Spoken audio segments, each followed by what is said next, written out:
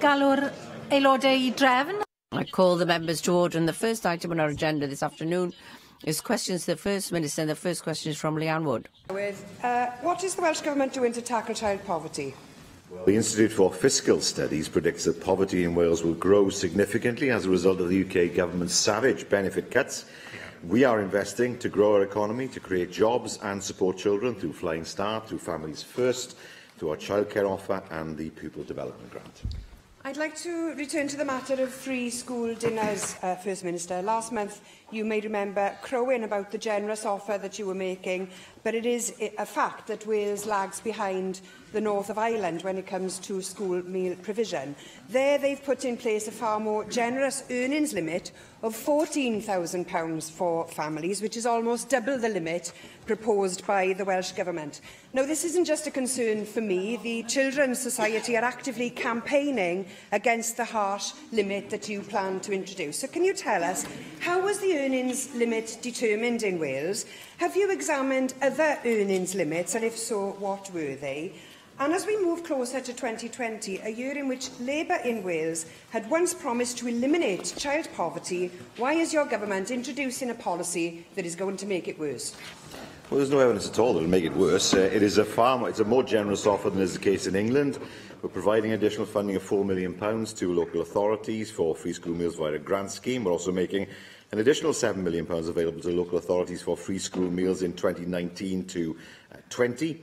Our most up-to-date analysis suggests that more children will be eligible for free school meals throughout the universal credit rollout period because of this policy than otherwise would have been the case under the old legacy system.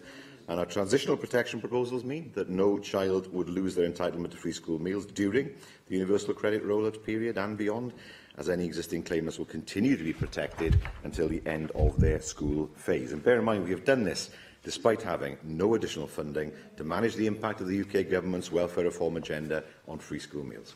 Vicky Howells. First Minister, back in February I raised under the business statement the pioneering work of North Lanarkshire Council in Scotland, which looks to provide free school meals for those eligible 365 days a year. Now, there are proven benefits there to pupils, not just in terms of health and well-being, but also in academic attainment too. The Leader of the House said the Welsh Government would be following this initiative with keen interest. What lessons have you drawn from it to date? Well, these are issues that are still being examined. Of course, whatever we do is tempered by the funds that are available. We know that the situation is not going to get better, though I do notice that having come into this job as austerity started, as I'm about to leave it, the Prime Minister has announced that it's over. I won't take it personally, but if it is genuinely the case, of course, that austerity is over, then that will mean that more resources will be available in order to provide the kind of services that we would like to provide, and that we have by and large succeeded in providing despite the iron grip of austerity. Susie Davis. Diolch, Llywydd. First Minister, the Economic Action Plan states that good quality jobs and regions that are attractive places in which to live, work and invest will provide people with a reason to remain or return to work and live in communities where the Welsh language thrives. Well, good education, of course, underpins this ambition, and while these statements seem aimed at young people who are already in Welsh-speaking communities, being bilingual is an advantage in the workplace and a tool of social mobility as well. So what success is your government having in raising the level of Welsh skills in young people who live in communities where Welsh is not a community language? Well, one of the lessons we have learned is, despite the fact that Welsh has been compulsory up to the age of 16 in schools since the early 1990s, we cannot say that we have created confident Welsh speakers in English medium schools as a result, which is why, of course, the curriculum has been reformed, showing that Welsh is a skill, which it is for most people, rather than an academic qualification, and ensuring that people are better able to measure their fluency in the language. For too long, we've had an artificial divide between first and second languages, rather than actually measuring the level of someone's fluency. And that is something, of course, that will be very much part of the curriculum to ensure that Welsh teaching is effective, and also that Welsh is seen as a subject that is there to be studied as a skill, which I think will enthuse many more young people. Question 2. Question 2, John Griffiths.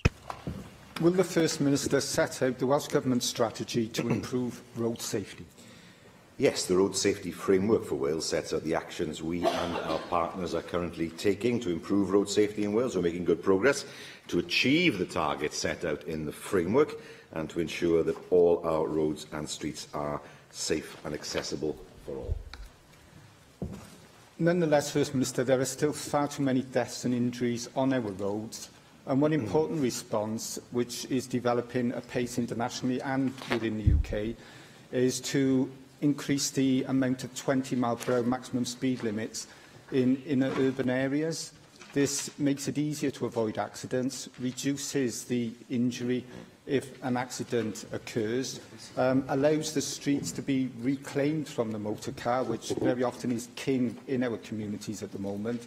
If we want more children playing, more elderly people feeling at ease in walking around their communities, more walking and cycling with the health and environmental benefits that brings, then I believe we need to roll out these 20-mile-per-hour maximum speed limit areas in Wales.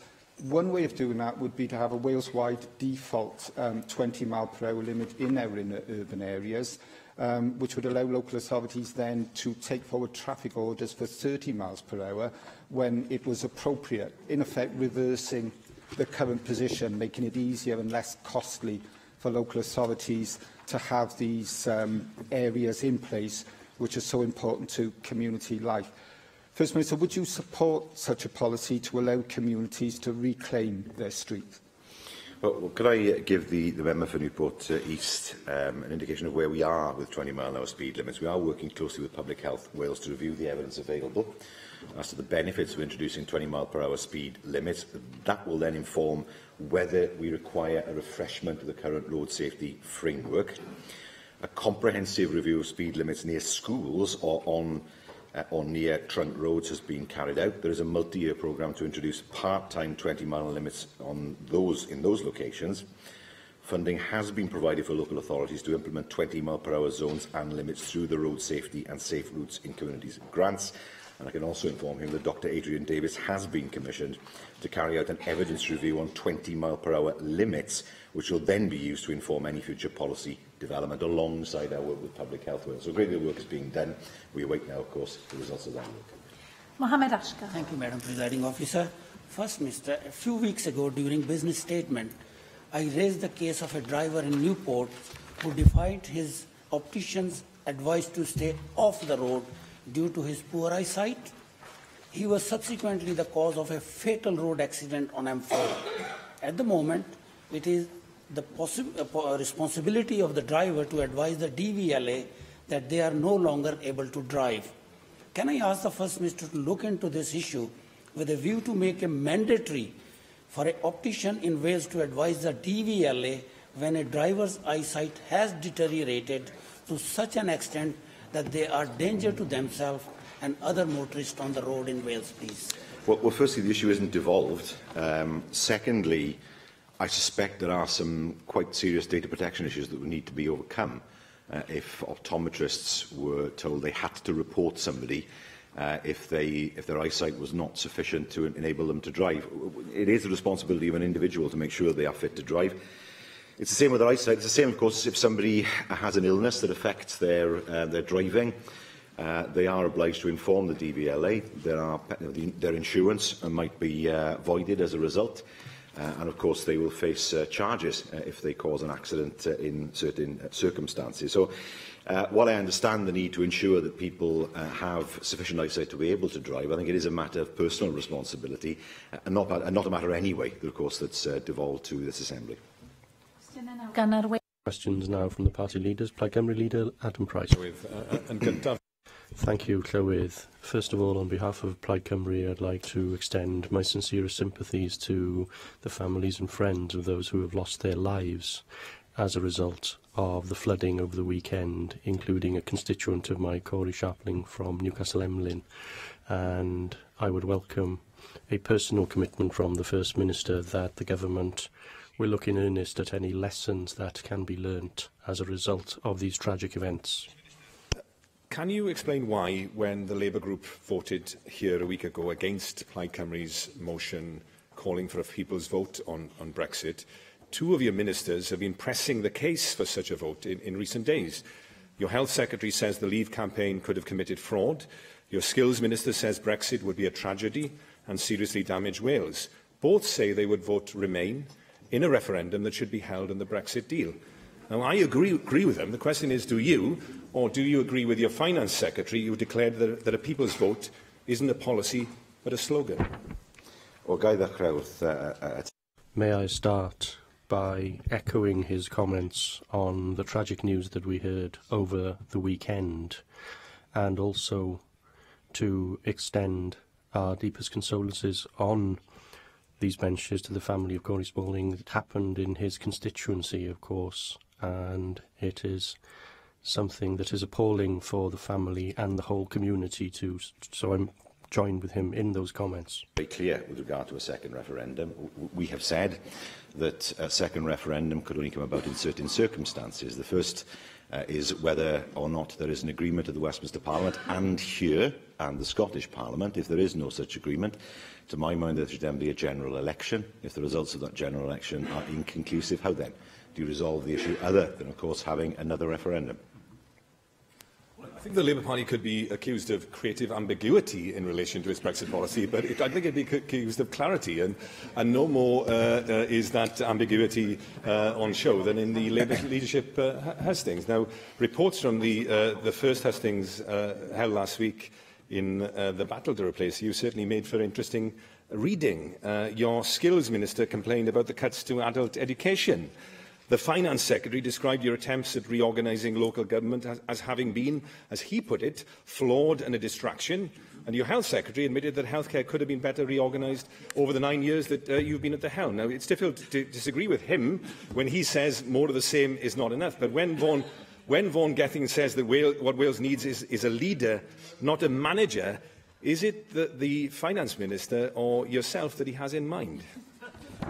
Well, having been here will have been for more than 9 years, the people of Wales have shown confidence in me and my party, and I leave in the knowledge of that confidence. I have no difficulty with candidates putting ideas forward. That's what they're meant to do. As long as, of course, they don't conflict with established government policy, then it's absolutely right in a leadership contest that candidates should be free to come forward with ideas of their own. They're not going to say, let's do things exactly as they have been. They are, of course, in a position where they need to bring forward fresh ideas, and that's something I very much welcome. But I do welcome the fact that he is following the hustings and the leadership contest within my party with very great interest, and I'm sure he will be able to ask questions of my successor when my successor takes over as First Minister.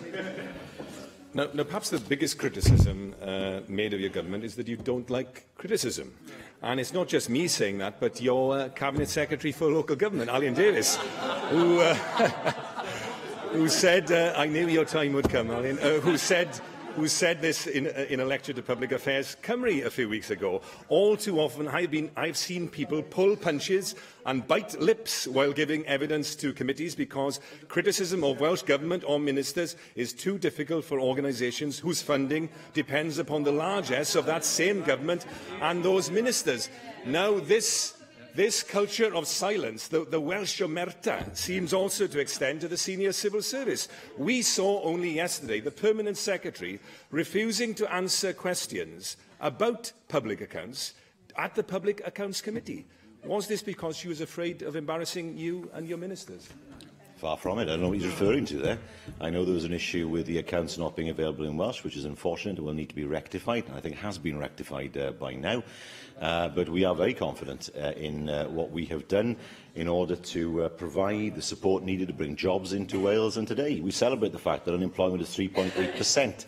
It is below the UK average. We celebrate the fact that we have record employment higher than Scotland. Record employment and economic inactivity is down. These are figures we would have dreamt of not so long ago, and that shows how important it is to have a Welsh Labour-led government that provides the support to business and ensures that unemployment comes down below the UK average. That's the devolution dividend. Arweinydd yr wrth blaid. Leader of the Opposition, Paul Davies. Diolch, Sheriff. Can I also associate myself with the remarks made by the Leader of Plaid Cymru and send my sympathies and my party's condolences to Corley Sharpling's family. First Minister, in light of this weekend's devastating floods, do you consider your decision to cut capital spending on flood defences by almost 50% in 2016-17 wise? We have invested a great deal of money, £350 million over this government term, to reduce the risk of flooding and coastal erosion. That's a substantial investment, far in excess to what's being done by his party in England, I have to say, where flood defence spending has been cut very, very sharply indeed. Now, what we will do, of course, is wait for NRW to conduct an analysis of whether there is more that can be done, or a reprioritising of some schemes in the light of the evidence that we have seen from the flooding over the course of the past weekend. That is the sensible thing to do, that is the responsible thing to do, but I can say there is already evidence that the schemes that have been put in place have helped to mitigate and prevent flooding across Wales, where flooding would have occurred in the past. Well, First Minister, it's about time that you take responsibility for what you are actually responsible for here in Wales, instead of talking about England. And let me give you some of the figures. Let me give you some of the figures. Between 2015-16 and 2016-17, capital spending on flood defences was cut from £18 million to £9.5 million. And it's therefore true to say that spending on flood risk management and flood defences is not your government's priority. Once again, your government has failed to understand and address the needs of communities across Wales. Will you now apologise to those homes and businesses for the devastation and havoc that has been caused because of the cuts we've seen to NRW's budget over the years? Does he know how many flooding events there have been in England over the years? There are some things that are very difficult to prevent. We are not in a position where we can prevent every single flood despite the weather. And what we saw over the weekend was an extreme weather event. Despite that, we will work with NRW to understand what more may need to be done in order to mitigate the impacts of flooding in the future. But he simply cannot say, well, you know, this is Wales, forget about what's happening in Whitehall. The money in the main, all of it almost, comes from his government in London. And yet he sits there and says, well, you know, it's all your fault that spending's being cut, when in fact, as the Finance Secretary has already said, if spending had kept pace, if public spending had kept pace and our block grant had kept pace with the growth in the economy since 2010, we would have £4 billion more. Why doesn't he make the case for Wales? We know Northern Ireland had £1 billion worth of bung money. Why doesn't he make the case for Wales?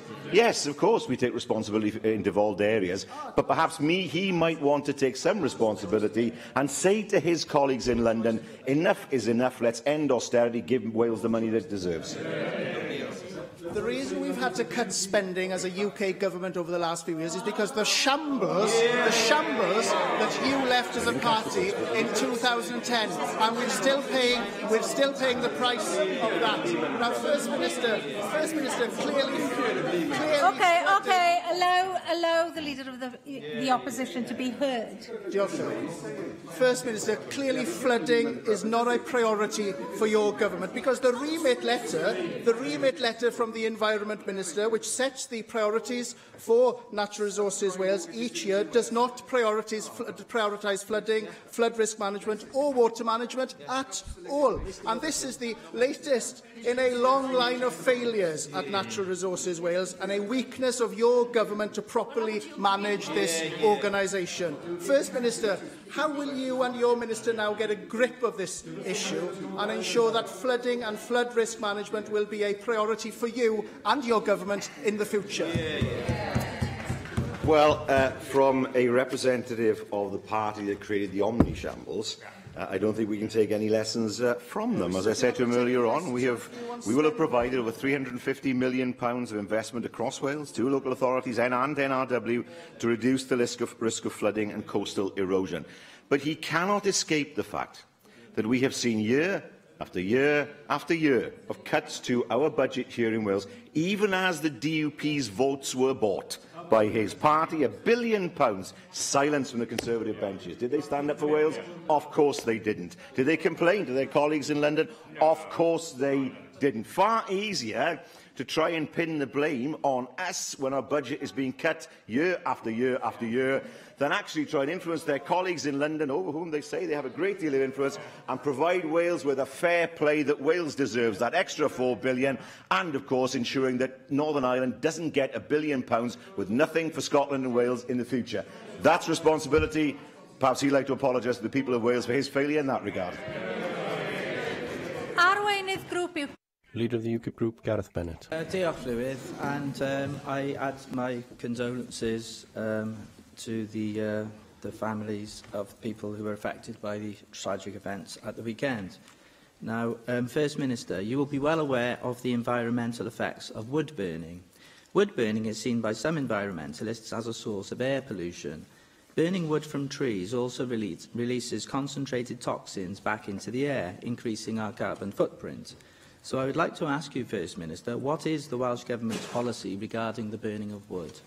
Well, we are supportive of biomass, but of course we want to make sure that the energy mix is as broad as possible, whilst taking into account our commitments in terms of reducing our carbon footprint. And that's why, of course, we've seen biomass plants around Wales. Of course, biomass is renewable in the sense that you can replant trees in a way, for example, that isn't possible with coal. Thank you for that answer. There are some contentious arguments going on about wood burning and biomass as to whether that really is renewable, so I will task you on that if I may. Now, a few weeks ago at First Minister's Questions, you were telling us how EU regulations and guidance were helping Wales and the UK to protect the environment. And yet, I now see that the EU has recently promoted the burning of wood as an environmentally friendly and renewable fuel, as you just referred to the practice yourself. However, in adopting this position, the EU has drawn quite pointed criticism from many respected environmental scientists. For example, Eric Lambin of Stanford University said, "Treating wood as a carbon-neutral fuel is a simple policy decision with complex cascading effects on forest use, energy systems, wood trade and biodiversity worldwide." End of quote. The worry is that by treating wood burning as a virtuous renewable fuel, we can end up desecrating forests, increasing the harvesting of global woodland, and ultimately producing increased emissions of greenhouse gas.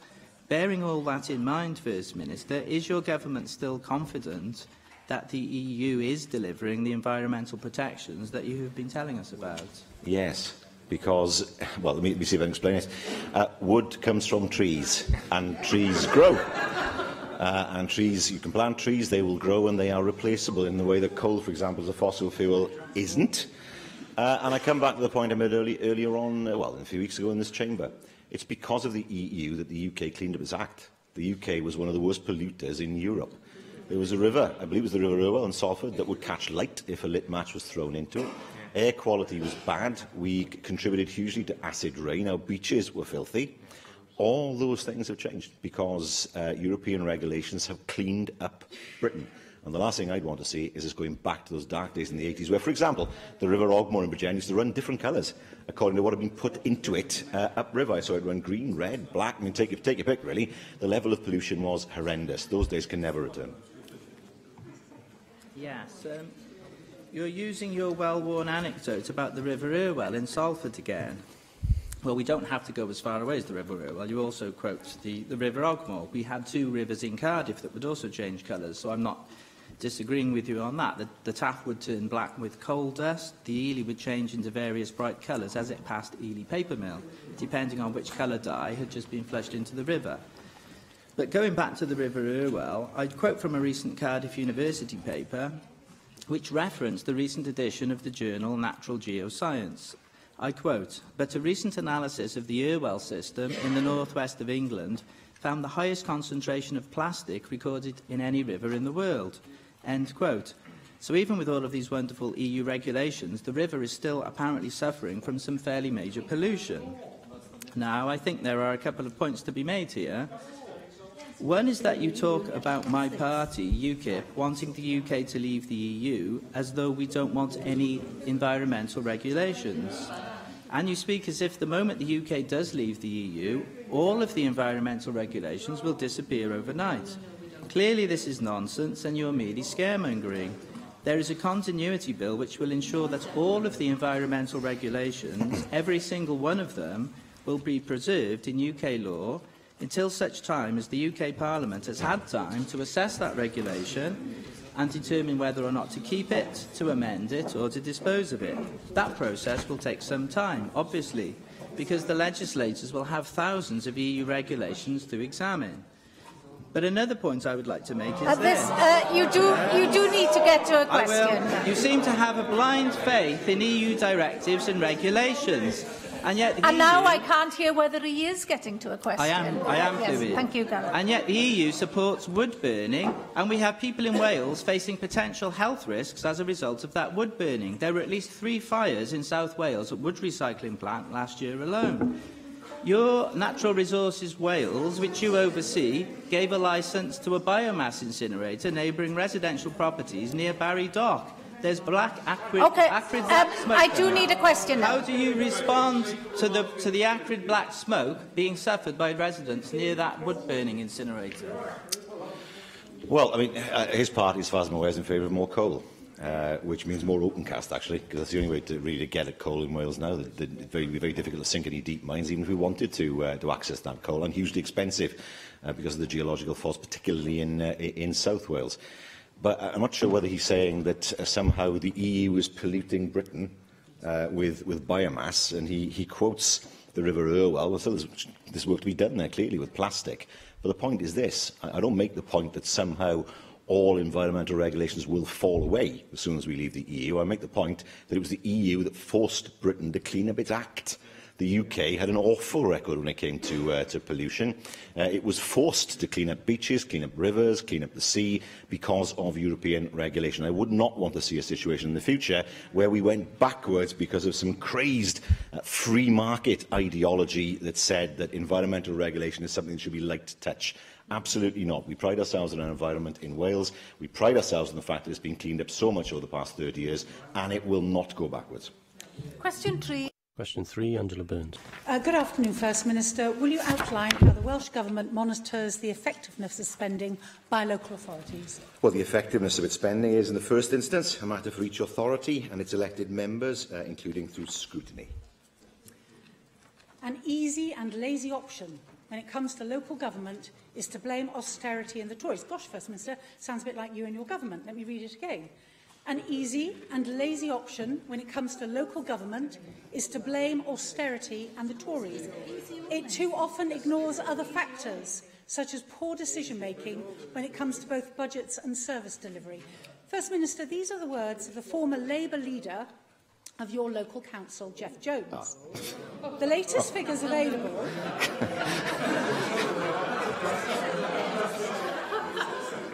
The latest figures available for usable reserves over the last financial year show that 4 Welsh councils hold over £100 million each in reserves, and 3 of these are Labour-led. First Minister, is it poor decision-making to cut so many services when sitting on millions and millions of pounds? There's very little upon which I agree with Jeff Jones, and that has not changed. But the point is this. Is she saying that all local authorities, regardless of which party runs them, are in some way operating badly? Because that's what she's suggesting. That somehow it's all poor decision-making in all parts of Wales, and the local government, in effect, is crying wolf. That somehow the local government has lots of money, and if only for the fact that they delivered services in a different way, they will be able to access far more money. Well, no, we know how difficult it is on local authorities. You know, we know that it is tight. We look forward to the ending of austerity and look forward to the Chancellor providing us with more resources before Christmas, which we can then help local government with. I just don't accept that the problem in local government in Wales is the fact that every local council is taking bad decisions. That clearly can't be right, and we want to make sure that if the Prime Minister is true to her word and the brakes are coming off austerity, that we see further resources coming to Wales and further resources that we can then provide for our local authorities. Sian Gwenllian. Ma Cyngor Gwynedd. Gwynedd Council is among the councils that will suffer most as a result of cuts following the local government settlement, a cut of up to £11 million, and that's on top of years of dreadful cuts. On the other hand, the North Wales Health Board is working on a financial deficit annually of around £26 million last year, despite the fact that the Health Board is in special measures and under your direct management as a government. Is it fair to punish Gwynedd Council, an authority that has been praised for being robust in its financial arrangements, while rewarding a health board that is performing consistently poorly and is clearly failing to plan financially and to operate effectively for the benefit of the people of North Wales? Well, one of the arguments that some councils put forward is that money should be transferred from health to local government because of the fact they say that more and more money is going into health, and the balance is very difficult because health does attract more and more of a demand each year. But as I said earlier, we wish to see the Chancellor giving Wales more resources, and by doing that we hope that there'll be more funding available for local government, because I know that they're under pressure, and I'm not saying anything different, but of course the root of this lies in the fact that the money that we get from London has been squeezed, and so we could help local authority in the same way as we did last year. First Minister, as a result of this year's local government settlement, local authorities across my region are warning that cuts to essential services are inevitable. BCBC are proposing to close public toilets in Porthcawl, Swansea closing care homes, and Neath Port Talbot are at breaking point because of the cuts. First Minister, how is your government ensuring that local authorities eliminate wasteful spending before cutting essential services? I think local authorities take very seriously their obligations, and I know that through contact with my own local authority there are some very, very painful decisions that they're having to consider at the moment, which is not what people go into politics for. I understand that, which is why I have said to them and to others that any extra resources that come from the Chancellor as a result of the autumn statement, that local government will be first in the queue, given, of course, the pressures that we know will be placed on local government both this year and in the future. Cwestiwn 4. Question 4, Julie Morgan. What plans does the Welsh Government have to provide better public transport around Wales? Well, delivering our ambitious vision for public transport is at an exciting stage as we proceed to reshape rail services via the new Wales and Borders franchise through the South Wales Metro, and of course the North Wales Metro as well, and our plans for active travel, local bus services and investments in the strategic road network. I thank the First Minister for that response. Yesterday it was reported that the number of local bus journeys made in Britain had reached a 12-year low, and during the same period Wales bus passenger journeys have dropped by 5 million a year. I mean, the bus is such a hugely important form of transport for so many people, and so what more can the Welsh Government do to encourage people to take the bus and improve the environment and improve things generally? Well, I believe this will take legislation, because we know, and many of us will have had constituents come to us complaining about a bus service being cut. But of course there's nothing we can do about it, because it's a privately run service. It's not subsidised. There is no leverage. In the next few years, the government will be looking at introducing legislation to ensure greater consistency of supply in services, to ensure we don't see a situation where services suddenly stop because an operator has gone bankrupt or decides not to run the service anymore. And I think creating that certainty for passengers will create better numbers for the buses, because people won't be thinking, well, I might take the bus, but will it turn up? You know, will the service still be there next year? It's absolutely crucial, because in most parts of Wales we have what's in effect a private monopoly. There's no real competition along most routes. This is not what bus privatisation, even if you agreed with it in the 80s, was meant to do. And so we must now look at a new model that looks upon bus services as just that, services, rather than something delivered entirely through competition which doesn't really exist. Nick Ramsey. First Minister, I'd like to focus on disabled access to public transport, and specifically the ongoing lack of access at Abergavenny Station. You mentioned the rail network, the importance of that, and the new franchise. We didn't get very far under the old Arriva South Wales Border franchise dealing with problems of lack of disabled access, much to the frustration of local people in my constituency, including prominent disabled access campaigner Dan Biddle. I wonder if you can give us an assurance that under the new Transport for Wales structure and under the new franchise as we move forward, that the necessary improvements will now be made so that rail passengers across Wales will be able to benefit from unfettered access, whether or not they're able-bodied or disabled. Yes, £15 million has been allocated for that purpose. Abergavenny Station is one of the stations that will be upgraded to ensure, upgrade is the wrong word, really, that will ensure that what should be normal, i.e. disabled access, will be there. There are other stations as well. I was at Cathay Station yesterday. It's not possible for people to cross to the other side of the tracks in Cathay, so there's a bridge, but there's no other way of doing it. That will need to be resolved as well. but I can assure him that Abergavenny, as an important station, will see that work done. Bethan Sayed. The WellTag report that proposes the closure of junction 41 westbound states there is a goal to try to ease congestion in that particular area, and they're trying to say that people need to get out of their cars, and something that I would agree with. But in that particular area, we've seen downgrading of bus times to the Avon Valley, and that new Transport for Wales franchise does not benefit the south-west of Wales as we would like it to. We're seeing huge proposals in finances to be put into a stretch of the M4 that we disagree with. So how are you going to realise the intentions of that report when community transport is far from perfect here in Wales, and that's the record of your government?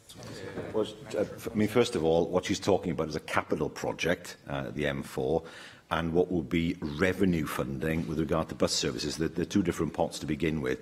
But it's not right to say that South West Wales will not benefit, because the Metro is not just about trains, it's not just about light rail, but it's also about bus services. Now, of course, bus services have recently been devolved to this institution. There's an opportunity now for us to make sure that bus services are properly integrated into the train services, but of necessity, because we have control of the train services now. That will be taken forward over the next 5 years and beyond.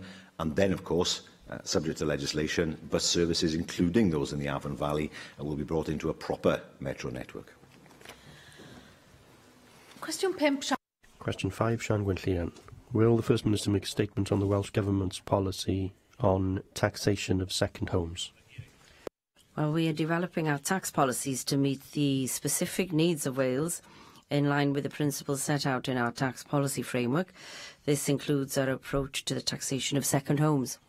I'm sure you'd agree that the fact that 5 million people in Britain now own 2 or more homes, whilst almost 700,000 people are reliant on food packs from the Trussell Trust charity, one of the clearest signals that our society is increasingly inequitable and unfair. Now there are 5,000 second homes in Gwynedd, whilst almost 2,000 are on the waiting list for social housing in the county. Now, I am pleased to see that you, at last, following pressure from Plaid Cymru, are now starting to tackle the anomaly that means that some second homeowners don't pay council tax or business rates, which is a huge loss to the public purse.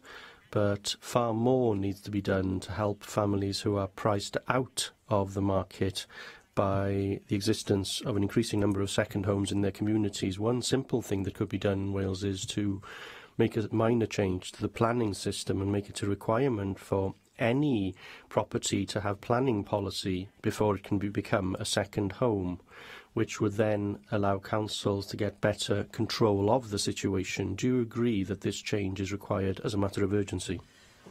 Well, I've looked at this, and it isn't as easy as that, because what happens in Cardiff is that where many flats are erected and some are second homes, I think that you have to have, for example, planning permission for each one of those, and in particular with a second home, what constitutes a second home? If a person lives in it part-time for half the time, you could say, well, this is my main home, or my second home is in England. I understand the point that the member makes, but it's not quite that simple.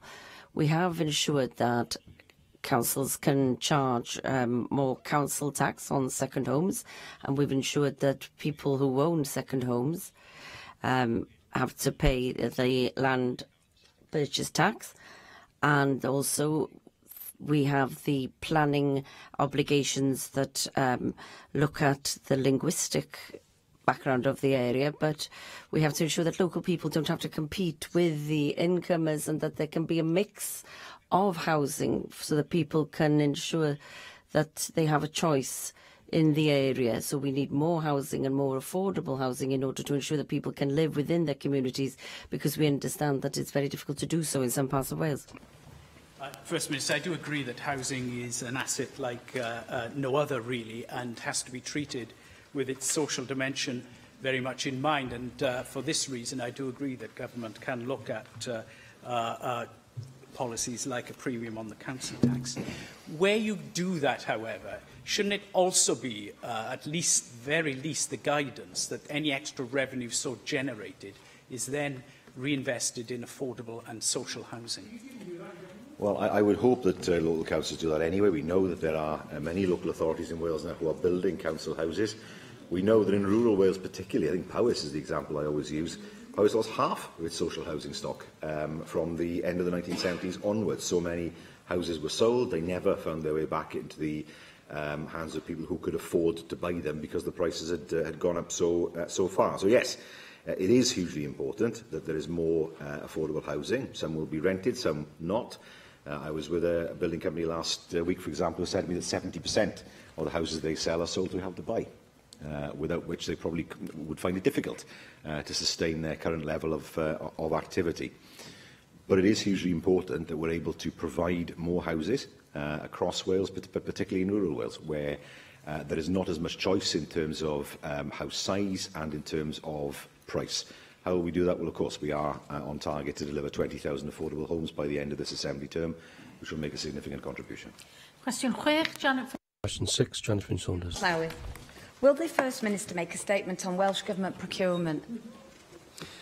Well, we're committed to maximising the social, economic and environmental value of our procurement. Thank you. I have recently acquired a list of transactions on Welsh Government procurement cards for the 2017-18 financial year. I was, however, very shocked to see that nearly 1.6 million was spent on these credit cards over the 12 months, with many of the transactions remaining worryingly vague. One example is the 13,255 spent through PayPal. No information about what was bought or from what companies. Another, £460 spent at yachtshop.co.uk, or the 8,300 spent in one transaction on a British Airways flight. There are also countless instances of these cards paying for Amazon Prime or iTunes subscriptions with no details. What steps are you taking as First Minister to improve transparency and financial probity whilst monitoring the spend of hard-earned taxpayers' money on these Welsh Government procurement credit cards? Well, we regularly publish, of course, our spend over £25,000 to improve the transparency of how public funds are used. I will call on the examples the member has used and look to provide her with a detailed answer to her questions. Jenny Rathbone. Obviously, we have the Welsh Audit Office to monitor the detail of these things.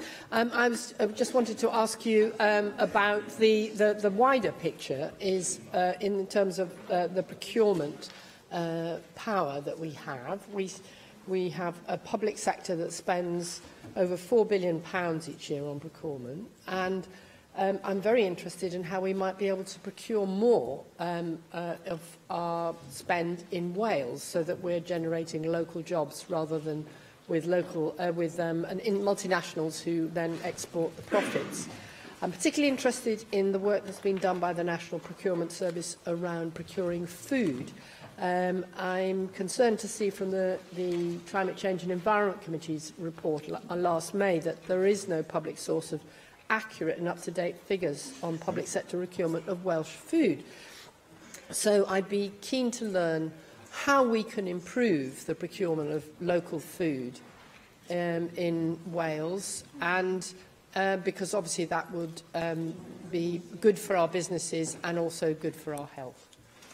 Well, what I can say that we, of course, encourage Welsh public bodies to increase the visibility of contracts via Sell to Wales.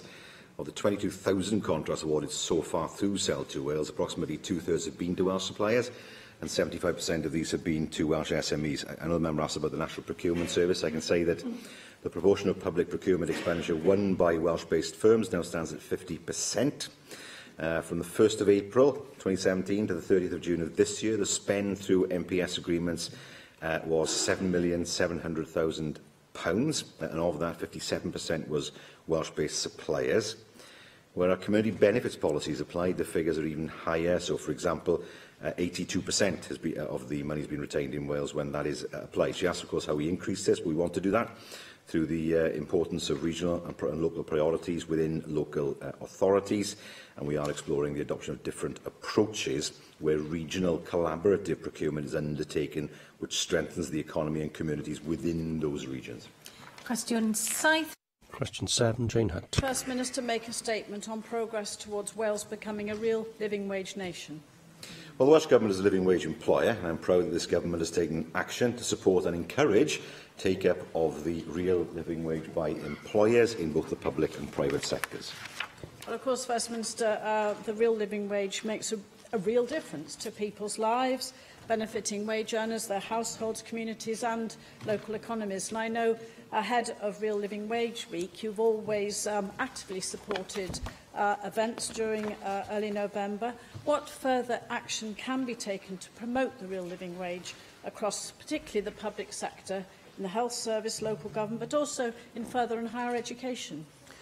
Well, we've got a strong push on this across the public sector. In government, of course, our sponsored bodies, the NHS, national parks, HEIs, some local authorities, for example, they all pay the living wage to their own, the real living wage to their own staff. Of course, we need to make sure that applies across local authorities. It needs to be seen as something which is normal, not exceptional, within the public sector.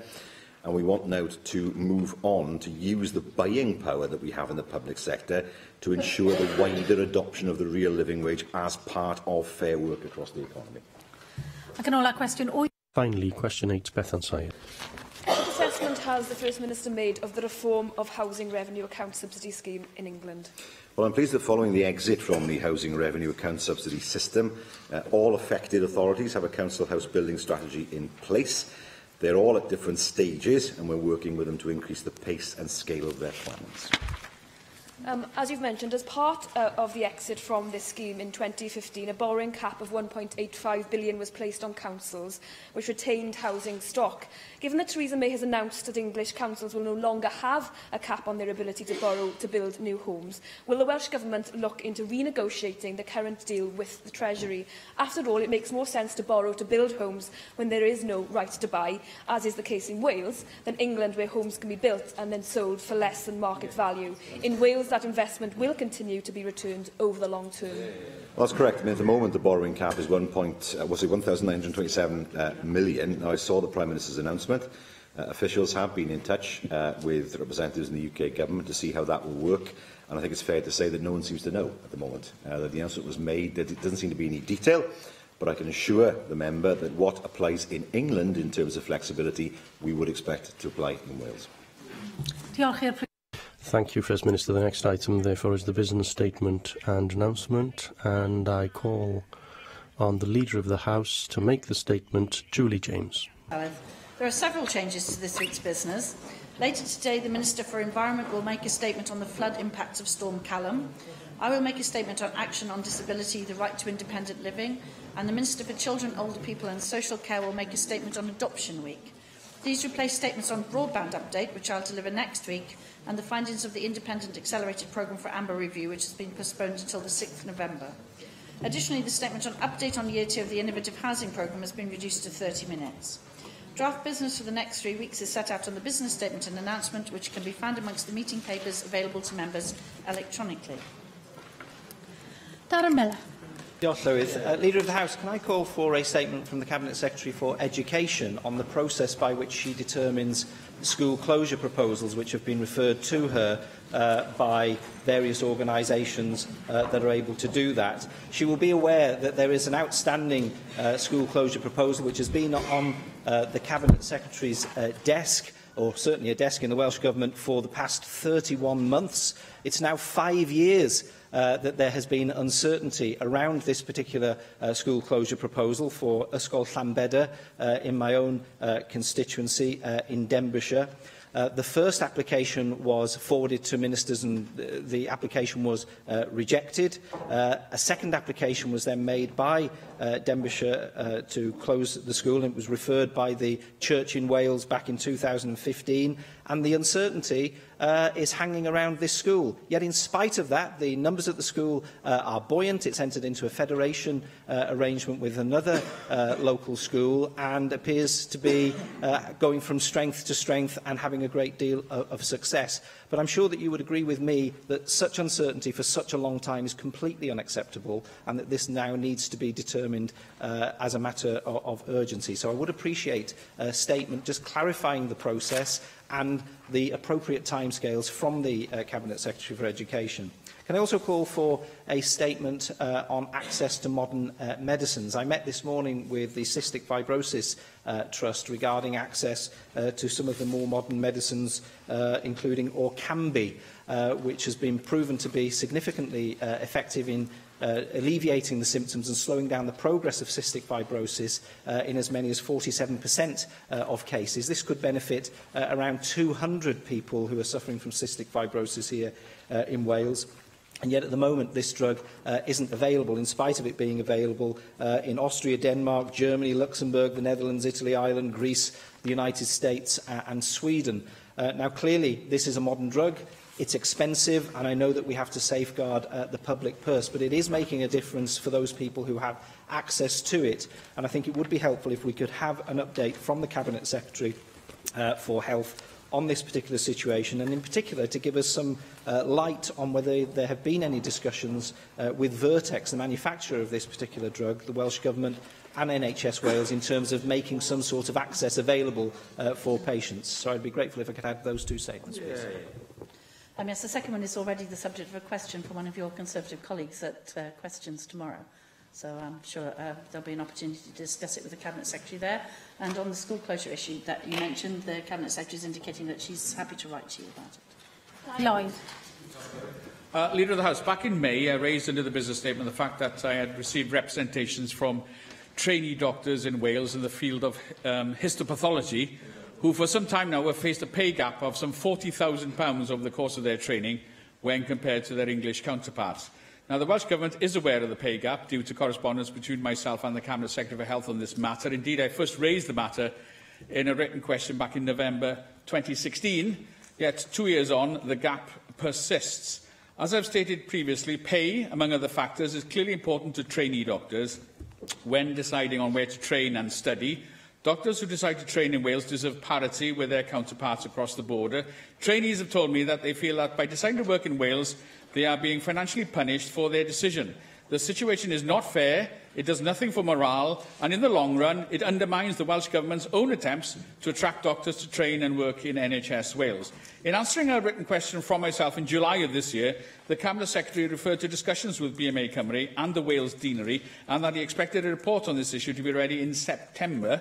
Could I therefore ask the Cabinet Secretary to bring forward a statement, be it oral or written, setting out clearly the Welsh Government's position on closing this pay gap in histopathology training between Wales and England, with a view to bringing this inequity to an end as soon as possible? The Cabinet Secretary is indicating to me that he's very happy to bring forward a statement on that matter. Julie Morgan.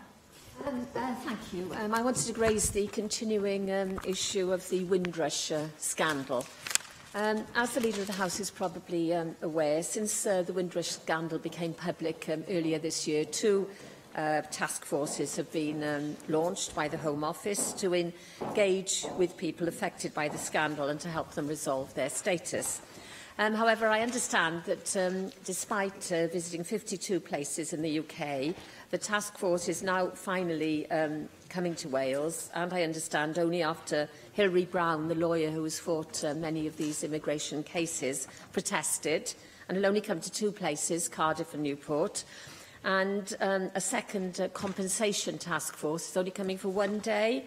And so I think there is a great deal of anger, really, that Welsh victims of Windrush are being discarded, really, and being treated as a second afterthought. And, of course, it does affect us here in the Assembly because it links to some of the services that we do provide in this Assembly. So I don't know whether the Leader of the House has been able to raise this with Home Office officials or whether she will raise it with Home Office officials. And perhaps we could have a statement from the Government about what is happening with the victims of Windrush here in Wales. Yes, as it happens, I had the opportunity to meet with the UK Government Minister for Immigration, Caroline Oakes, only yesterday. And this was on the agenda for discussion. She confirmed that the task force is coming to Wales, and we had some discussion about what the situation was here in Wales. only 62 people from Wales, she has confirmed back to me that only 62 people from Wales have accessed the helpline. And whilst we don't know the true scale of the affected community, I personally think, from conversations in the community, and I know Julie has had similar conversations, that that's only a small fraction of those who are actually affected. I had quite a robust discussion with the Minister and with my counterpart from Scotland about the situation and about what information people are expected to produce and how reasonable that is, and what they were testing that against in terms of transparency and reasonableness and all those sorts of things. She assured me that the task force was very interested in supporting individuals throughout the whole process, we had an exchange of views around the fact that the community needed to be thoroughly reassured that the process was there both to protect their interests and to compensate them for any difficulties that they might have encountered. So the Minister did assure me of those things, and I look forward to seeing how the task force progresses. Mohammed Ashkar. Presiding Officer, Leader of the House, may I ask for a statement from the Cabinet Secretary for Health on the availability of microprocessor knees on the NHS in Wales. Microprocessor knees, or MPKs, are designed for people who have amputation above their knee and thus lack the knee joint and lower leg. I was contacted recently by a constituent who had his right leg amputated up to the hip after the lorry he was driving overturned in high winds on Severn Bridge. MPKs have been available on NHS in England since 2016 and are also provided to eligible amputees in Northern Ireland and Scotland. However, my constituent has been told by his amputation clinic that they are not available in Wales. Leader of the House, can I ask the Cabinet Secretary for a statement on why the life-changing benefits of MPKs are not available to amputees in Wales, please? And that you're already in correspondence with the Health Secretary on this matter, and that he's already answered your query. Stefan Lewis. It has been announced that the public front desk at Caerphilly Police Station will once again close, meaning that effectively Caerphilly Town will be left without a police station. That's just over a little over a year after it was reopened. The cost of purchasing and refurbishing the station has amounted to £315,000 of public money. And whilst, of course, I accept that policing isn't a devolved matter to the Welsh Government, the Welsh Government does fund PCSOs, nearly 150 in the Gwent Force area alone. So can we have a statement from Welsh Government expressing a view and even a concern on the effective loss of a station in a major town, but crucially the fact that it will be more difficult for people in Caerphilly to access services that are partly funded by the Welsh Government itself? Yes, I wasn't aware of that. I don't know if he's written to my Cabinet Secretary colleague for Local Government and Public Service. If he hasn't, I'd suggest so, and I can assist with getting a response to that. Jane Hutt. With regard to the Barry incinerator, has the Minister reached a decision as to whether an EIA, environmental impact assessment, will be required to accompany the most recent planning application for a water tower and car park? And is the Minister aware that the Barry Docks Incinerator Action Group is of the opinion that the entire project required an EIA to accompany the planning application in 2015? Yes, the Minister for the Environment has not yet made the decision about the need for environmental impact assessment to accompany the planning application currently before the Vale of Glamorgan Council relating to the water tank and to car parking. I do expect, though, that when the Minister issues a decision letter, that it will address the issue of an EIA in respect of the application for outline planning permission in 2015. Mark Isherwood.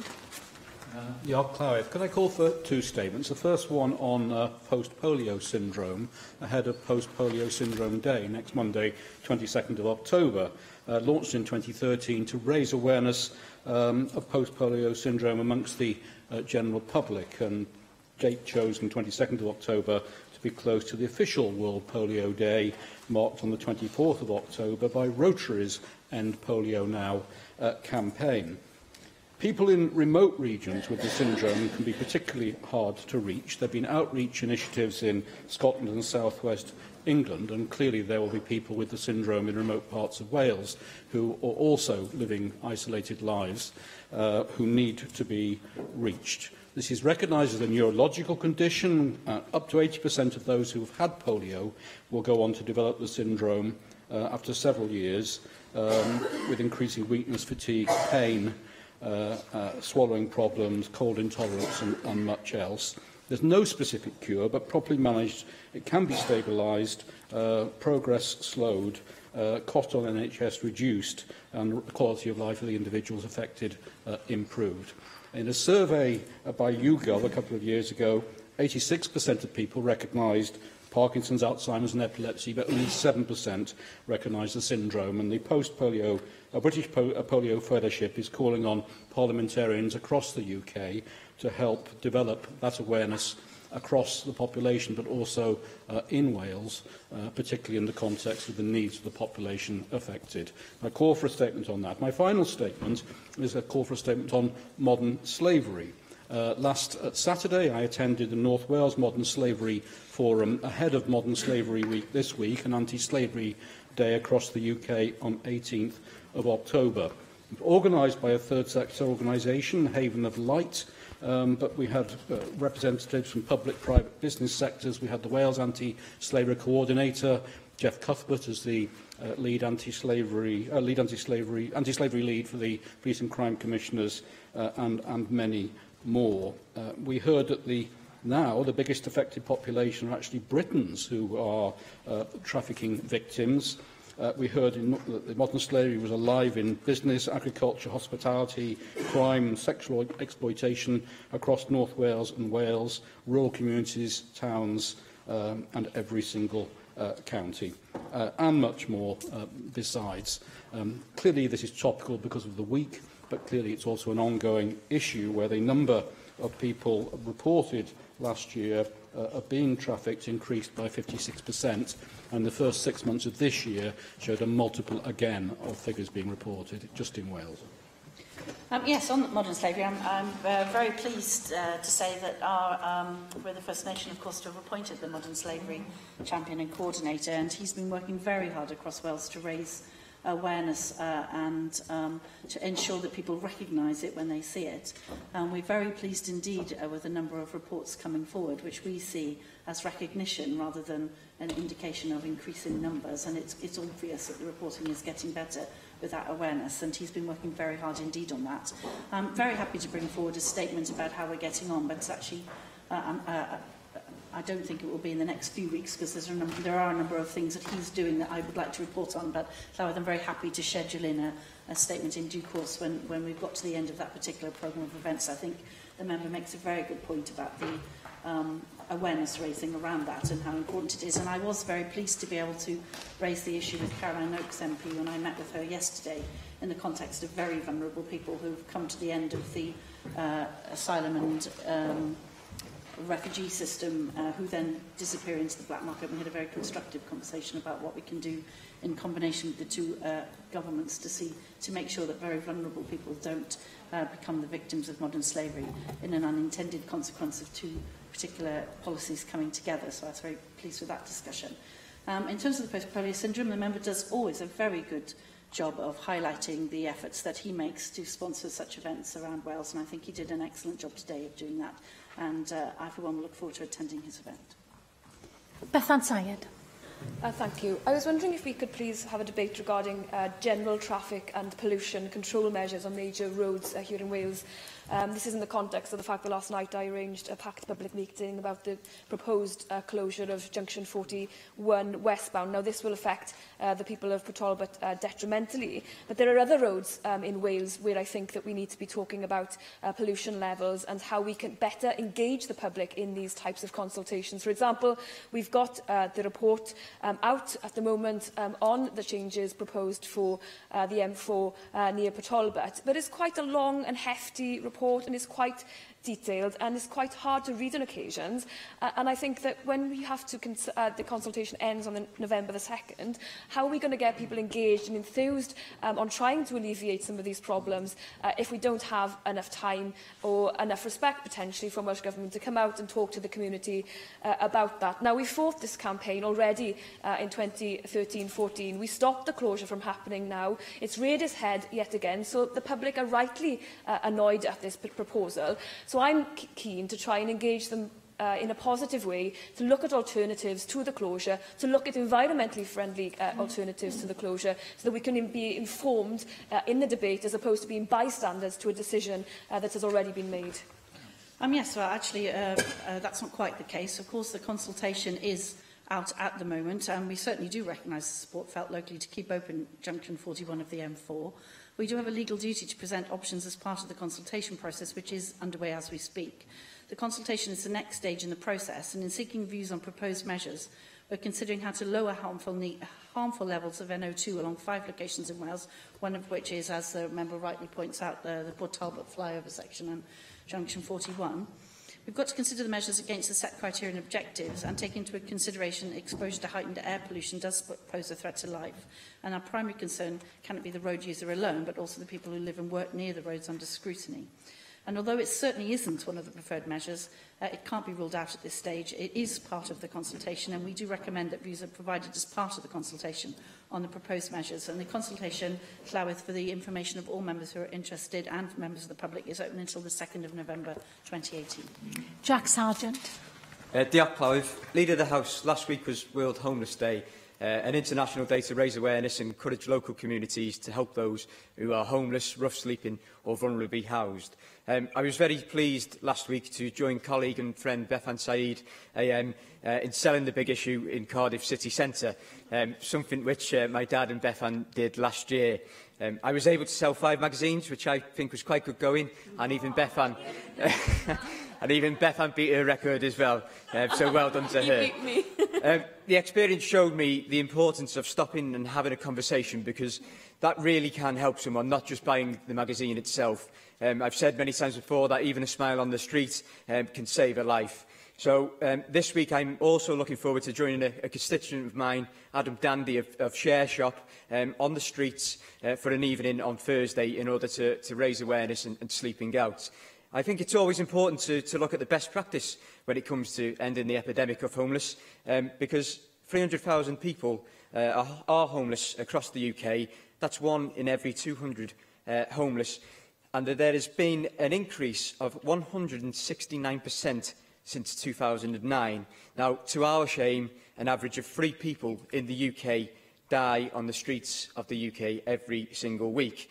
If we contrast that to Finland, Leader of the House, where they've adopted a housing first model in 2008, since then they've seen a decrease in 18% in homelessness thanks to this initiative. I perhaps wonder if the government would be able to bring forward a statement on this type of model, the housing first approach, and whether that might work here in Wales, and if so, when will we see it? Thank you. Yes, well, Jack Sargent did very well by selling that many. I have to say that beats my own record as well. But it does give you a really good insight, doesn't it, into actually what it's like to stand there as a street seller and to have people just ignore you as if you're not there. And it is, I think I can't emphasise enough in conjunction with himself and with Bethan, who I know has long taken part in these as well, how much difference it can make to actually talk to somebody and say, if you can't buy one, you know, why you can't buy it and all the rest of it. I buy my big issue always off the same person, so I always have to explain to others that I feel that I want to give my custom to the woman I've been supporting for some little while. But I would also like to draw members' attention to the fact that there are apps available in most council areas in Wales now, Street Life or Street Sleep apps. You can Google them, and they give you information about what you can do if you see somebody who's very vulnerable, who you think needs to be assisted by homeless options or housing options or whatever it is in your local council. And I do recommend that people get hold of that, because it can be very helpful, and also tells you what the best thing to be able to do. If you don't want to give money to buy food or clothing or whatever, something that the person might be able to use immediately, just to tide them over, and then also to signpost them away. So I do commend all of those things. I'm also, going to indulge myself, if you permit me, by saying I'm delighted that the homelessness football is coming to Wales as well, street football, and I'm really delighted to be about that. I very much support that initiative in my own constituency, and I know that Wales will be very proud to host it here. Nick Ramsey. Leader of the House, winter is approaching.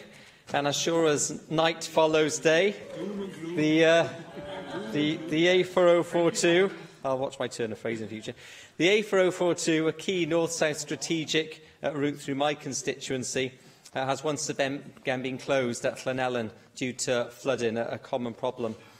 Could I ask for an update from the Welsh Government as to where we are with improving this stretch of road? I know there have been discussions in the past between Welsh Government and local landowners in terms of providing a solution to this road. It has once again caused massive problems for commuters, local people alike, and with the fast-developing critical care centre at Llanfrecffer Grange in Cwmbran, it's going to become even more important that this road is fully open all the time, so that ambulances which previously had been taking people to Neville Hospital can now get to the specialist critical care centre at Llanfrecffer. So it's becoming a more important route, not less, and local people are looking to the Welsh Government to provide a solution both in the short term and the longer term, so that local people don't have the sort of disruption they've had over the last few years. Flooding, of course, has been a serious issue across Wales for roads and for others, and the Minister is actually about to make a statement on the outcome of the flooding, including the review about the efficacy of the measures in place and what can be done about it. So I'm sure the member will have most of the questions he raised there answered. Llyr Griffith.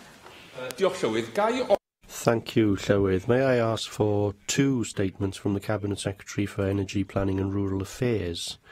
The first relating to the UK Government's announcement today that they are to hold an independent review on how agricultural funding will be distributed among the nations within the UK post-Brexit, because it is crucial that this is done properly in terms of the interests of the agricultural sector in Wales, where we represent 4.7% of the population but receive 9.4% of the CAP funding coming to the UK.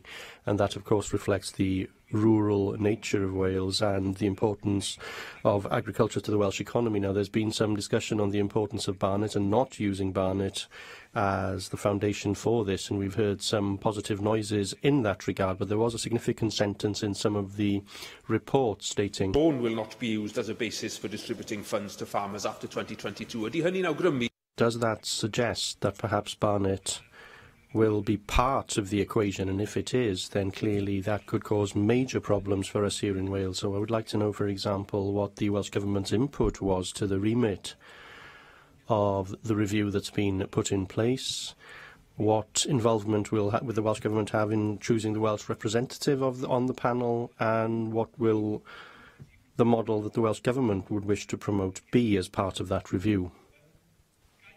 May I also ask for an oral statement? We've heard an announcement today from the Cabinet Secretary, the name of the interim chair of NRW. Now, from that written statement, which was relatively brief, there is one sentence mentioning the background of this individual, particularly, or mainly rather, in the health sector. It appears that the individual has no experience of the environmental or agricultural sector, which is the main focus of NRW, or any experience of working in Wales, or any knowledge of the structures, and that's one thing. But more seriously, I have to say that in looking at the individual's background, it appears that in 2006 that he left Liverpool Council under a cloud with accusations that he had passed sensitive documents on to government.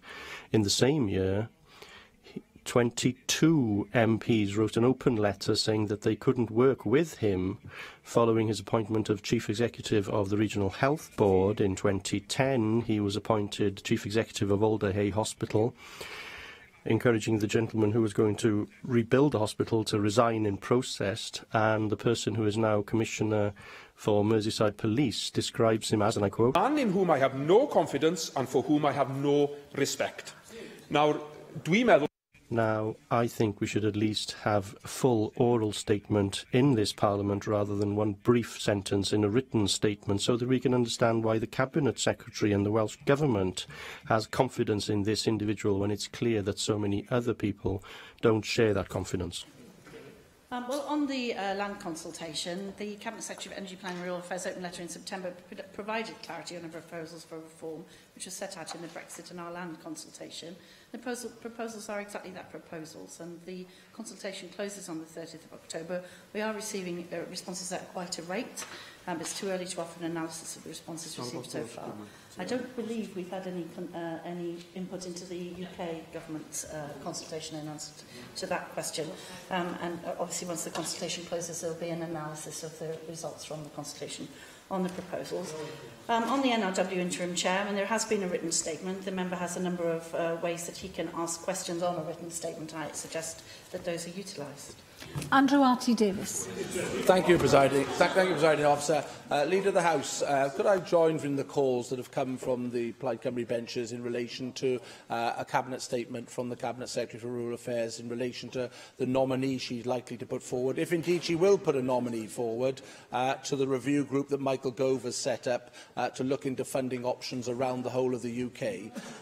It is welcome news last week that obviously any future funding will not be barnetised and there will be a greater redistribution of the money should the need require. But the review group obviously will give the recommendations into the DEFRA setup and also Treasury, and so it would be good to understand how Welsh Government will engage with that review, and indeed they have been asked to put a nominee forward for that. So the understanding of who that nominee might be is critically important in influencing obviously the outcome from the review.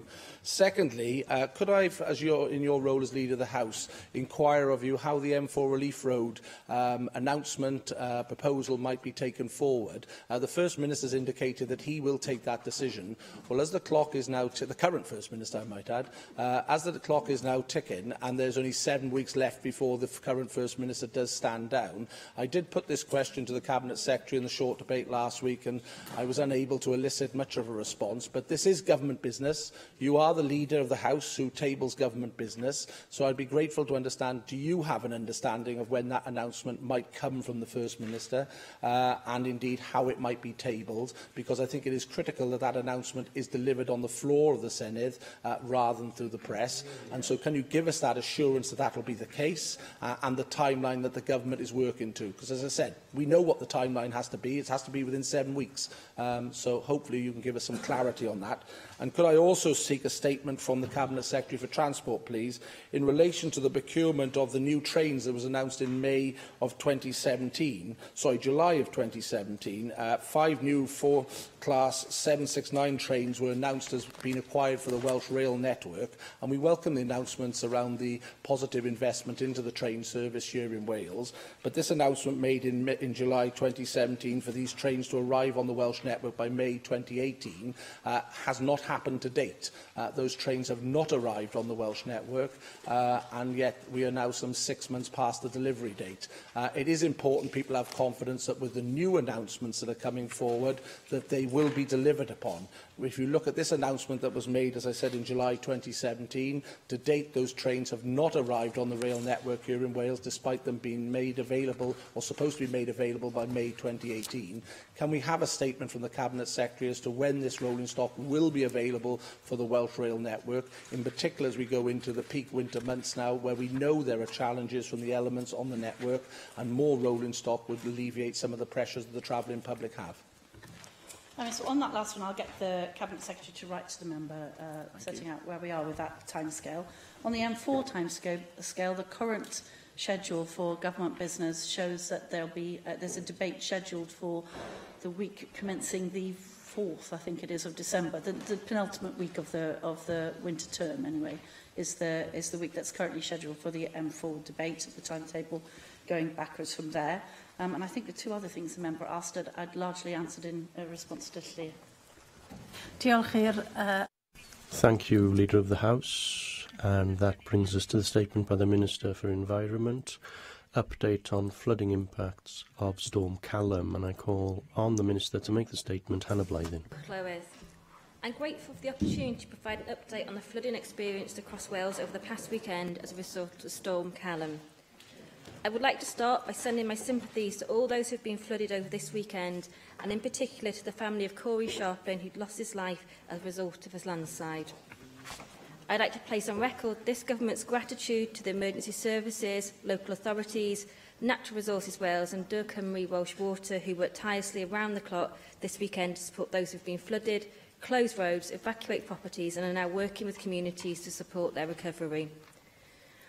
I recognise how devastating and distressing flooding can be to those communities affected, and this morning I saw firsthand some of the impact when I visited Llantysil, where I met with residents and the teams who responded over the weekend and who continue to work on the recovery.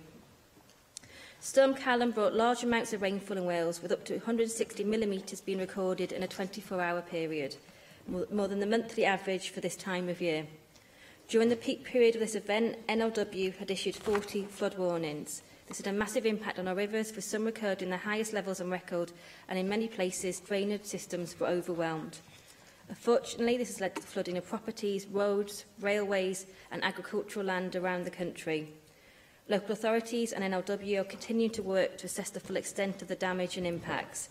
However, we are aware of flooding to properties in the local authorities of Carmarthenshire, Ceredigion, Neath Port Talbot, Powys, Bridgend, Caerphilly, RCT, Swansea and the Isle of Anglesey. Our current estimates that 218 properties across Wales suffered internal flooding, of which 195 were homes, the majority of these being across the southern half of the country. Local authorities and NLW are continuing to pull together information about flooded properties, and over the coming few days this figure is likely to change. In addition, Dŵr Cymru have also reported at least 29 properties flooded internally. Storm Callum had a significant impact on the rail services across the entire Wales and Borders network, with flooding and high winds resulting in the cancellation of a number of services, as well as an impacting on general performance. Flood damage was particularly severe on the Heart of Wales line, where the washout of a significant section of track near Llandeilion means that the line will remain partially closed for a number of days yet. In addition to the impact on rail infrastructure, a significant number of trains were also damaged during Storm Callum through hitting trees and branches, as well as having to run through floodwaters. A number of roads and bridges around the country were impacted over the weekend, with some remaining closed. The road closures as a result of flooding were not due to failing infrastructure, but the sheer volume of runoff onto the network or from rivers breaking out of their banks. Most trunk roads reopened on Sunday and are all now fully open. Power Utilities reported that over 38,000 customers were affected by the severe weather. However, all customers were restored within 24 hours. There were a number of reported cases of animals being caught up in the flash floods over the weekend. Various agencies in Wales, including emergency, third sector and enforcement, responded to reports of animals in danger. Whilst they were able to help in many cases, unfortunately the conditions and risk to human life meant it was not always possible to intervene. Whilst we have seen flooding to many areas across the country, we have also received reports of assets working effectively to reduce the risk in many places. Two examples are reports from Mustard Grynice and Usk, where defences did their job and prevented flooding to the towns. This helps to show how a sustained investment in flood risk management, awareness raising and warning system has had a positive impact. But we now need to understand the full extent of impacts associated with Storm Callum to inform discussions with local authorities and see what we can do to support those communities affected. Following a major flood event, local authorities have a statutory requirement to investigate its cause and impacts and provide recommendations going forward. This may include input from NLW and Welsh Water where required, as well as what lessons can be learned for the future. I know that some local authorities are considering a hardship scheme and are already discussing with finance officials whether the Welsh Government can assist with emergency financial assistance. This Government would like to give that our full consideration. I recognise the importance of adapting to our changing and challenging climate, which is why flood risk management remains one of my priorities. We are committed to continuing investment in flood and coastal risk management, and over the lifetime of this Government, invest over £350 million across Wales. Our investment is not focused solely on building and maintaining defences, but also about community resilience and prevention through better information, raising awareness of flooding and preparing flood plans to reduce the impacts on lives and property. We cannot prevent all flooding occurring, so rebuilding resilience and learning from these events is vital. As I started by saying, we cannot do this alone, and I would like to conclude by reiterating my thanks to all those involved in the response to these flooding events and who continue to work hard to assist in recovery. Angela Burns. Thank you, Presiding Officer. Storm Callum did indeed wreck homes, businesses and stole lives. And my deepest sympathies go to the family and friends of the young man, Corey Sharpling, who lost his life. But I also have to say that the landslide that took this young man's life also saw some truly heroic efforts. And I would like to publicly pay tribute to 2 Carmarthen County Council workers. Because on that road, when the landslide came down with the gallons and gallons of water, it swept the lorry off the road, over the bank and into the river, because it's the river road that goes through Cwmdaid. The lorry went in head first, the driver was underwater, and those 2 Carmarthen County Council workers leapt into that boiling inferno, smashed the windows and grabbed him out. And I'm sure that throughout Wales there are other tales of people who've done some truly heroic actions, and I'd like to pay tribute to them. I'd like to thank Carmarthen County Council, Dyfed-Powys Police, Mid and West Wales Fire and Rescue Services and Natural Resources Wales. But I'd also particularly want to pay tribute to Carmarthen County Council, to Mark James, Ruth Mullen and the staff who've all been amazing. Already the housing teams have been out, the regeneration teams have been out. Next week, a mobile hub will be set up to help people with benefits, with signposting, with rate rebates. And their positive action and decision to put £100,000 today on the table for individuals and £200,000 for businesses makes, I'm afraid, Minister, the Welsh Government statement today look as wet as the storm. Minister, will you be able to offer any hard money to councils throughout Wales to assist in a hardship fund?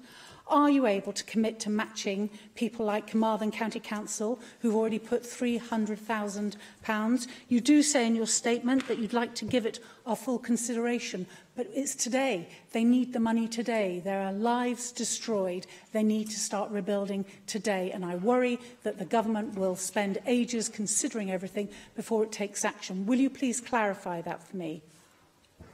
Councils might be able to support the smaller businesses, but of course funds will be needed for the big, mid and large businesses, especially those that were unable to get flood risk insurance. Number of businesses again in Carmarthen. There's the big company who have all the pickup trucks and the rescue trucks. Every single one has gone. They can't get insurance because they're by the river. This is an issue, Clyweth, that the Environment and Sustainability Committee have looked at in various iterations of this Assembly, and we're still no further forward to helping businesses and homes that are inadvertently by what are now major flood risks to get that insurance. So these people, their livelihoods have been wiped out. So I'd like to know what you might be able to do to help them. Minister, will you also waive the trigger point that councils need to reach before they can access any of the Welsh Government Hardship Fund monies? That trigger point is set quite high, and I think that in a case like this flood, it would be useful if that could be set aside. And Minister, it's also the small things. So, for example, the councils are out cleaning houses, dealing with ruined goods, which in turn will affect their municipal waste recycling targets. Are you able to consider setting aside the detritus that comes from the storm so it's not part of those recycling targets? Because that will harm the councils in the long run in meeting Welsh Government targets. Above all, Minister, this was awful, and in my constituency of Carmarthen West, and in fact the whole of Carmarthen, there's been a massive impact from the cafe that employed 12 people that is going to struggle to ever open again to the large companies that have lost so much. So I wonder, Minister, if you will agree to update us all in a month's time via an oral statement, because we need to let everyone know that Wales is still open despite Storm Callum, and from my behalf, and a direct response from the businesses of Carmarthen, can we please let everyone know that Carmarthen is still open despite Storm Callum? Can I thank the member for a contribution? I think you made quite clear yourself then that Carmarthen is still open for business despite Storm Callum. And you're absolutely right, as you opened your remarks today to talk about those amazing examples of bravery and people just going above and beyond to help their fellow citizens in a time of crisis. And it's one thing that struck me when I visited this morning is that despite looking at how devastated and distressed people were by what has happened, that absolute sense of community spirit and the stories I heard about people helping one another and the paddling centre where people come from all over the country to come and help, and they were still smiling. And so, for me, that was very important as the Minister to go there and speak to people, but also hear from them so we know it gives you that kind of that extra passion, the need to really know that we really need to make a difference and support these people. I was right, and I think Carmarthen Council, the action is to be commended. I met with representatives of the council this morning. They were talking about their emergency fund and what they're giving per household as well.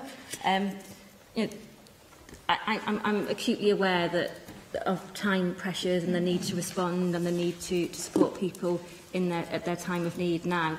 And so we're just getting that information in, and as soon as we have that, we're talking with local authorities, and they already are in touch with my officials today to look at what has been and what the impacts are and what needs to be done. And I'm sure we'll be able to respond as promptly as possible. And in terms of the rectories you mentioned from the storm and the clean-up operation, I'm sure that's something we were willing to consider to set aside as well. Helen Mary Jones. Diolch, Llywydd. I would like to begin by thanking the Minister for her timely statement. I'd like to associate myself with the comments that she and Angela Burns have made, extending my sympathies to, and those of Plaid Cymru, to all those affected, as already expressed earlier, of course, by Adam Price, and particularly to the family and friends of Adam's constituent, Corey Sharpling, who tragically lost his life. I was very touched by the comments that Angela made about how many brave people have really stuck their necks out to protect themselves, their friends and their neighbours across the Mid and West Wales region at this difficult time. And I'd like to concur with the comments that the Minister has made and that Angela Burns has made, the gratitude they've expressed to the emergency services, to all public services and to local authority staff across Mid and West Wales who've worked so hard over the weekend to assist those affected. I've had, for example, particularly positive feedback from constituents with regard to how useful the emergency helplines run by Ceredigion and Carmarthen councils have proved to be at this very difficult time. It's very pleasant to be able to report back an emergency situation and a response to that really does seem to be working for people.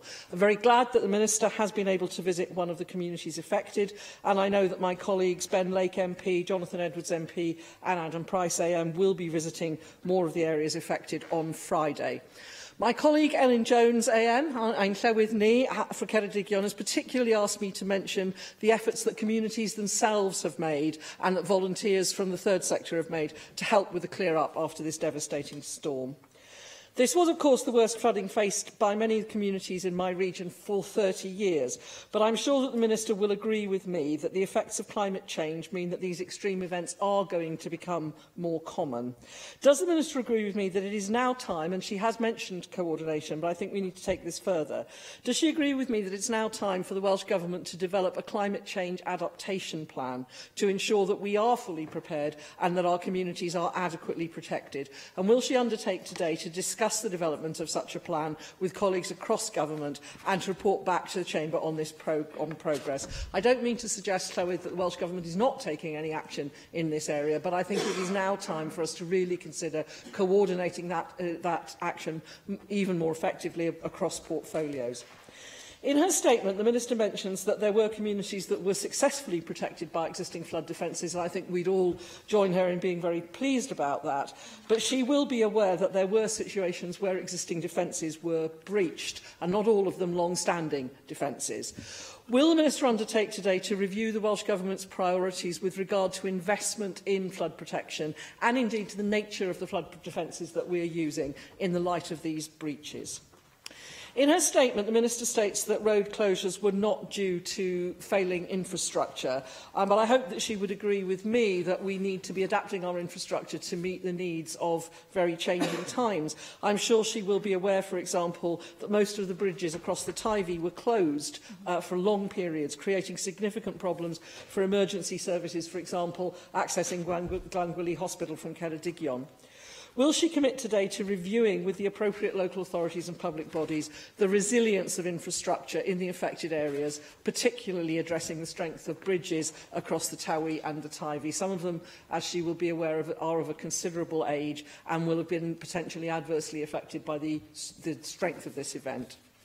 With regard to resources, can the Minister tell us whether the Welsh Government has approached the Westminster Government, or whether you will do so, with a view to taking advantage potentially of the financial support available from the EU Solidarity Fund? I think this could prove to be a valuable source of additional resources at this difficult time. Can she, and she has mentioned this, but I'd like to press her further on this, she's mentioned this in response to Angela Burns, but can she provide assurances that the Welsh Government will be assisting affected local authorities by the Emergency Financial Assistance Scheme? Llywydd, nobody would expect the Minister to put a price on that today, but I do feel that we need to seek her assurance that there will be support available, even if she can't tell us exactly how much at present. And finally, can the Minister tell us what support the Welsh Government will be able to offer the farming community, many of whom will face devastating losses of equipment and livestock? Diolch yn fawr. I thank the member for her comprehensive contribution, and I'll do my best to address the questions that you've raised. I think you're also right again to pay tribute and recognise the efforts that are put in by volunteers, by the local community, as well as the emergency services, to whom not only the local communities, but I think all of us owe a debt of gratitude as well. And it's good to hear the positive stories too of emergency helplines working well, that prevention that's been put in place. And one of the things I heard back this morning too is how some of the Natural Resources Wales alerts helped notify people, so they were able, when they were in a flood risk area, were able to take action to move their cars or to take certain steps to actually prevent the impact on their home and their area as well. In terms of looking at a review of our priorities, after any event like this, when our capability and our resilience has been tested, it is only right and proper that we look at what's worked and also look at what hasn't worked, and to see if the things that do need to be changed in future. So we do expect that we will work now with local authorities, Natural Resources Wales and all other stakeholders to look at what has happened and where we may need to change things for the future, because it's always right that we learn lessons and we build on the work we are doing while maintaining that commitment to flood prevention across the whole of Wales as well. In terms of climate change adaptation plan, flood prevention, of course, climate change is one of the factors that is considered in terms of how we map flood risk and address those priorities in our prevention within Wales as stands. But it's certainly, as the threats of climate change grow ever greater and the challenges that bring, it's only right that we consider that as a whole. And I'm sure myself and the Cabinet Secretary for Energy will be working together closely with colleagues across Cabinet on our approach to climate change adaptation going forward, which will obviously consider all things holistically, including flood prevention and mitigation as well. In terms of emergency funding available to help, I'm sure this is something that, like I said to my colleague Angela Burns, there's already conversations taking place on that and with officials, and it's something that, as a Welsh Government, we are open to and sympathetic to. And whilst you're right that I can't put a figure on a number right now, right here in this chamber, certainly we're aware of the need to press ahead of this, and also to look at actually, do we need to consider the trigger as well as part of that. Finally, just points of the EU solidarity funding. Now, my understanding at present is only available when the cost of flood damage exceeds £1 billion. Obviously, all things on the table, all things need to be considered, and obviously you're right that any funding allocation would need to be handled through discussion by both Welsh Government and UK Government officers and ministers. And to my awareness, no discussions have yet taken place, but obviously that would depend on the outcome of the reviews that are taking place in Wales at the moment and all the communities affected. Michelle Brown. Thank you, Presiding Officer, and thank you for your statement, Minister. Along with Angela Burns, my heartfelt sympathies go to the family and friends of Corey Sharplin, who sadly died in a landslip, and also my sympathies go to other people in the UK who died and who have suffered injury in the recent storm. I'm sure that all members in this place will do our utmost to assist them and those people whose homes and businesses have been damaged by the high winds and flooding caused by Storm Callum. I'd also like to echo the thanks and appreciation to the emergency services and others and members of the public who work to help their friends, neighbours and other people through the difficulties caused by the storm. I appreciate that some communities will have benefited greatly from flood defences that have already been put in place, but in some places those defences have clearly been overwhelmed, and understandably residents will be concerned. So can you confirm what steps you will take to review flood defences both in communities that have already have them and where residents and businesses may feel they're missing out? You've acknowledged in your statement that animals were caught up in the flooding and there have been occasions of sheep having been washed away and other animals being stranded. I'd like to ask you what support the Welsh Government can offer those farmers who have lost livestock and now have injured livestock because of the flooding. There are also reports of horses having to be rescued from the flooding itself. So are you satisfied that the correct level of resources and adequate information is there to help horse owners and owners of similar animals and farmers as well to plan for and deal with the consequences of flooding? What conversations are you having with farmers regarding their role in preventing and mitigating the risk of flooding, and what support you will offer them so that they can actually fulfil that role? The Paddlers Club is a community-based enterprise and has already started fundraising to address the damage caused, which they estimate at some £200,000. £200,000. Can the Welsh Government consider offering some level of support for community initiatives affected by severe weather? And the effective provision of utilities is a life and death measure for some people, in particular hospitals. So what discussions have you had with utility companies about their response to the storm and any challenges they faced that Welsh Government can address for the future? Thank you.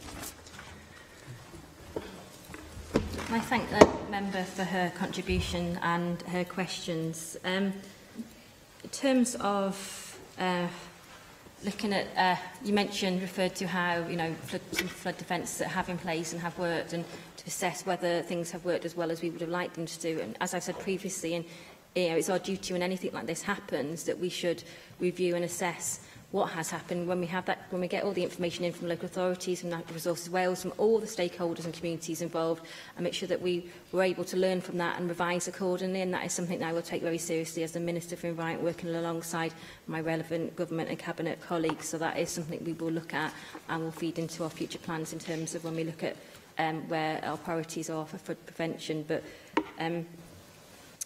on terms of, you're right to point out, and as I mentioned in my statement, the impact on landowners and some sheep and farmers. In terms of how our I think it's important for us to work with farmers and landowners who understand flood risks and understand land management in their areas, which is why in terms of when we're looking at updating our natural strategy for flood prevention, which is ongoing at the moment, landowners and farmers will be part of that as well, to make sure we can take into account and learn on all the points that you've raised in terms of land management and animal and horse and owners as well.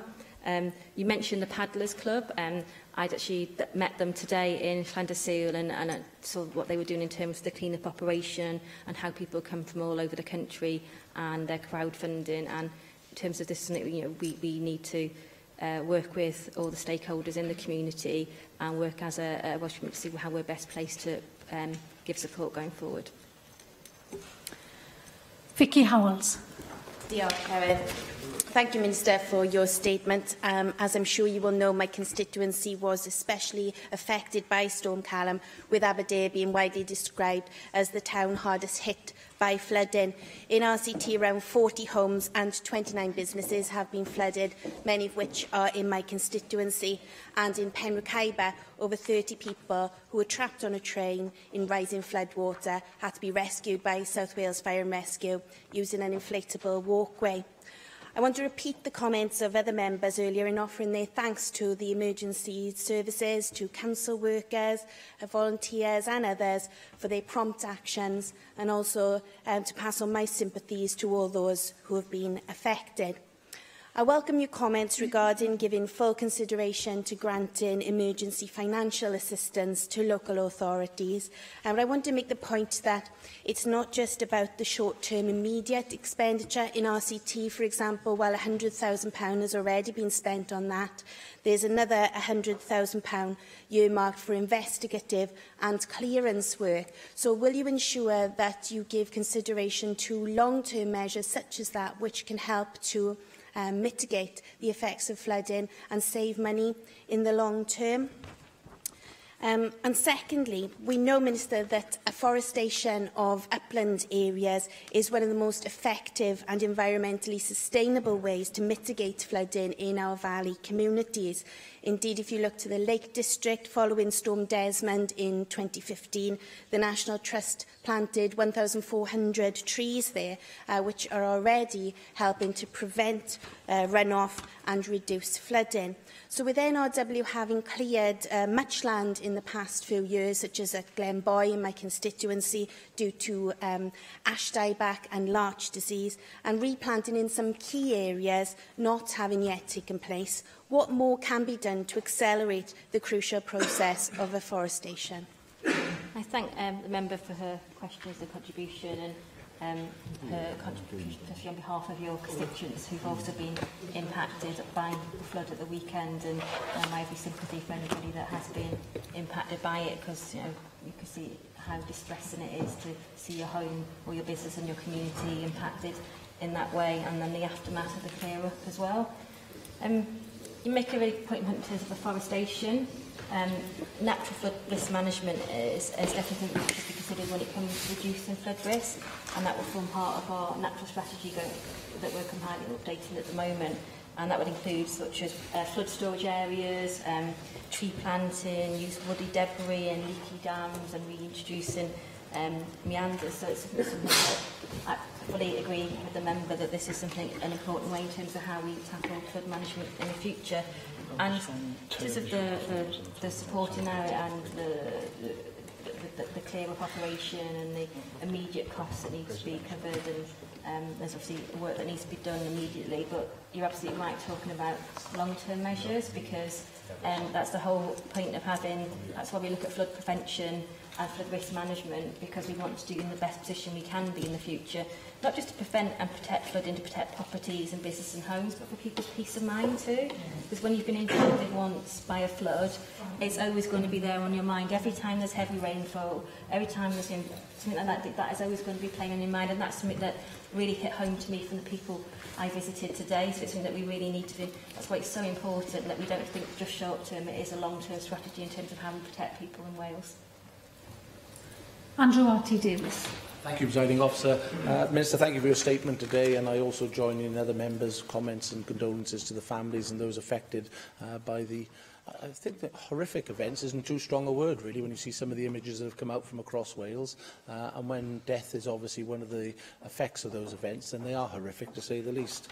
I'd like to just press you on two issues, if I may, Minister.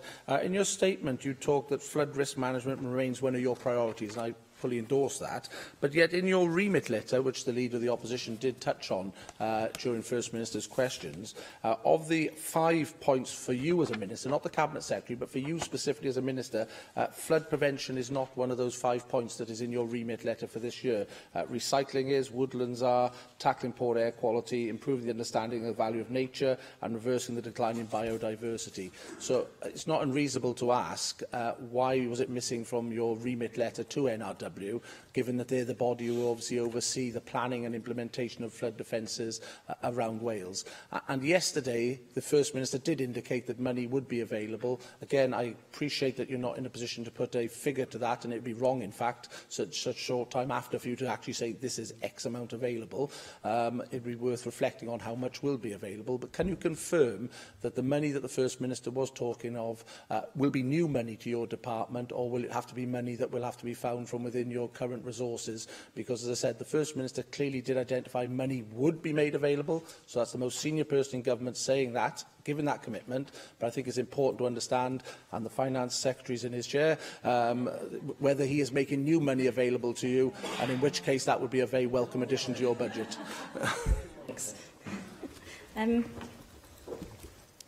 I thank the member for his contribution and his words of sympathy and support for all those impacted.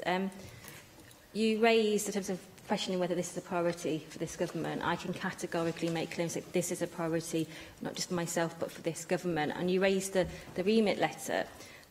When I first came into post and I did a statement, I outlined a number of priorities, 5 of which you listed there, I also made clear in that statement that flood prevention was a key priority that interlinked and underwoven a lot of that. So it is absolutely 100% a priority for this government, which is why we're investing £350 million in this Assembly term and £54 million in this financial year alone, and that will not change. And in terms of how we go forward, the First Minister said yesterday that funding would be made available in these circumstances of flooding. Well, it goes back to what I said already. We need to look at what's happened, review as quickly as we possibly can, working with all stakeholders, the local authorities, with the NRW, to look at what works and where we need to prioritise and change. And whereas potentially it's perhaps I'm of the view that this is absolutely a priority, and we need to make sure that, despite the backdrop of austerity, that we need to make sure that money is coming in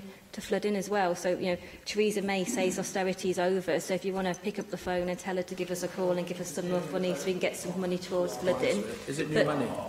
Is it new money? But carry on, Minister. You don't need to listen to anybody if you choose not to. Deal, Llywydd. But it certainly is a priority for this government to ensure that we have the funding and the priority needed available to make sure that we address flood prevention and mitigation in Wales, and that we can reassure and provide peace of mind to all communities that have been impacted by flooding. Neil McAvoy. Diolch, Llywydd. We've seen Storm Callum and the dreadful destruction, floods everywhere. Tragedy, as mentioned earlier, the bay was flooded, yet the disputed area around Rothbrook remains perfectly well and not flooded at all. So my question to you would be, do you think that you can spend the £500,000 earmarked for the Rothbrook area better elsewhere, and will you reconsider? I was banking on the member bringing up this within this statement. Look, the member will be well aware of the situation now in terms of Rothbrook, where NLW are working with the residents group there, and the work has been paused following the residents doing some modelling work of their own. That remains the case. I, in fact, visited the site just a few weeks ago to see the work that's been done to date, and where and Rothbrook Gardens where there hasn't been work done.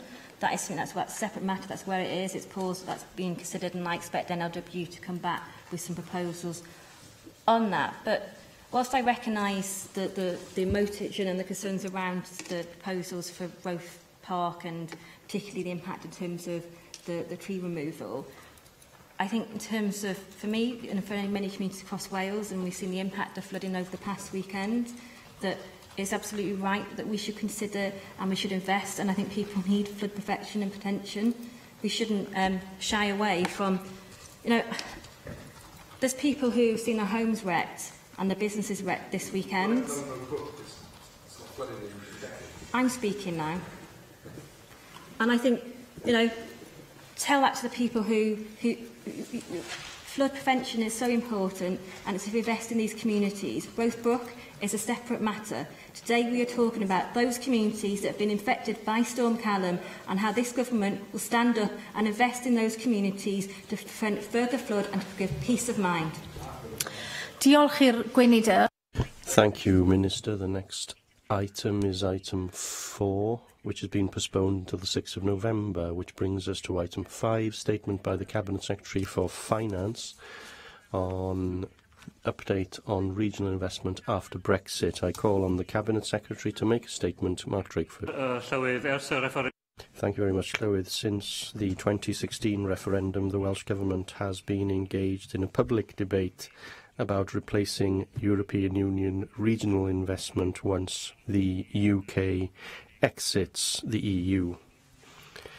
I'm grateful to the chairs of the External and Additional Legislation Committee and the Finance Committee for their work in informing this debate.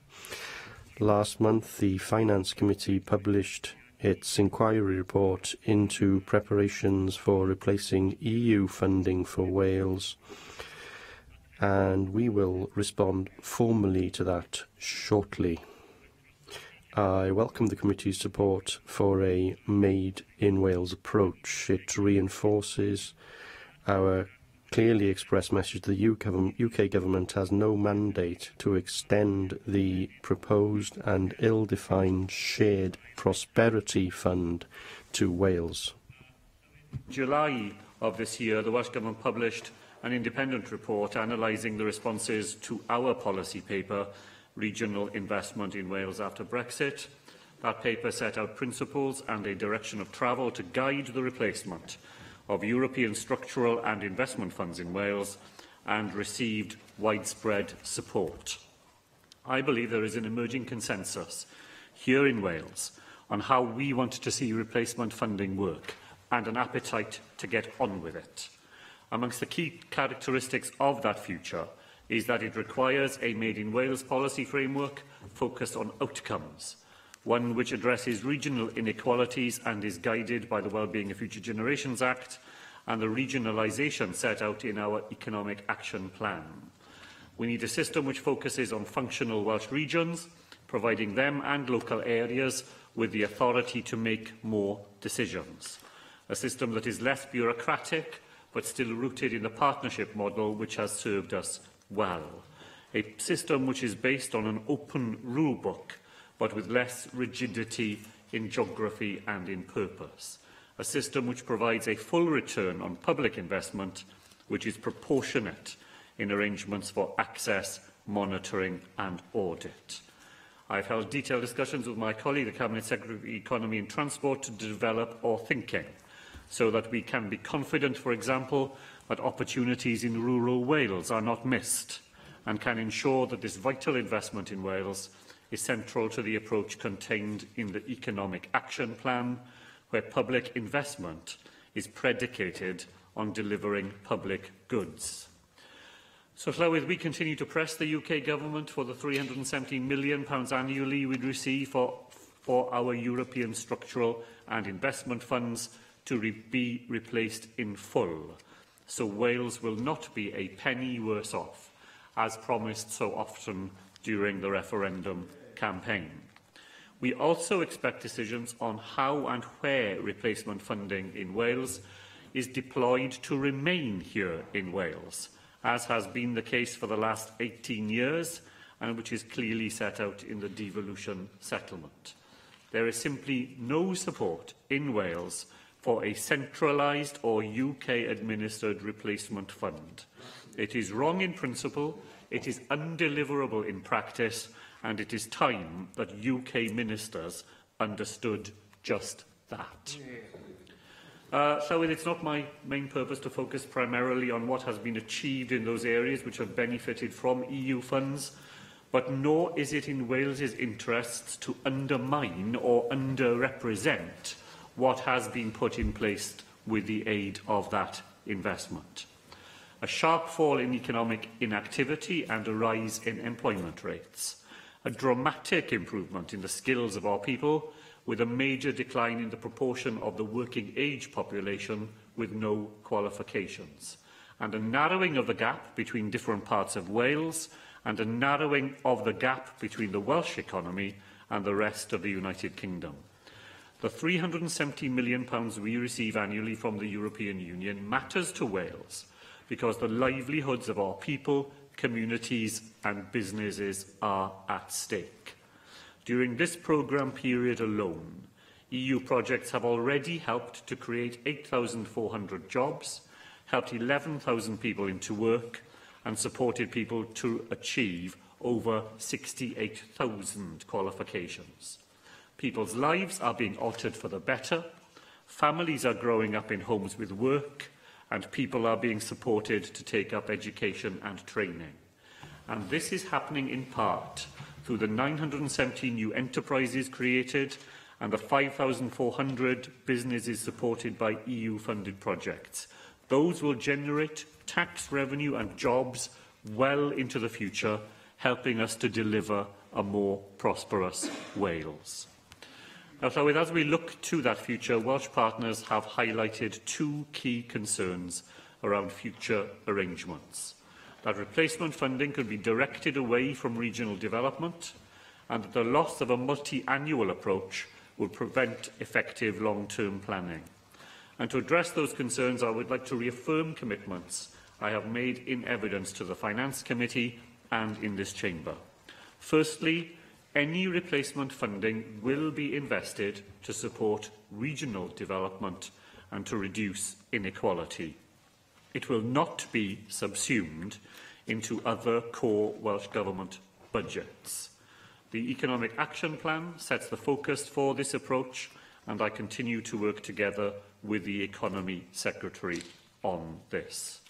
Secondly, I can give an assurance that we will continue to adopt a multi-annual approach towards investing replacement funding to maintain a long-term focus on the structural challenges in our economy and labour market. In all of this, we will draw on the significant expertise of our partners across Wales in designing and delivering a new Made in Wales approach. Our approach to date has been collaborative and outward-looking, and today I can announce 2 developments to strengthen this further. Firstly, we will establish a regional investment steering group which will draw on the wealth of knowledge and experience in our businesses, local authorities, our academic institutions, the third sector and the wider public services across Wales. The group will work closely with existing regional partnerships, including drawing on the leadership of the chief regional officers established under the Economic Action Plan, and this will ensure that our new approach aligns with wider economic development planning. Secondly, Llywyd, I can announce this afternoon £350,000 worth of funding from the European Transition Fund to establish a new partnership with the OECD to inform both our future regional investment approach and the implementation of the Economic Action Plan. We may be leaving the European Union, but that makes the obligation to remain an open and connected nation all the more vital. Working with the OECD will reinforce our ability to sustain vital relationships with other European countries and regions, and will ensure that international best practice is built into our future arrangements. The Economy Secretary and I will announce further details of this new investment shortly. In the meantime, Llywyd, we cannot wait for meaningful discussions on successor funding arrangements to commence with the UK Government. These may not take place, we now learn, until the 2019 spending review. We must act now to develop in genuine partnership a new approach which ensures investment aligns with the wider economic development interventions of this Government. The Welsh Government is strategically best positioned to administer these funds and to achieve this outcome. Llywyd, bydd y flwyddyn nesaf yn Llywyd, the coming year will define our future relationship with the European Union. It will also see us develop arrangements to deliver economic growth and challenge regional inequalities. I'm grateful for the opportunity to have updated members this afternoon, and I look forward to sharing further information on progress in future. Darren Miller.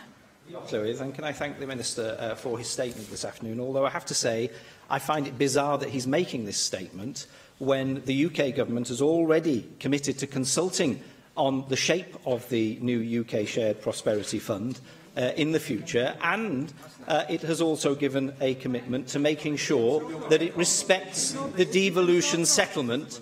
It will respect the devolution settlement in terms of the way that that fund is going to be administered. And I find it very strange that we have the Cabinet Secretary for Finance coming here today telling us that he's going to spend yet more precious taxpayers' money setting up a parallel universe as far as the distribution of regional funds is concerned through the establishment of the Regional Investment Steering Group. Yet another quango, frankly, with more jobs for the boys and girls that the crony government that we've got wants to be able to distribute. And let me put on record right now. I have absolutely no faith whatsoever in the ability of the Welsh Labour-led government to distribute any funds across Wales in a fair and just manner to those parts of the country that need them. Just look at the local government settlement. Just look at the local government settlement that we had made last week. Very clear that you like to distribute cash to certain places in Wales to the detriment of others, including North Wales, Mid Wales and West Wales. In fact, what you like to do as a government is to distribute the cash to your friends in the Labour Party in other parts in terms of local authorities which are run. So I would be grateful if you could give us more clarity on what the precise costs of this body, this Regional Investment Steering Group, are going to be, and why you are jumping the gun in terms of making these statements now when you are yet to receive any kind of consultation document from the UK government. We all know that the Welsh Government wants to try to crow about the success of European structural funds to date, but the reality is they've been far from a success. In fact, we've gone backwards in terms of our relative GVA in the UK as a proportion of UK GVA. That's an embarrassment. The only reason that the jobless totals have been coming down in these areas is because we've got a Tory government over the border in London which has been bringing the jobless total down, creating thousands of jobs each and every week since we got into power back in 2010. So I'm very disappointed that you're jumping the gun, that you're making this statement today, that you're going to be spending yet more hard-earned cash that belongs to taxpayers in a wasteful way, setting up this parallel system when it's absolutely likely to be completely unnecessary. Now, will you accept that there has been a failure over the past 2 decades in terms of the way that you've invested, as a government, taken the lead in investing these European structural funds? We know that there's been this failure to lift Wales out of poverty. We're still the poorest part of the UK as far as the figures demonstrate in terms of the European regions and within the United Kingdom. That is diabolical. It's an embarrassment. It's a shame that Wales is in this situation, but that's where we're at as a result of your government's decisions in terms of the management of EU structural funds so far.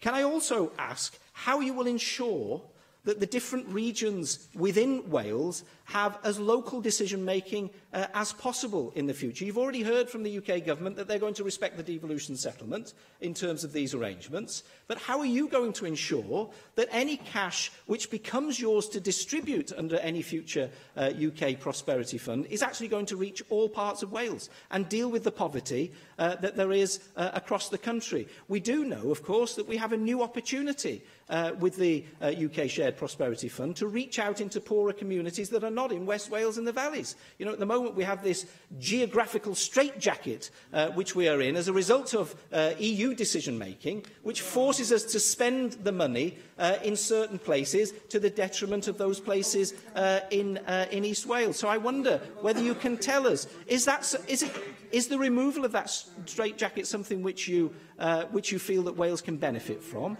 How do you intend to make sure that those poorer communities in other parts of Wales are going to get the cash that they need in order to raise prosperity levels? And do you accept that simply having more of the same, which I think is sort of what you're proposing, is not going to work and is going to fail again in the future? Well, I'll do my best to answer some of those questions. I'm afraid it wasn't the member's finest hour, that contribution. He's completely wrong in relation to Shared Prosperity Fund. We couldn't possibly wait for it. We have no timetable for it. We have no details about it. I do not for a moment believe that we have received sufficient assurances that he will respect the devolution settlement. My fear remains that his government's idea of a shared prosperity fund is to take money that comes to Wales today and to share it out to other parts of the United Kingdom.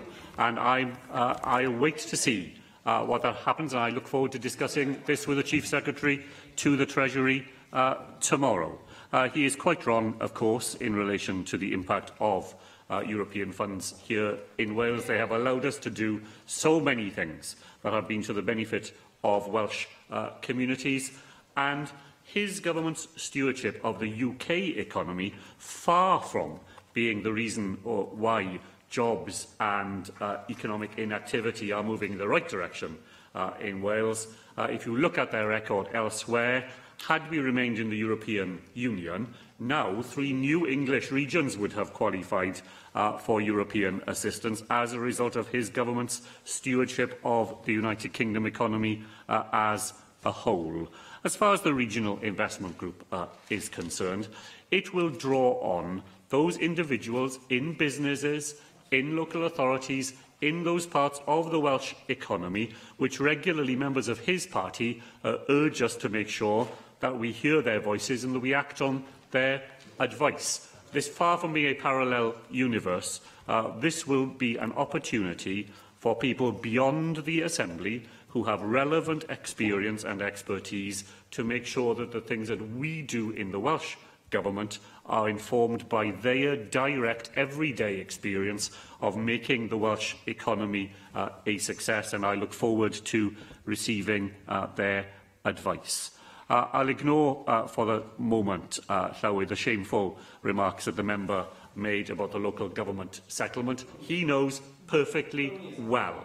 He knows perfectly well that the formula for the distribution of funds, I hear the member shouting at me, Llywyd, cronyism, and I'm keen to read that into the record, because it is a shameful accusation that he makes, and he needs to substantiate the sorts of accusations that he makes. It is absolutely not sufficient for him to sit there and smear words across the floor of the Assembly when he knows perfectly well, and we know that he knows perfectly well, that the funding formula through which funds to local authorities are distributed is not made up by the Welsh Government. It is the formula agreed. Repeating an accusation, Darren Miller, doesn't make it true. I think you've made your point, and the Minister is responding. It is certainly utterly bereft of truth on this occasion, because that funding formula is not a formula of the Welsh Government. It is a formula signed off every year by an expert group and then by Welsh local authorities themselves, including leaders of North Wales authorities who were round the table in the meeting where that formula was agreed. Let me try and rescue a small number of points from what the member had to say.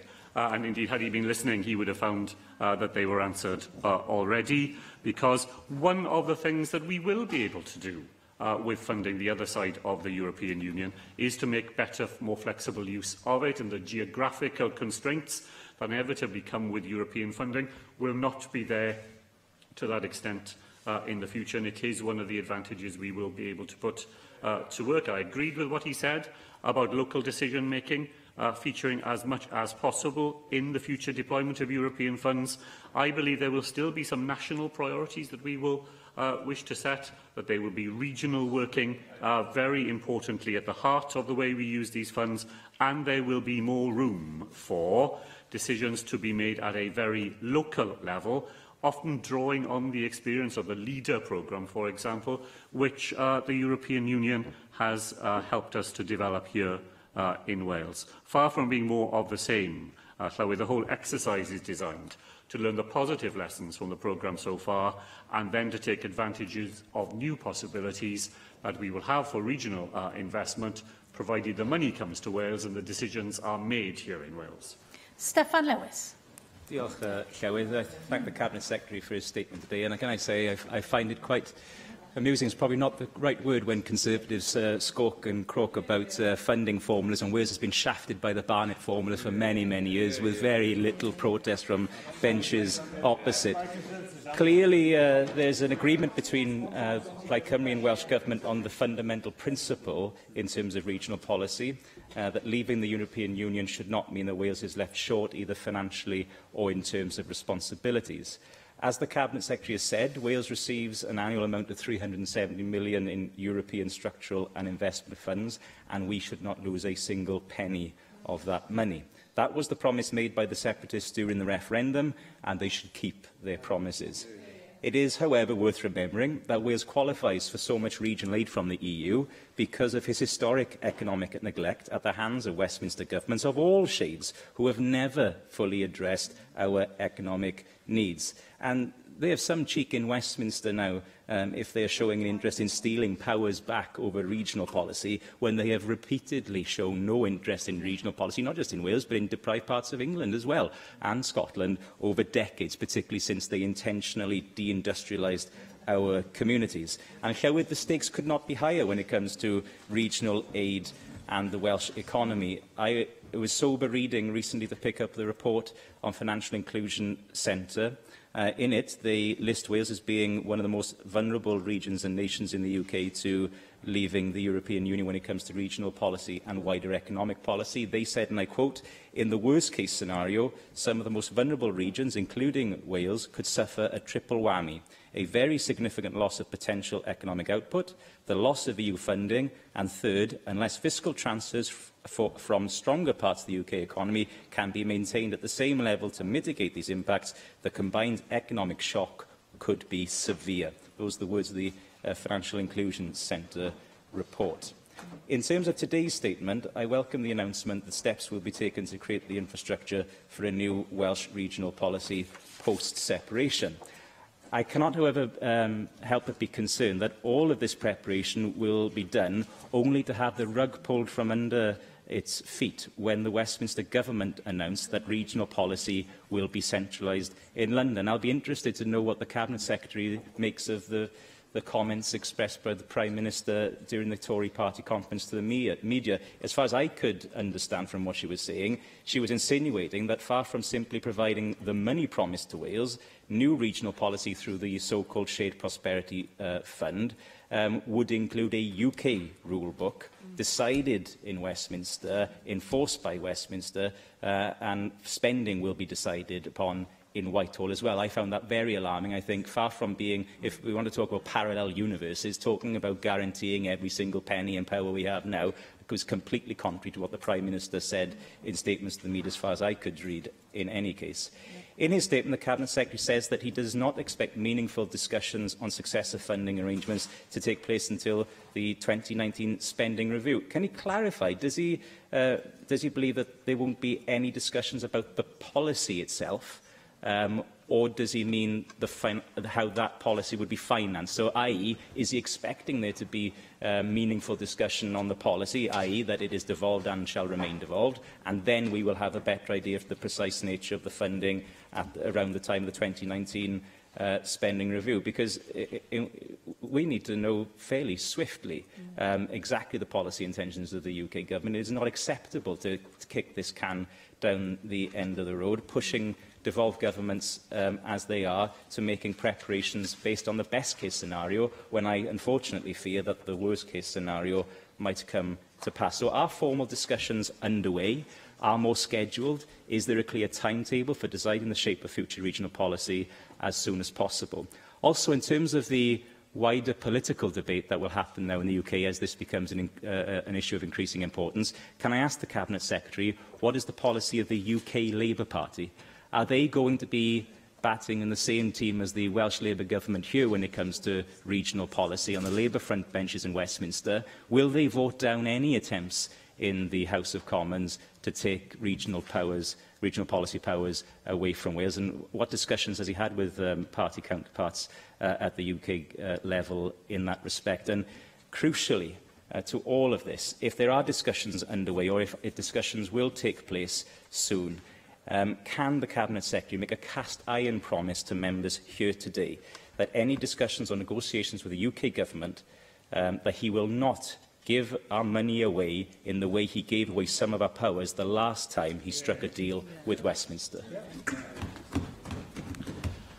Shall we begin by thanking Stephen Lewis for the way he welcomed the fundamental principles that I've outlined this afternoon, and I agree entirely with what he said about the way in which Wales is doubly vulnerable to the impact of particularly a hardline Brexit on our economy, and then to the potential loss of funding.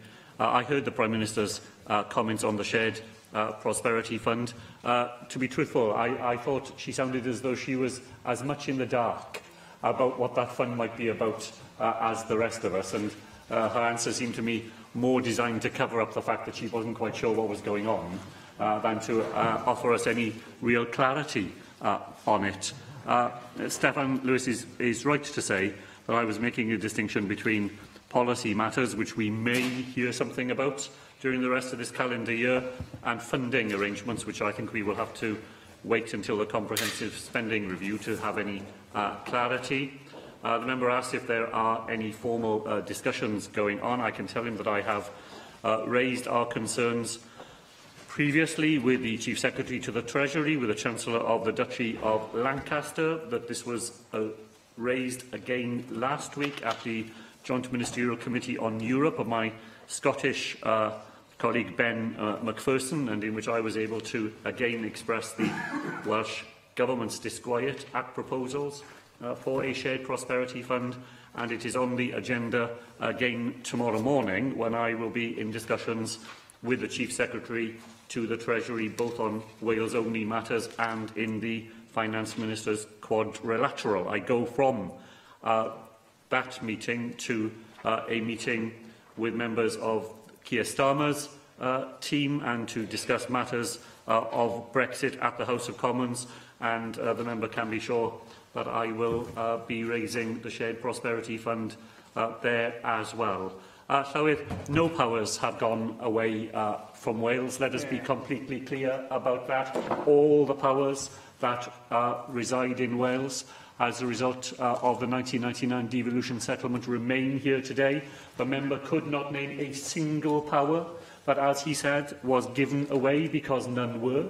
And they all remain here in this National Assembly, and none can move from here without our prior agreement. However, I give him the assurance that he is looking for, that of course this Welsh Labour Government will not agree to any proposals that result in fewer funds coming to Wales as a result of our membership of the United Kingdom than we have benefited from as a result of our membership of the European Union. Neil Hamilton. Deputy Presiding Officer, can I extend my support for the Finance Secretary in much of what he says in his statement? I don't think it's at all unreasonable for him to say that it would be unacceptable for Wales to be a penny worse off as a result of the Brexit settlement, whatever that might be. Although I disagree with him saying, as promised in the referendum campaign, the only people who could promise that during the referendum campaign were the Prime Minister and the Chancellor of the Exchequer, both of whom, of course, were Remainers.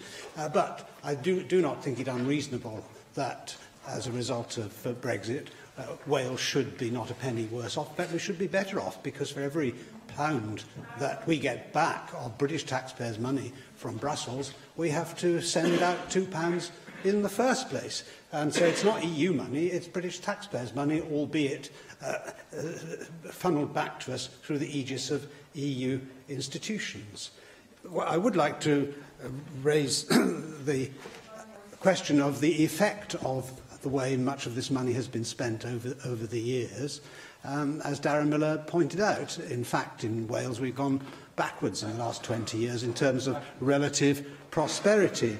In 1998, the average GVA in Wales was 74.8% of the UK average.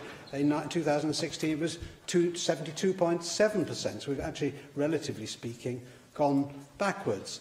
And of course, we do have two of the poorest parts of Europe within our country, where Gwent Valleys is second from bottom with an average income of 14,700 odd, 56% of the UK average. Anglesey even worse, with an average income of only 13,600 odd, 52% of the UK average.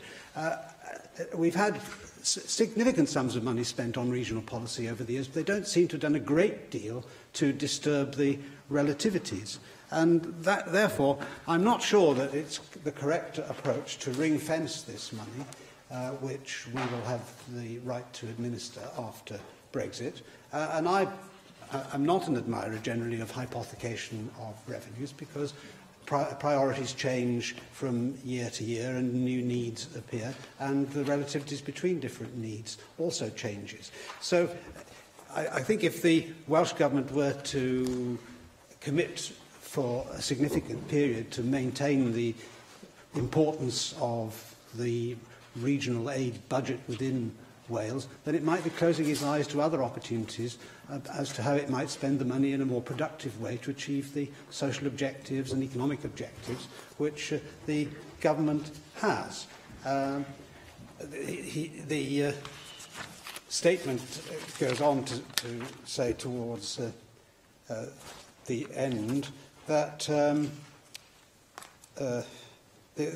we want to develop arrangements to deliver economic growth and reduce regional inequalities. We can all support that objective, but there are other ways in which perhaps that can be achieved, and I would like the government to be more imaginative than it has been able to be in the past. I'm fully in sympathy with the Cabinet Secretary in wanting to get on with the job and not waiting for the UK government, in its wisdom, to hand down tablets of stone whenever it feels convenient to do so. Theresa May has given a whole new meaning to the word torpidity, I think, since she has been Prime Minister, and the conduct of the Brexit negotiations, if we can exalt them with that description, is proof positive of that, as she persists in her unthinking Sisyphean relentlessness in pushing boulders to the tops of hills only to have them roll down back on top of her and ultimately, I believe, to flatten her. But I think it is right that the Welsh Government should take the lead and put more pressure by taking positive action to force, if they can, the UK Government to get on with taking rational decisions as to how the future for Wales might be best administered. It's a mystery to me that the UK Government cannot simply say, yes, you will get your £370 million a year, because the money is there. We will be getting it back from Brussels, and the United Kingdom Government, I think, has no moral right to say that there is some doubt about this. And it's creating uncertainty not just for Wales, but also an unnecessary uncertainty, I think, in the minds even of Conservative members elsewhere in the United Kingdom. The government cannot simply remove levels of uncertainty which it could be removed without any damage whatever to the government's overall objective, whatever that might be in the course of the Brexit negotiations. One of the ways in which we could perhaps spend some of the money which is currently allocated to regional policy better is energy prices, for reducing the impact on specific industries of energy prices. We know that, for example, the steel industry has in effect got 85% of the burden of the extra charges imposed as a result of climate change policies on it back. And without that rebate, then the steel industry in the whole of the United Kingdom would be flat on its back. So there are unintended consequences of some policies which could be addressed as a result of considering other ways of spending this money. It can't go into it in any more detail now, but I wonder if the Cabinet Secretary, bearing in mind that we all have the same ultimate objectives here, that we share the desire for Wales to be much more prosperous than it has been in the past, and even within Wales, for inequalities to be addressed. But that I think, requires us to be as flexible as possible in funding arrangements post-Brexit when we have the levers of power in our own hands. Well, I thank the member for those remarks, and by and large I think he was endorsing some key aspects of the policy I set out this afternoon. I understand the point he made about the word promise, but when the leader of the Conservative Party in Wales says to people in Wales that there is an absolute guarantee that Wales would not lose out by a penny, I wonder what more has to be said to make that a promise. It sounded like a promise to many people in Wales, yes. And many people in Wales voted on the basis of what they regarded as a promise. I thank the member for what he said about the sensible proposition that the Welsh Government should take the lead in making decisions about the way such funding should come to Wales in the future. And I share what he said. It is a mystery to me as well why a government that has enough quarrels on its hands, surely, and enough difficult issues to sort out, then it cannot make a straightforward decision that would be simple to make and simple to execute, and simply to say, as people in Wales were promised, that the money that came to Wales under the European Union would come to us the other side of it. I listened carefully to what the member said about hypothecation, because as a finance minister, I tend to start from a point of view of being uneasy at hypothecation as well. We took a very conscious decision in the Welsh Government to say in advance that money that came to Wales today for regional economic development purposes would be retained for that purpose the other side of the European Union. And we did so because there is a real confidence issue out there in the sector amongst people who are running projects, bringing forward plans, that the things that they have been able to rely on in the past may not be there for them in the future. And the commitment I made in today's statement to saying that that money would be retained for regional economic development purposes and we would guarantee it over a multi-annual period is designed to sustain confidence in the sector that the long-term plans that they have put in place will be honoured through this government. But where I think the member made an important point is that we will have some additional flexibilities in the way that money can be used in the future. Whether it stretches all the way to using the same money to sustain or to create lower energy prices, I probably doubt. But I do think that there will be opportunities to use that money in a way that avoids some of the rigidities of the previous set of arrangements. And in that sense, we might get the benefits both of hypothecation in terms of its confidence building, but also to be able to use that money more flexibly, as Neil Hamilton said in his closing remarks. Judy Morgan. Thank you very much, Deputy Presiding Officer. I welcome this very important statement, and I welcome the fact that the Cabinet Secretary is setting out the principles that he sees that will be used in future regional investment in Wales. I just think it's very important to set out these principles now, because we've been waiting far too long to hear the details of this Shared Prosperity Fund. And again, I think that would be something quite simple for the government to do, to make the government in Westminster to make real efforts to consult and find out exactly what's going on and end this uncertainty. And I think it's very important that, as the Cabinet Secretary says, that confidence is given to those people who are running projects and are making long-term plans, that they know that there is certainty from what the government here plans to do. And I'm very glad too that the Cabinet Secretary has pointed out the huge benefits we have had from European structural funds, and of course we have had benefits from other European funds, such as Erasmus Plus exchanges and Horizon 2020, and of course the European Investment Bank, which has brought huge benefits to Wales. So I'm sure the Cabinet Secretary would comment on the benefits of those other European benefits.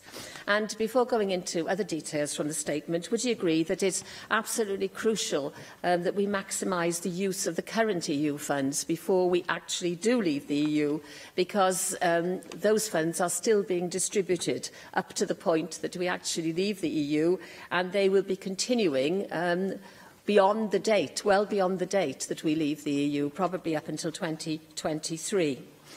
And I know that the Cabinet Secretary agrees that we do have the history and the expertise here in Wales. We have the expertise of having been involved in structural funds for so many years.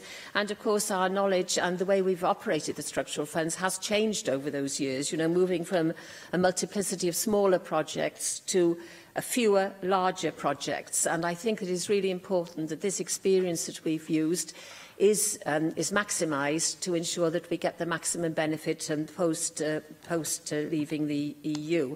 So I do welcome the steering group, and I think it's crucial that we use all the expertise that is here in Wales. And I also welcome the 350,000 from the European Transition Fund. I think that the Cabinet Secretary is thinking creatively ahead trying to see what we can do to minimise the damage that will be done by leaving Europe. And finally, I would particularly welcome his commitment to multi-annual funding. I think we've all had experience of the problems of short-term funding that so many people have suffered from, so many different projects, and that has been one of the great benefits of the European funding, is that it has been for multi-annually, and so I particularly welcome that commitment from the Cabinet Secretary. Thank you. Thank Julie Morgan very much for those remarks. They reflect the experience that she has as chairing the Programme Monitoring Committee under the current round of European funding, where the benefits of partnership working and the ability to call on the advice of experts in the field is very much part of the way that we have done things here in Wales. And in that sense, Julie Morgan is absolutely right that we need to maximise the lessons that we can learn from our experience so far to make sure we go on doing things in ways that have proved successful while taking opportunities to do things better still. I want to thank her and all those who sit on the PMC for what they are doing to make maximum use of current funding. Here, let me say, as I try to every time, that we have always welcomed the decisions that the Chancellor of the Exchequer has made to guarantee those funds, that the more recent announcement he has made about extending that guarantee to the very end of the current round, in the sense of what I said earlier about confidence in the sector. That has been a helpful announcement, and I'm happy to recognise that this afternoon. We will be using European funding up until 2023 under the current round, and we will be accounting for it up until 2025. So making good use of that is really important. And Julie Morgan is absolutely right. We cannot wait for the UK government to move on all of this. We have pressed them time after time to make sure that we have an ongoing relationship with the European Investment Bank, the other side of our membership of the European Union. We have contributed some expert advice from officials here who have real understanding of the way in which that could be brought about, and we're still waiting to hear anything about the way in which that relationship can be formed for the future. Part of the reason why I am pleased to be able to announce today funding to draw on the advice of the OECD is that that will give us here in Wales a new set of avenues into those European Union networks that Julie Morgan mentioned, so that we are able to sustain the benefits that we have had from regional working, from learning from other parts of Europe, and from making sure that the way we do things here in Wales is informed by the very best practice from elsewhere. Thank you. Jane Hood. Diolch, Deputy Llywydd. Cabinet Secretary, thank you for your statement on regional investment after Brexit, and thank you for acknowledging the work of the Finance Committee's report, Preparations for Replacing EU Funding for Wales. Key recommendations, which of course will be of no surprise, leading with the priority of negotiations with the UK Government to secure the best possible funding deal to ensure Wales is not a penny worse off post-Brexit, as laid out in Securing Wales's Future, which has stood the test of time over the past 2 years. I also want to raise questions on funding prospects post-Brexit in relation to the UK Shared Prosperity Fund, particularly focusing on the frustration that we've had both in the Finance Committee and indeed in External Affairs and Additional Legislation Committee about the lack of engagement in shaping, as you say, the opportunity to help shape the Welsh Government, the National Assembly, to shape this fund. So the Finance Committee did receive a letter from the Secretary of State for Wales last week, which comments on our inquiry's report. And in his letter, the Secretary of State refers to the UK Shared Prosperity Fund. And he says, "We intend to consult on this publicly before the end of 2018.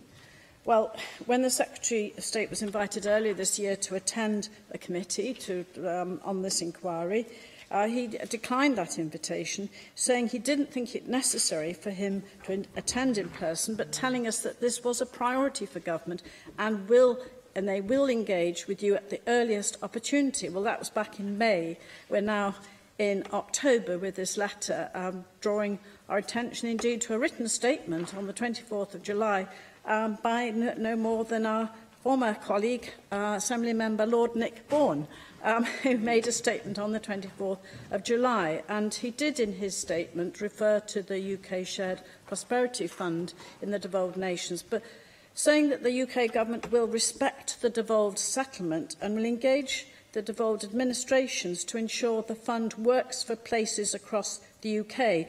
Unusual terminology in terms of the relations that we in terms of respect and negotiations that between Welsh Government and UK Government. So I would be grateful if the Finance Secretary could comment on this, comment on what has happened since that written statement was made, how, if the Welsh Government has been involved. Now, I have brought together women's organisations to form a Women in Europe Wales network. And one of the major concerns raised by a diverse range of organisations has been the future impact of funding decisions post-Brexit, especially in relation to the UK Shared Prosperity Fund. There are a lot of organisations in the third public and private sector who want to engage in this discussion about this new fund. Would you accept the views and recommendations of Cross-Party Finance Committee that EU structural funds have had a clear focus on promoting equality, addressing poverty, supporting human rights, with a significant amount of EU-supported projects focused on supporting women? Are you winding up? So we do have opportunities and challenges, and I hope that you will be able to make the case for us all to be engaged, because, as you said, there is an emerging consensus, and this Assembly can back you in these negotiations. Thank you, Deborah, and thank Jane Hutt for what she said, particularly that last remark, which is very helpful always when you're discussing things with UK ministers, to be able to refer not simply to the views of the Welsh Government, but, for example, through the Finance Committee's report, which I've read. I thought it was characteristically well-informed and constructive in its conclusions, and being able to refer to that report and the cross-party consensus that it established in relation to these matters is always helpful when you are discussing these matters with UK ministers. It is a shame. It is a shame that the Secretary of State for Wales once again declines invitations to come and defend his government's policies in front of this Assembly. I hear, Deborah Lywydd, that the UK has held a consultation event in Scotland on the Shared Prosperity Fund, that has held a consultation event in Northern Ireland on the Shared Prosperity Fund. I hear that it did not inform either the Northern Ireland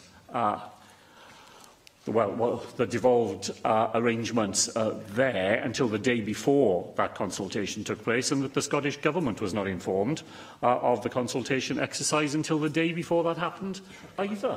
What sort of UK government is this, Deborah Lywydd, that moves around the United Kingdom like some sort of thief in the night, refusing to tell devolved administrations of its presence in their localities? Maybe we will see them here in Wales, and if we do, I look forward to hearing of their arrival from the same Secretary of State. Finally, just to agree with what Jane had said about equality, equality matters have been a key strand in European funding here in Wales and in the work of the Programme Monitoring Committee. Many organisations of the sort that Jane had referred to have benefited from it. What guarantees could we possibly have that focus would be sustained in any shared prosperity fund decided upon elsewhere, the rules set elsewhere, the funding decisions made elsewhere, and here in Wales simply left to deal with the consequences? Finally, Mick Anthony. Cabinet Secretary, I always get disappointed when I hear the Tories dishing the way in which some of the European funding has actually been used to regenerate parts of Wales. If they want to come to Pontypridd, they can see what I think is a model example of a town that suffered so grimly out of the mining industry and the deindustrialisation, the regeneration that is actually taking place, where European funding has been such a fundamentally important catalyst. You can see it, whether it be the Taff precinct, the pedestrianisation, the Lido, the Church Village bypass, the station. Pontypridd and parts of Taff Ely, and of course the metro, all extending all the way to Taff Swell, is a hub of regeneration at the moment. There is a buzz in the town, and without that European funding, that would not have happened. So it's very disappointing to hear those examples being totally rejected by the Conservatives.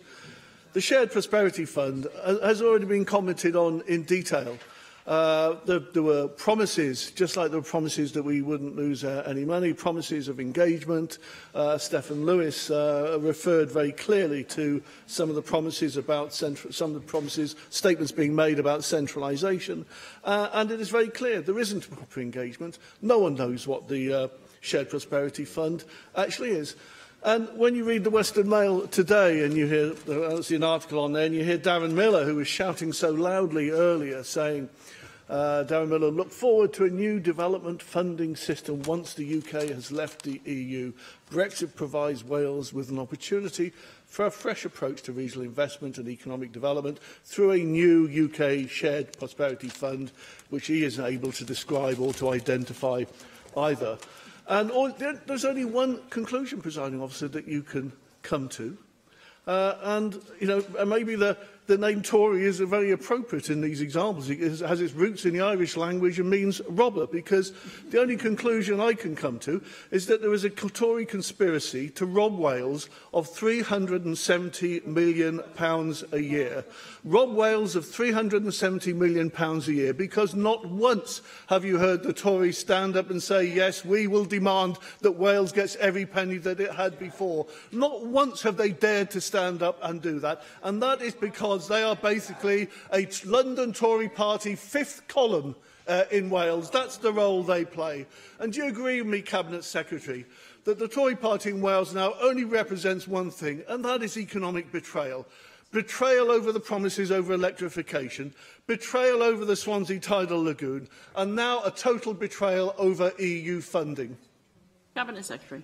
Well, to thank the member for that, and thank him for reminding us that the reason why Wales has qualified for European funds over these years is because we have had to deal with the consequences of the Conservative Party's handling of the Welsh economy during the 1980s. Their shameful record of deindustrialisation, their shameful record of an assault on manufacturing industry. Of course, they don't know the benefits that European funding has brought, because they never go there. They never go to those parts of Wales where their policies laid such waste and where economies are still, communities are still having to recover from the way in which they discharge their responsibilities, and indeed the policies that they continue to pursue here today, the policies of austerity on the one hand, their refusal to live up to the guarantee that was offered to people in Wales that we would not lose a penny from European funding. The Shared Prosperity Fund, Deepa Lywydd, it's a unicorn fund, isn't it? Everybody has heard of it, nobody has ever seen it, and we certainly don't want to see it here in Wales. Thank you very much, Cabinet Secretary. Item 6 ar yr agenda. Item 6 on the agenda is postponed until the 23rd of October, and therefore we move to item 7, statement by the Leader of the House. Action on disability, the right to independent living. And I call on the Leader of the House, Julie James. Diolch, Deputy Lywydd. The Welsh Government is committed to helping disabled people to fulfil their potential and achieve their ambitions and dreams. This is no easy task because it requires us to work hard to remove barriers which get in the way of such ambitions. This includes physical obstacles, whether in buildings, towns or countryside, but also includes hurdles and blockages created by organisations and people's attitudes. Disabled people tell us time and time again that these are the barriers which most frustrate them and stop them living the lives they want, more than any limitations of their own bodies. The 2017-18 National Survey for Wales data demonstrates that life satisfaction was generally lower for people with a disability or limiting long-standing illness than for those without. The mean score for those without a disability is 8 out of 10, but only 7.2 for disabled people. Tackling these challenges requires real partnership working. In particular, we know we will make more progress and achieve better results if we work with disabled people, so we understand the issues properly and find solutions which work. Next week, we will be publishing our framework and action plan entitled Action on Disability, the Right to Independent Living. This document replaces our previous Framework for Action on Independent Living, which was published by the Welsh Government in 2013. The new framework has been developed as a result of a great deal of engagement over nearly 2 years with disabled people and the organisations that represent them. The work has been undertaken in workshops up and down Wales by small groups of people with expertise and experience of a wide range of disabilities, through hundreds of emails, letters and phone calls, and through conversations in homes, workplaces, schools and communities. Our new framework sets out how we are fulfilling our obligations under the UN Convention on the Rights of Persons with Disabilities. It also highlights the role of key legislation, including the Wellbeing of Future Generations Wales Act 2015 and the Welsh Government's national strategy, Prosperity for All. Underlying the whole framework is the social model of disability, the approach which recognises the need for society to be transformed, removing barriers so that disabled people are able to participate fully. The new framework focuses on key issues identified by disabled people and Welsh Government's own priorities. Often these are one and the same. For example, the need to help disabled people who are unemployed and want to work to find jobs. 75,000 disabled people in Wales are either actively seeking work or would like to work. Too often they are being held back by barriers beyond their control, such as organisational systems and other people's attitudes, as well as physical and environmental barriers. Just 45% of working-age disabled people in Wales are currently in employment, compared to 80% of those not disabled. This is a shocking disability employment gap of 65 percentage points. To address this, the Welsh Government is working in close partnership with a wide range of stakeholders, disabled people and their representative bodies, to better understand existing barriers to employment and, crucially, the actions needed to deliver real change. Many of the commitments set out in our employability plan are aimed at tackling the disability employment gap. We will work with partners to address the issues, including employer attitudes, job design and working practices. We will publish a target on employment and disability by the end of the year to underline our commitment to this agenda. Having focused for a few minutes on employment, let me also acknowledge this is not the only or even the main issue for every disabled person. We know action is needed across a wide front, and the new action plan will reflect this. Whatever the issues being discussed, disabled people have told us that local action is crucial. So our new framework is designed to strongly encourage Welsh Public Services, employers and organisations at every level to take note of the commitments set out in the framework and emulate them as far as possible. When it's published next week, you will see that the structure of the framework is new, with the main document setting out the principles, legal context and commitments which underpin all our work with and for disabled people. This is accompanied by an action plan which highlights the main actions currently being undertaken or led by Welsh Government. The framework will be available in a variety of accessible versions. I want to thank everyone who has helped in this process, and especially the steering group who have overseen it, led by Disability Wales. I would also like to thank in particular the children and young people who have contributed to the making of the framework. They have helped to ensure that our approach is the right one for all ages and fit for the future. Supporting people to live their lives in the way that they choose is the right thing to do. I commend this framework to encourage action with and for disabled people across the whole of Wales. Diolch. Thank you. Mark Ishwood. Diolch, and thank you for your statement. You state that the new framework and plan, Action on Disability, the Right to Independent Living, replaces the Framework for Action on Independent Living. Of course, the Framework for Action on Independent Living is specifically named in Part 2, Code of Practice for the Social Services and Wellbeing Act. Can you confirm that you will be, therefore, updating your codes and regulations to reflect the change? And in terms of rollout, how will you ensure that this is better understood by public sector bodies and commissioners? I'll give one example. Last year, I had a haemophiliac constituent, a young man who was offered a job by Flintshire Council. The job was subsequently withdrawn on the advice of the council's occupational physician, as they termed the person, although the constituent and his family said that clinician had no or little knowledge of haemophilia, and the constituent and his family had documentation from his own expert clinicians showing that he was perfectly able to do the job. However, the council dug in and initially rejected the relevance of the Framework for Action on Independent Living in this context, despite my referring to it in correspondence with them. You refer to 75,000 disabled people actively seeking work, and clearly I fully acknowledge that. Almost every disabled person I meet and work with or have as friends, if they're not in work already, and too few sadly are, they want to be. They want a job, they want their own front door, they want their independence. In taking this forward and tackling the barriers beyond their control that you referred to, how will you ensure that you don't replicate or duplicate the parallel work that's already going on, for example, with the DUP community partner teams recruited from people outside government, outside civil service, who have personal lived experience of disability, but only initially on a 12-month contract? And I hope you might consider joining myself and the Cross-Party Autism Group, following recent evidence from them, to urge the UK Government to extend that beyond 12 months so that the work coaches and others can have a better understanding of the barriers that disabled people encounter. How you engage, or are you engaging, with Remploy Wales Work and Health Programme from the UK Government, which, although is only compulsory for those unemployed for more than 2 years, has found that over 80% of the people on the programme are people who are, or disabled people, people with long-term health conditions, who have voluntarily joined that programme because they wish to access work. And equally, how will you support initiatives such as the Wrexham Enterprise Hub, who have scheduled an autism future employment event on the 25th of January next year? I'm sure that you would have an interest in that, and be grateful if you can confirm how you might wish to engage, working with AVAO, who's also involved, and Glyndŵr University.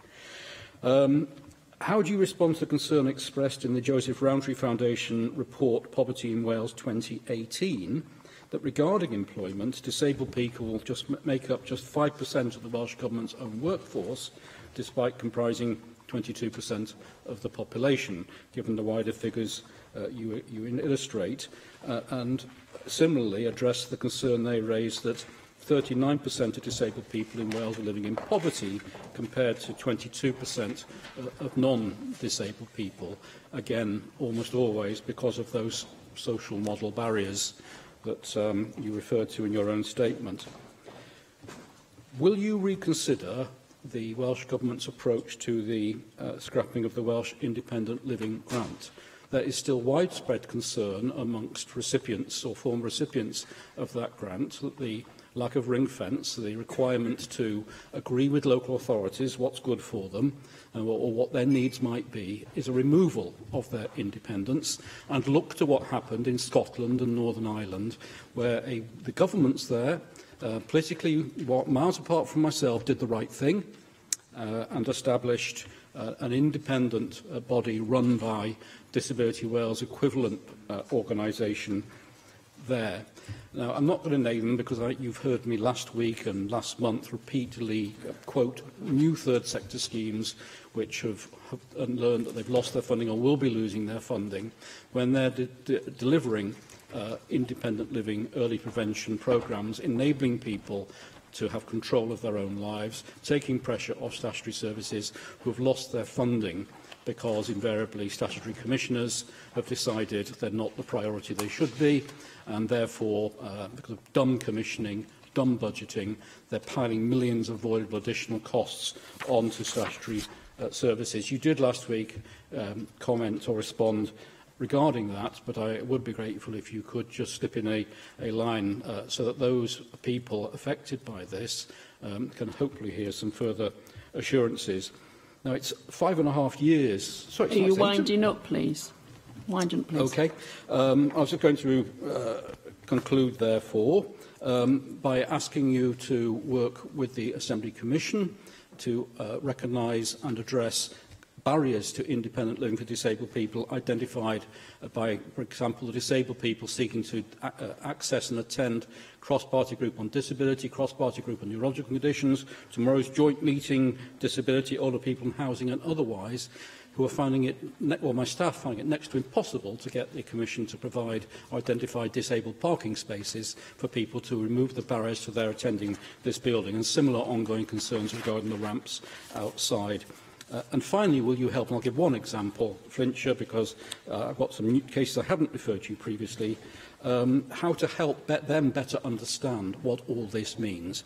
I'll give you two very quick examples and I'll finish. One, I had a meeting with the Chief Officer of Flintshire Disability Forum, Centre for Independent Living, and officers in the Council regarding the inability of wheelchair users to access the coastal path. We were told that they would tell us what side wheelchairs we should tell people to have. I suspect that you might recognise that is a gross breach not only of the social model, but of the Equality Act and Welsh legislation. And finally, in this context, a group of autistic adults and children I've been working with for years, who've been seeking a roundtable meeting with Flintshire at a senior level, multidisciplinary, now for over 7 months, over 150 days, to discuss the social, psychological and health barriers they're encountering. And because of procrastination, delay and cancellation, that meeting still not occurred. When we took it up with the Chief Executive, he blamed the autistic people who are suffering heightened anxiety, who are suffering meltdown, who are contacting me, telling me of their suicidal thoughts because of the crisis they've been pushed into by a failure of a local authority hosting the integrated autism service, who fails to understand what the communication and social needs of autistic people are. And are therefore driving a situation in which their own officers are having to cope with situations which the Chief Executive then uses an excuse not to meet the people who have the answers. Leader of the House. Yes, there's a very extensive range of issues raised there. I'll do my best to address most of them. In terms of the just very prosaic issue around updating the regulations and so on, obviously we'll be looking to make sure that all of the regulations that require to be updated will be updated once the framework is in place and the consultations are complete. And I'll just take that opportunity to say that we're very anxious that this completely reflects the views of disabled people and their representative organisations. And as I said in the statement, we've had contact with a lot of individuals as well as representative organisations. We want to encourage that to happen. We'll be making sure that we do roll it out. If the member does have anything specific he'd like us to address in terms of rollout and information, I'm more than happy to discuss that with him. And we're, all ideas welcome to make sure that it has as wide a dissemination as possible. In terms of the working with the DWP, we've worked very closely with them. My colleague, the Minister for Welsh Language and Lifelong Learning, in her employability plan, has been working extremely hard to make sure that under the title Working Wales, all of the programmes available come together. The idea is to sort of forgive the analogy, Deputy Presiding Officer, but hide the pipework so that when people present for help, that it's not their issue whether they've presented in the right place or on the right stream, but are actually assisted by everyone who's helping under the title, and that includes across UK government agencies as well, to get them onto the right course in the right place at the right time, and that includes having the disability support. He identified a number of individual issues, which I'm more than happy to meet with him to discuss outside, and if there is anything I can do to ensure that meetings take place, I'm happy to do that alongside my colleague, the Cabinet Secretary for Public Services. If we can assist in that specific issue, I'm more than happy to do it. But I think, really, fundamentally, he's agreeing with me that what we're trying to do here is make sure that each individual disabled human being is regarded as unique and a person in their own right, and has the barriers that prevent them from taking part in society removed, and that we don't perceive it as something that they need to do in order to access things. So I'm very happy to discuss with him the issue that he raised around asking people to buy the right size wheelchairs. That very definitely is not the model that I would like to see being rolled out. So when the action plan comes out, the member will be able to see that we have a large range of issues around that. We'll be incorporating it into our various instructions to local authorities and other public service bodies around the way that they do commissioning and so on. But more importantly, we will be looking to them and to ourselves as the Welsh Government, and I'm more than happy to take up the issue with the Commission, as the member suggests, to be exemplar employers in this regard. So I think we should be re-looking at our own targets and having and being world-class in that. So at the moment, I'm not happy that our targets are as stretching as they could be, and we'll be looking to the public sector in Wales to lead the way, to show other employers, in particular in Wales, as the member is quite right, unless they have a really severe life-limiting issue, everyone I meet also wants to work and be as independent as possible. So we'll be looking to roll that framework out in that regard.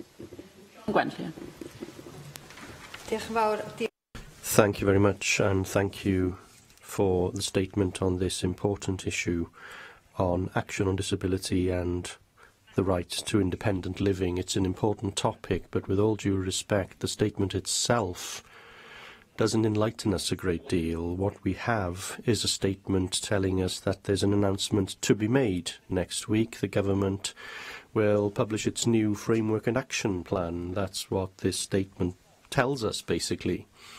Now, I have no idea what the content of that framework will be. I have no idea what the response of disabled people will be to it, or the response of the charities and groups representing disabled people. So my first question is, wouldn't it have been better to have made the statement after you've published the new framework, so that we have something to consider, something to discuss, something to respond to, and something that we can weigh up in the absence of anything for the opposition parties to scrutinise? I'm going to ask you about something that is important to disabled people but isn't contained within the statement, namely the Independent Living Grant for Wales. Mark Isherwood has already mentioned this. I want to approach it from a slightly different angle. As you know, it's a policy of your party to retain this grant and not to allow disabled people to be supported from general budgets within councils. Your conference very wisely adopted that policy. So can I ask you this, in the absence of anything of substance in your statement today, can I ask a second question, and my final question, namely, when will the Welsh Government, under the leadership of the Labour Party, adopt the Labour Party's policy and announce that the Independent Living Grant will remain and won't be disappearing by 2020? Leader of the House. Yes, thank you. I recognise Sean Gwenthlin's first point. The timing is always a problem. I very much, though, I wanted to highlight the launch, give it as much publicity as possible and encourage as much response as possible. I will, Deputy Presiding Officer, once we've got the consultation responses in, be coming back to the Chamber to give another statement to make sure that people can scrutinise the substance of it as well. I think that's a fair point. It's always very difficult to know whether it's better to go afterwards or beforehand, but I very much wanted to emphasise, A, the role that disabled people and their representatives across Wales have had in putting together the framework on which we're about to consult, and then the opportunity for further consultation. We absolutely want to get this to be as good as it possibly can be for the disabled people themselves. So I take her point. I think it's a point well made, but it was a judgment call, really, to highlight the framework before we launch it, to make sure that members are aware and expecting it, and then I absolutely undertake to come back with the substance of it once we've had the consultation, as I think that's a fair point. In terms of the Independent Living Grant, my colleague, the Minister behind me, has just very kindly passed me a note which tells me, as I explained to Sean Gwenthling when I was asking questions on my own portfolio, last week, I think that was, I have an overview across the piece for Welsh Government and an influencing role with colleagues, but quite a lot of the detail of this is actually in different portfolios, so that particular grant is actually in my colleague Minister's portfolio. But I'm told that the transition is proceeding well. We're closely monitoring it. They're independently carrying out an evaluation of people's experience, and we're doing it under the social model, so what matters to me. So it's very much, and we've had this conversation between us quite a lot, it's very much around making sure that what we go forward with matters, works, and is what people actually want. And our experience with people who transition is that it's been very good indeed, in answer to your question. But I do take her original point, and I will undertake to come back with the substance. Thank you. Mike Hedges. Deputy Presiding Officer. Can I first of all welcome the Welsh Government statement. I'm sure no one will disagree with the Welsh Government's commitment to help disabled people to fulfil their potential and achieve their ambitions and dreams. Everybody should be able to do that. I agree that it is no easy task because it requires us to work hard to remove barriers which get in the way of such ambitions.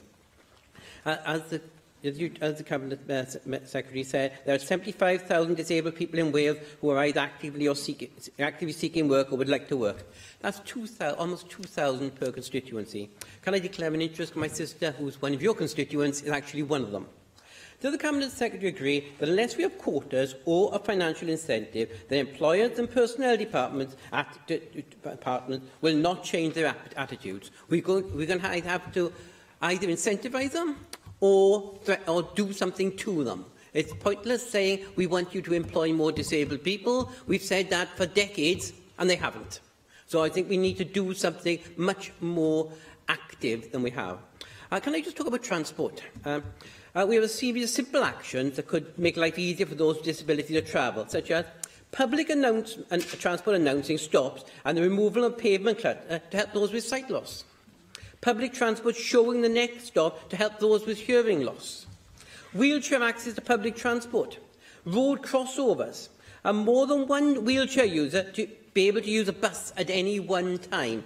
These are not asking a lot, but these would make huge differences to the lives of a lot of people who suffer with disability.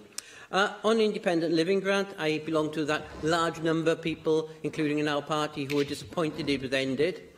What I will ask is, I don't think it's going to be coming back, so I'm not going to say, will you bring it back? I think the answer is going to be no. But can I ask that the Cabinet Secretary, whichever one it happens to be, asks that local authorities report their spending in that area. So it's not a specific grant, it gets reported back how much each local authority spends on it, and that is reported in such a way that it becomes available to all of us. So if our local authority is spending less than they did previously, I think many of us would want to take it up with them.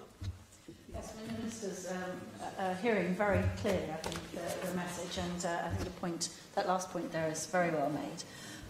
Yes, absolutely, in terms of the public transport points, I also think very well made, Mike Hedges. We've had many discussions between us about various bus services in your constituency that cross into mine, and I couldn't agree more around the announcements and the visual aids and the accessibility, and I've had several helpful conversations with my colleague Cabinet Secretary for Transport along those lines, and we will be looking to make sure that the framework takes those into account.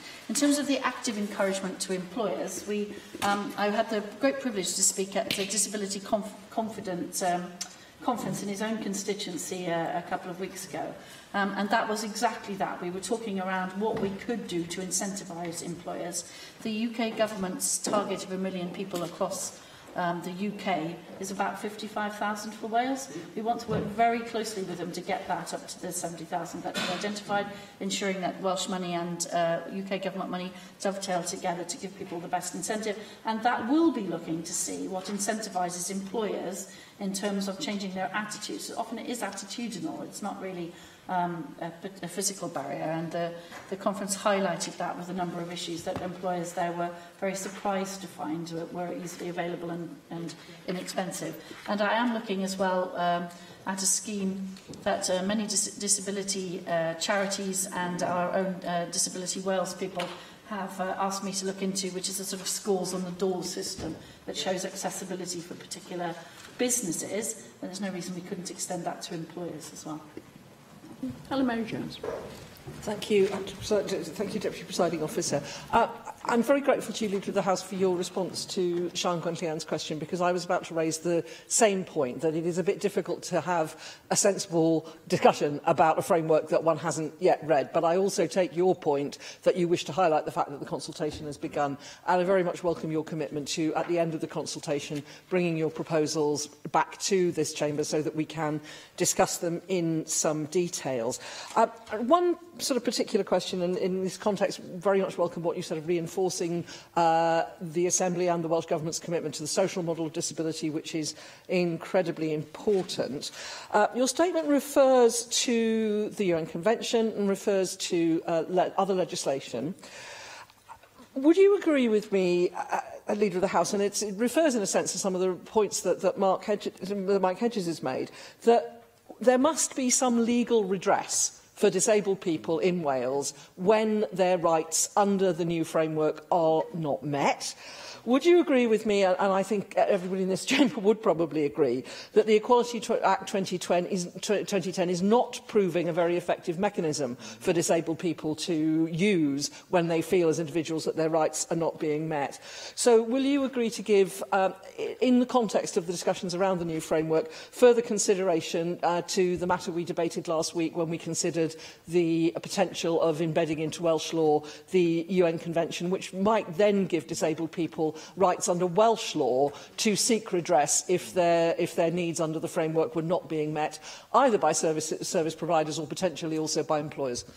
Yes, so Helen Mary-Jones makes a lot of very good points there. And as I said in our debate on her legislative proposal, I'm very keen to see how the framework legislation currently fits together, what incorporating directly the Convention may or may not do to that, and to work out a system which gives people, the maximum benefit of all of that legislation in terms of their rights and their ability to actually get the services and access that they want. So I'm very much looking forward to our discussion about that. I'm very keen, Deputy Presiding Officer, to make sure that instead of layering things on top of each other, we actually make them into a seamless whole so that people have an open and transparent, easily accessible and usable system that actually does make their lives better, which is what we're actually after here, and particularly emphasises to those people currently putting barriers in the way that that's not an acceptable mode of behaviour here in Wales.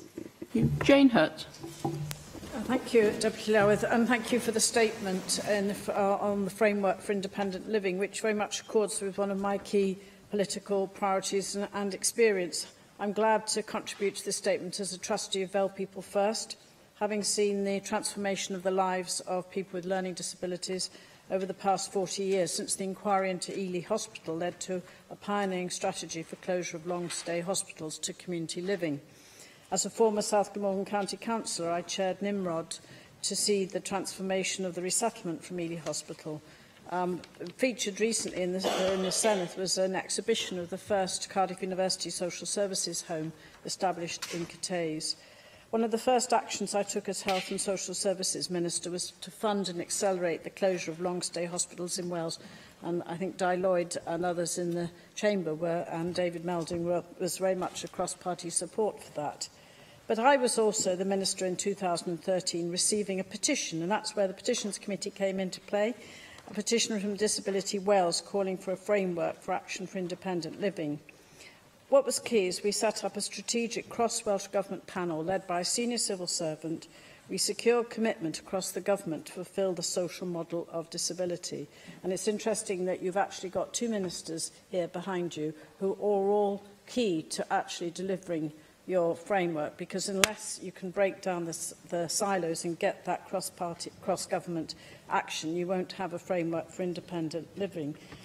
I also, like Helen Mary, want to know how you see this as a way of delivering the social model of disability, which actually we embraced in the first session of this Assembly.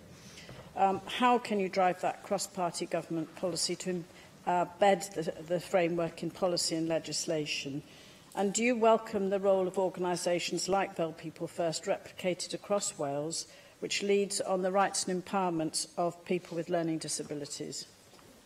Yes, starting with that last matter first, I very much welcome them. And one of the reasons I wanted to bring this statement forward was to encourage groups like Fel People First to come forward with anything that they think we've left out, or we could enhance, or we could add, or they, with the framework when it comes out. Of course, we have already extensively consulted. We wanted to have it as good as it could be before we went out to consultation. So it won't be a surprise to organisations, but nevertheless, we want them to comment back to us, and I very much welcome the comments back of all of the elected members who have much experience in this matter. Jane Hutt, you're very much one of those, in terms of what you think that the framework could add, or how it could fit together. And as I said in response to Helen Mary-Jones, I'm very keen to make sure that we have a transparent and open pathway for all of the elements of somebody's life that needs to come together here. So it's very clear to employers, members of civic society, businesses, people themselves, what this framework requires of them and what they need to do to comply with it, and you know, what both the carrots and sticks associated with compliance or otherwise are. And I've worked very closely with a range of ministers who are actually behind me at the moment. I've worked very closely with, but other ministers as well. We've mentioned today public services, public transport, for example, to make sure that we have a cross-government framework following in your footsteps, I must say, to make sure that this isn't siloed, that it does take into account action right across. And if I could just, Deputy Presiding Officer, make one point here. So, for example, the Equality Act, there's an issue about whether we incorporate the UN Convention or we bring bits of it into force straight away, or we change the wording slightly to make it much better together. And I want to have a proper conversation to ensure that what we get out of that is really fit for purpose into the future, rather than just doing it piecemeal as well. I'm very interested in that conversation going forward, and I very much hope that the framework, when you see it, and the action plan in particular that goes with it, sets out that as a pathway. Finally, Caroline Jones. Diolch, Deputy Lewis.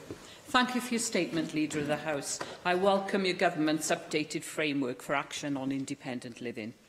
Independent living is something we all take for granted, but for a person with disabilities, there are so many barriers that make independent living almost impossible for many. My neighbour, for example, travels 15 minutes in his wheelchair to catch a bus so that he can meet his friends and live as independently as he wishes. But very often there is insufficient room on the bus to take him, so he waits in all weathers for another bus to come along. He waits hopefully that this will happen. So this desperately needs addressing. The previous framework, although far from perfect, was widely welcomed as it outlined the actions needed to remove many of the barriers facing disabled people in Wales. Unfortunately, it has failed to make major improvements in many areas, as highlighted. The proportion of disabled people living in poverty in Wales has risen by over 40% in recent years. Around 2/5 of Wales' disabled people now live in income poverty.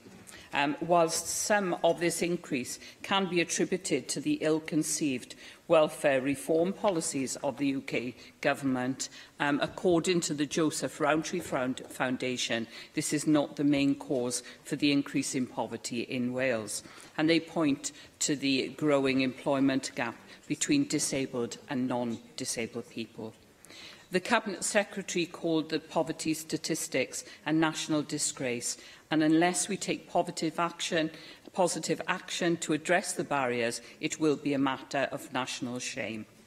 I look forward to reading the specific actions your government will take to address some of these barriers, Leader of the House. However, I would be grateful if you would outline the actions you are taking to address the impact of the UK Government's welfare reforms. I welcome the news that the rollout universal credit has been delayed once again. Hopefully the UK Government will rethink this scheme. It may have been introduced with the best intentions, but it has left many people destitute. Leader of the House, will you be making representations to the UK Government to ensure that universal credit is not rolled out in Wales until it can be guaranteed that disabled people will not be worse off? Leader of the House, barrier-free transport has a key role to play in providing not only independence but a route out of poverty, and the examples that I have highlighted of disabled people being refused taxis or charged extra because they require an accessible vehicle. So what can the Welsh Government do to ensure that local authorities stamp out this immoral and illegal practice? Finally, Leader of the House, EHRC highlighted the chronic shortage of accessible housing in Wales, calling it Wales' hidden crisis. So can you outline the actions you are taking to increase the availability of accessible housing in Wales? Thank you once again for your statement, and I look forward to scrutinising the details of the updated framework and action plan. thank you very much, Caroline Jones, for those remarks, and try and cover off all of them. I've had conversations with various colleagues, Minister for Housing in the last instance, for example. My colleague, the Cabinet Secretary for Economy and Transport, my colleague, the Cabinet Secretary for Public Services, Local Government and Public Services, around some of the issues that you raise. Some of them are within our control, others not so much. We very much welcome, for example, the ability to regulate some of the bus services, which would allow us to specify specific spaces for people, wheelchair users in particular, but actually other issues that Mike Hedges also highlighted around visual and oral aids to assist somebody to be independent. And I don't know if the member or any of the other Assembly members present have been with one of our many disability charities and been put in the same position as a person with sensory deprivation and then walk through a familiar place, and you soon get a very good idea of some of the physical barriers. But there are also, as the member points out, a large number of attitudinal and organisational barriers. And so the plan will also be addressing misconceptions around what people can and can't do, and also some unintended consequences. And if I could finish, Deputy Llywelyn, with this example that was given to me by one of the young people that I was talking to at the conference that I attended with Leonard Cheshire and Dalshin Disability Confident Employer Conference. Where a local employer had been extremely encouraging and had said a lot of the right things about wanting to employ people with disabilities and in particular impairments and so on. But at the same time had increased the flexibility requirements of all of their entry-grade jobs, so that in order to be employed there, you now had to be able to do all of the tasks across every entry gate. And that meant that people with specifically good ability in one area, but who perhaps couldn't do everything, would not be able to access that. And the employer had to have them pointed out to them before they realised that that would have that effect. It wasn't intended, and in fact they hadn't even seen that it was happening. Once pointed out, however, they embraced the idea and were very happy to look again to see whether that, what seemed to them standard employment practice, was actually having an unintended consequence. And that's the kind of conversation we're looking to have across Wales to make sure that when people look at their HR strategies and their specific job descriptions and so on, they actually think about it from the point of view of somebody who might have a disability, and they've just put something in that job description that would effectively bar a person who would do that job extremely well and be a real benefit to their company. So I think that anecdote from that young person and the actually quite happy outcome where the employer recognised the issue demonstrates perfectly why the framework is needed and why we need to disseminate it as widely as possible. And I'd be very grateful, Deputy Presiding Officer, if Assembly members could use all of their networks to make sure that we get as many responses as possible to our consultation. Deal. The next item is a statement by the Cabinet Secretary for Local Government and Public Services, the Valleys Regional Park, and I call on the Cabinet Secretary, Alan Davis. Thank you very much, Deputy Presiding Officer, for this opportunity to update members about the progress we are making in creating a Valleys Regional Park. Deputy Presiding Officer, all of us who were born and brought up in the South Wales Valleys understand the history of the landscape. We also recognise the importance of the place in terms of our national story. The communities in the valleys of South Wales have always had a special connection to the landscape. It was this landscape that gave birth to our communities and people. And it is to recreate and deepen and grow that connection between people, community and landscape and place that the Valleys Regional Park seeks to achieve, in order to enable others to understand and enjoy that same connection. The valleys are home to some of the most distinctive and breathtaking natural landscapes in Wales and the United Kingdom. But for too long, their potential to attract visitors and to be used fully and recognised by the communities themselves has been overlooked and undervalued.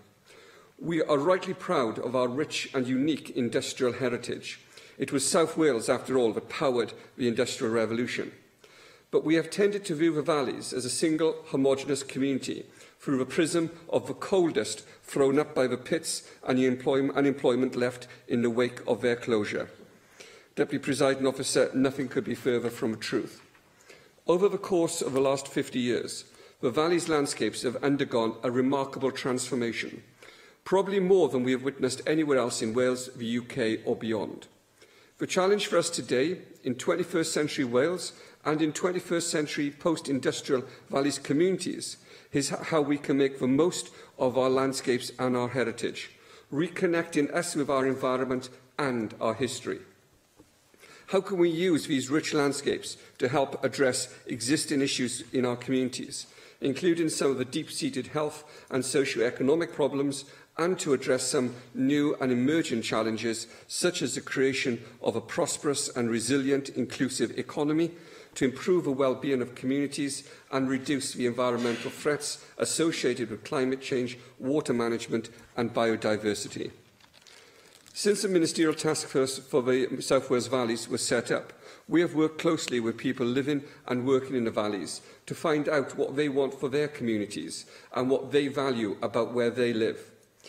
Our conversations revealed a strong feeling that the valley's natural and cultural heritage should provide a backdrop for a new future for the valleys. The task force has spent much of the last year developing an exciting, dynamic approach which will coordinate, drive and promote activities related to the environment, the people and the economy of the valleys.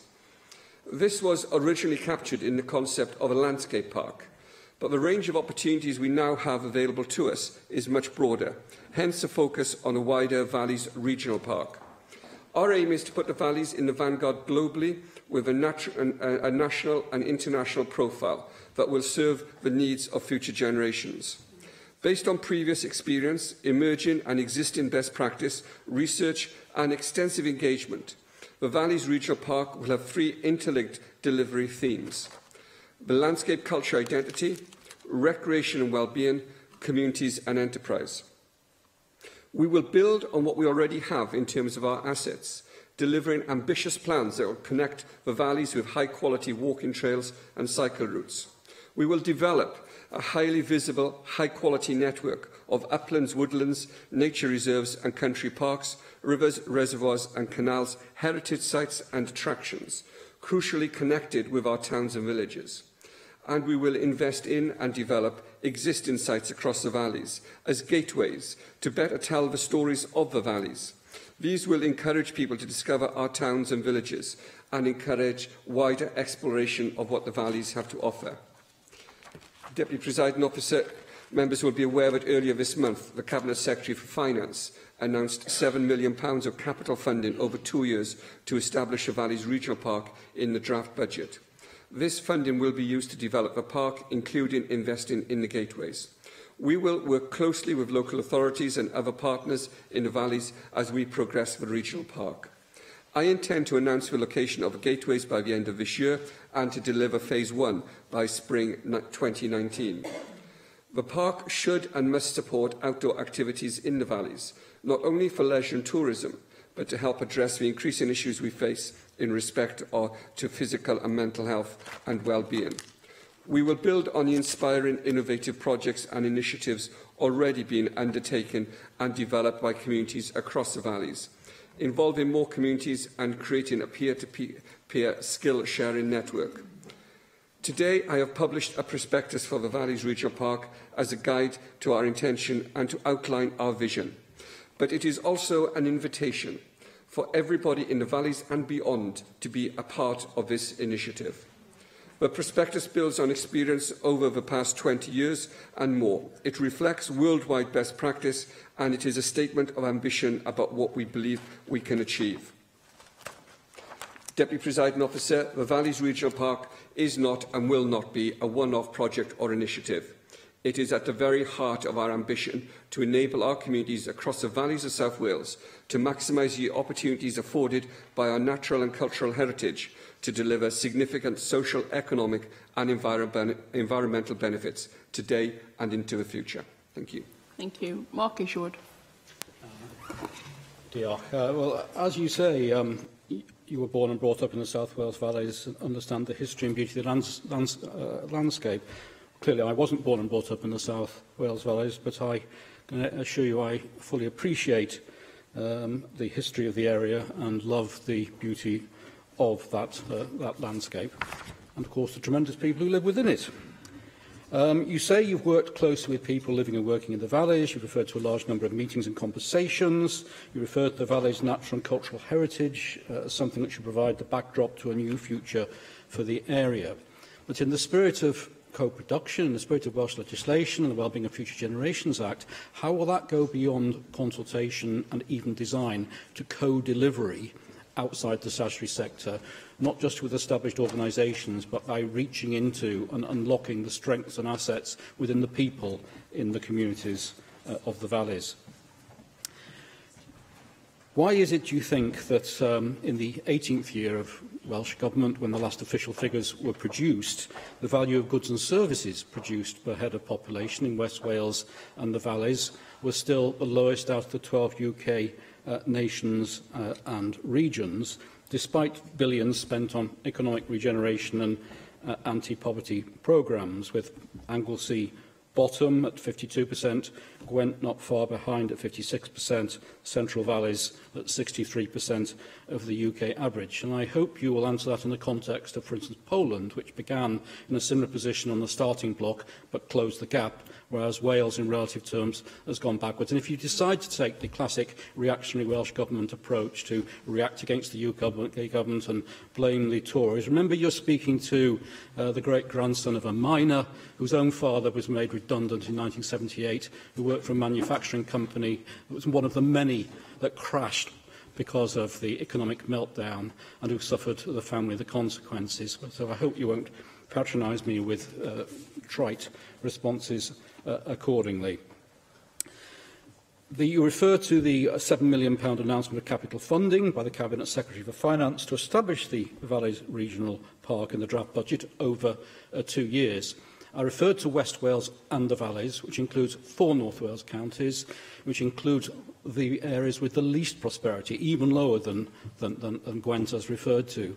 So how do they fit into this picture? Where is their fund for equivalent regeneration? Because West Wales and the Valleys, under the GVA description, which we're still working under as we're still in the EU, does include 4 North Wales counties, and the poorest part is in the North West.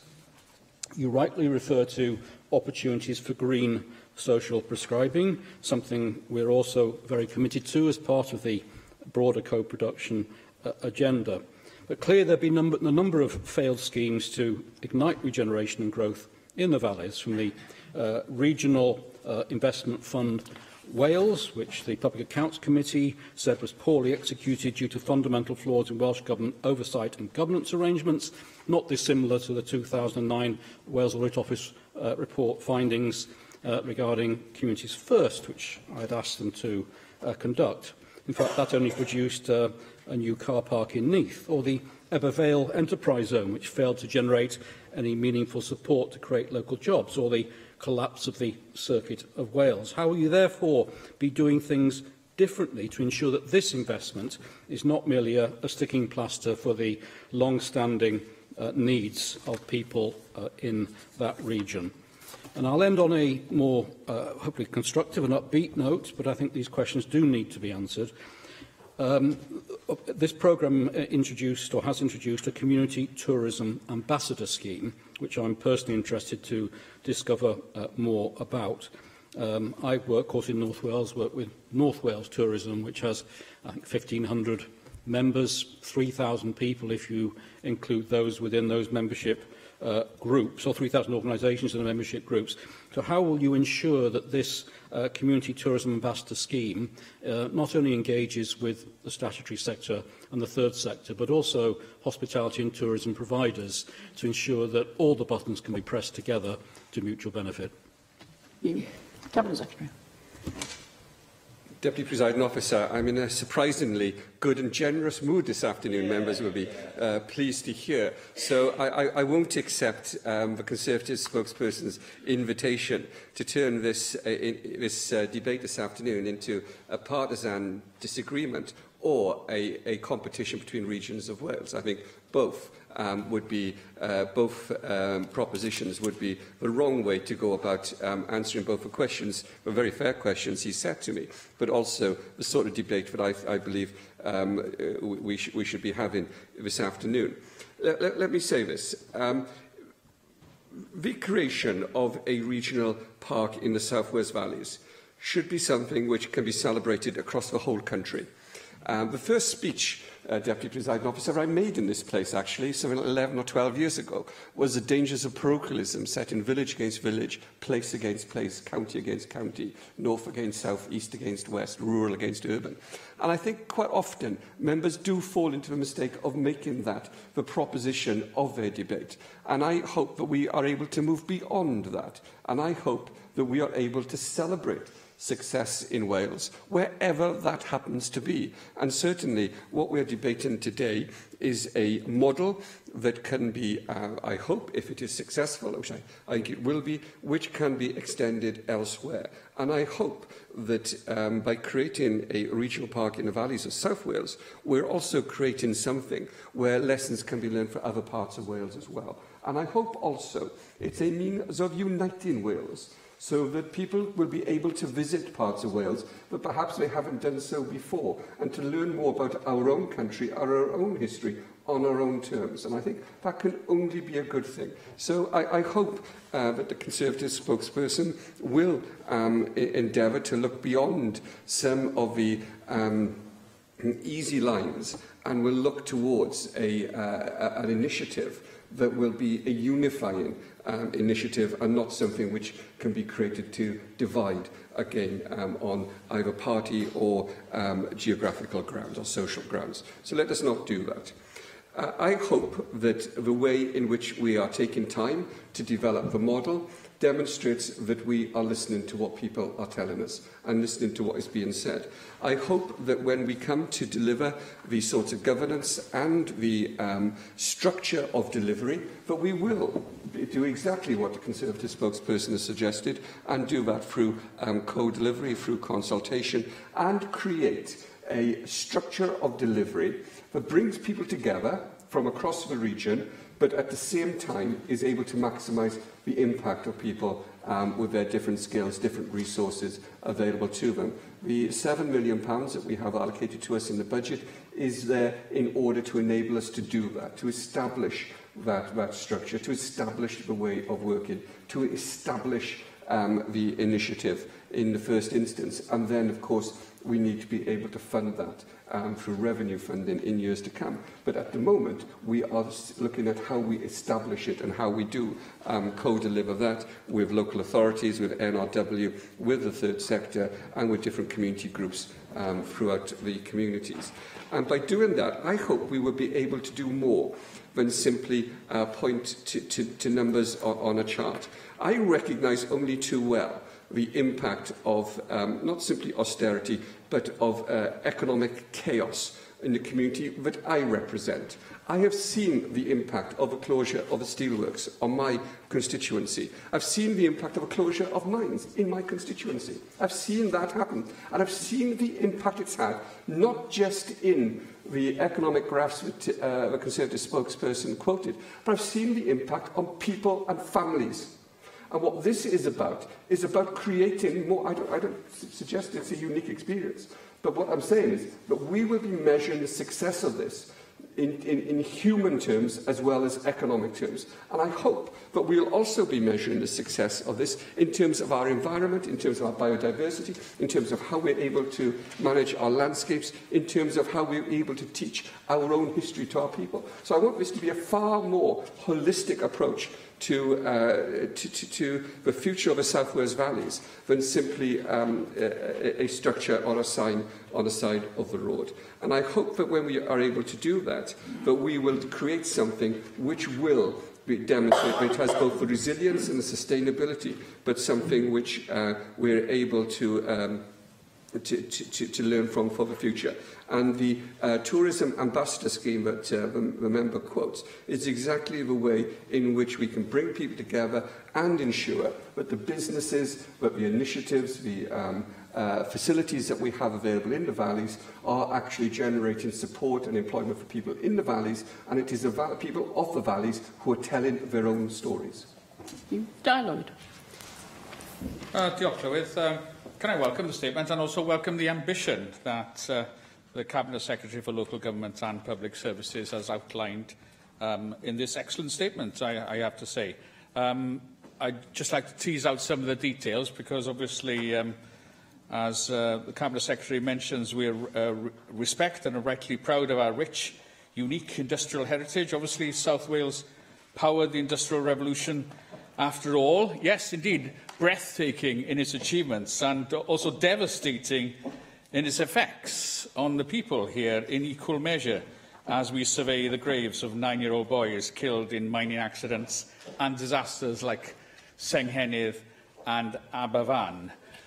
So I welcome that ambition, but also the emphasis of the work that's been going on with the task force as regards particularly the cultural heritage and identity section. And I was just going to tease out some fundamentals that I think as regards the importance of the South Wales Valleys in terms of Wales's cultural heritage and identity. First of all, as regards the Welsh language. Many people think that the Industrial Revolution here in South Wales is actually the saviour of the Welsh language, as the Cabinet Secretary will be aware of the history of the grinding rural poverty of Wales, meant that thousands of Welsh speakers moved to the South Wales valleys to be coal miners from TB-ridden poor agricultural farms, as a number of my family did in the past.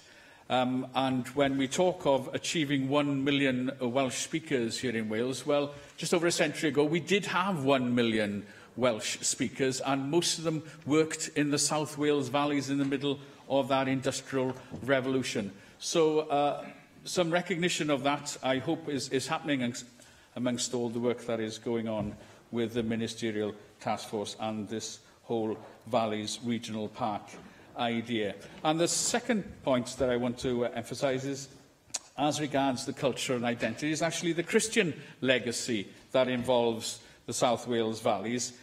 We see it now in hundreds of nonconformist chapels, most of them shut, some occasionally thriving, and the history of powerful preachers and revivals dotted around the last 250 years. And obviously some of us, Mike Hedges and myself and David Ellis-Thomas, were together in Tabernacle, Morriston, last Friday to celebrate this exact legacy of a coming together of heavy industry, Welsh language and Christian history, celebrated in Tabernacle, Morriston then, obviously with a piece of work being done in another government department. So my essential question when I'm going on about both the Welsh language and the Christian heritage is what work is happening to ensure that different governmental pursuits in different portfolios are actually complementing one another rather than driving across. Because the South Wales valleys do have an extremely rich Christian heritage. My own great-uncle had to leave a very poor farm near Dolgellau to settle in Aberdare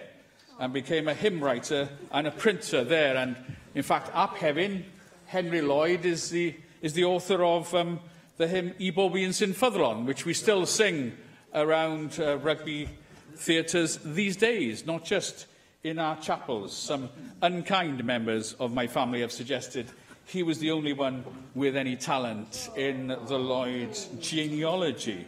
But other hymn tunes come to mind, like Cwm Rhondda.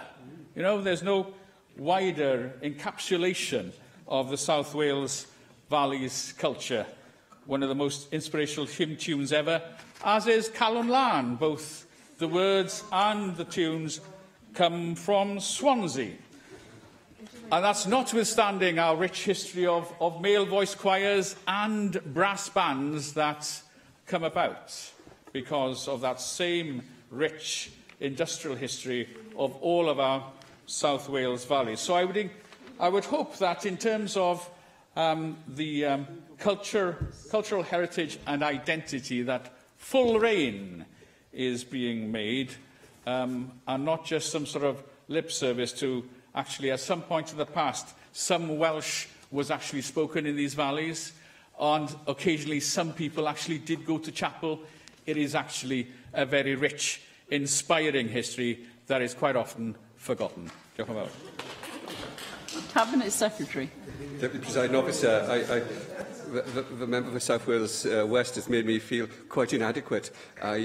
None of my family, as far as I know, have written any hymns at all, although a number of us have. There's still time. I hope so. Although a number of us have at different times tried to sing them. I did feel for a moment that the member was going to go through the whole Caniadir at one point, which would have left me feeling even more inadequate. However, he also touches on some fascinating points. He might not wish to know this, but the book by the side of my bed at the moment is I Know a Different Way. It's brought together by John Gower, and it builds upon the work of the late and much missed Robin Reeves, members may be familiar, who spoke and wrote about the pilgrims' routes across the valleys of South Wales, and he wrote about the route from Tintern across to St David's, of course, and that pilgrim route, which at the time was, I think it was equivalent to a visit to Rome. If we went 2 visits to St David's, equivalent to a visit to Rome. But going to Rome, of course, doesn't necessitate going to the Shrine of St Mary's at Penrhys. So there are some advantages of following Tintern to St David's rather than bothering with Rome. But we have a history there, which I believe is not simply a unique history of a time and a place, but it is something which we, I believe, have a duty to teach ourselves, if you like. I was speaking in my constituency last week about the Chartists and the Chartist march from Twin Star in Tredegar and elsewhere down to Newport. Many of the men who assembled, of course, in Twin Star on that night in November would have been speaking Welsh, unable to speak English. And the linguistic history of the valleys is reflected in the lives of many of us who are from the valleys. My own family left Aberystwyth to work in Tredegar. My grandmother, when she was born in Penparca, arrived in Glanhowie in Tredegar, unable to speak a word of English, of course. And she brought my father to speak only English. I spoke only English as a child. I've learned to speak Welsh, and now my children are first language Welsh speakers. And that history of the language is something which is reflected in the personal and family histories of many of us. And both the social, linguistic and industrial heritage can be brought together. We've seen the SOA Centre in Merthyr, of course, which is doing a fantastic job of recreating these great cathedrals to non-conformity, as you saw in Morriston the other day, and bringing and developing a new Welsh language culture and a new Welsh heritage being created ourselves in these valleys. And I think it is important that we do talk to each other and tell these stories. I remember Gwynalf Williams speaking some years ago now and describing the Arc of Fire from Blaenavon to Merthyr and talking about himself as a schoolboy in Merthyr. He always referred to his parents as the school teachers of Dowlais, of course, and over the emphasis on both the school teachers and the Dowlais. And talking there about what he had learnt talking about the hearth of the Thurnis and how that had done about creating the Merthyr Tydfil of his childhood, and how we today have an opportunity to do that again. And that's why these gateways concept is so important, so that somewhere like Merthyr, with the Crucible project that the local authority are pursuing at the moment, can once again recreate these stories, recreate these ideas of who we were and who we can be. And what we're seeking to do in teaching our children about that history, we're learning more about ourselves. And certainly the celebration of the 70th anniversary of the National Health Service, myself and the Cabinet Secretary for Finance were lucky enough to be able to speak on that day in Tredegar, where we celebrated not simply the 70th anniversary of the Act of Parliament, but the 128th anniversary of the establishment of the Tredegar Medical Aid Society that predated it, talking about not just the social history, but the socialist history of the valleys as well. And now I've been tempted, sorry, to break my own remarks earlier. So I won't go down that route this afternoon, but I hope that we will be able to bring together this this idea of our heritage, our place, our landscape. And I think the word place is important because it brings together all these different elements of what we're seeking to do. Sorry. Vicky Howells. And thank you, Cabinet Secretary. I think it's fair to say that there's an awful lot of goodwill across this chamber for the Valleys Task Force initiative, but perhaps at the start that was tempered with some cautious optimism when it was thought that there wouldn't be a discrete budget line for it. So I very much welcome the commitment of £7 million towards the Valleys Regional Park. And I was looking through the Regional Parks prospectus earlier today and very pleased to see the mention of developing opportunities for the foundational economy within that. And as one of the Assembly members who has been keen to champion the benefits of the foundational economy, I think this is really great news. I know, for instance, there may be opportunities presented to communities like Ynys Bull, where there are plans to host a range of foundational activities linking into the Valleys Regional Park there. So I wonder if you're able to expand for us on the potential for the foundational economy within this agenda. I'd also like to pick up a few other points from the prospectus. Firstly, around feedback. I welcome your comments in the Chamber today around inviting communities to take part in moving this initiative forward. But could you give us some further details around how communities can continue to be engaged in developing the priorities and objectives of the regional park for themselves? As the document notes, our Valleys communities are not homogenous, and I know that's something that you yourself have said several times within this chamber. So how will that engagement work reflect the nature of those different communities? Additionally, I know this is something I've flagged up with other ministers, but I think there are real opportunities within the regional parks for exploiting our network of disused railway tunnels. That's in terms of active travel links, heritage, tourism, and so much more. How could you see this fitting into the wider Valleys Regional Park policy? And I'm thinking specifically of the Abernant Tunnel, which links my constituency with my colleague Dawn Bowden's constituency in Merthyr Tydfil, and comes out really right at the entrance to Bike Park Wales. So the potential there, in my opinion, and I know in Dawn's opinion too, is absolutely massive. Lastly, last week I took part in a guided walk of the old Gadlis Ironworks, and in danger of upsetting my colleague Dawn Bowden, who represents obviously the seat that is most known for its iron heritage. The Gadlis Ironworks in Aberdeen is actually described as the best preserved set of blast furnaces in the UK. And this was a real eye-opener, but one that far too few people actually know about. But projects like that carry major financial undertakings, and this one in particular is reliant on a team of volunteers linked to the Cynon Valley Museum, so it's really hard to untap the potential of that. Will there be the potential for organisations like that to tap into the regional park agenda and put forward a case for linking in heritage sites such as that? Cabinet Secretary.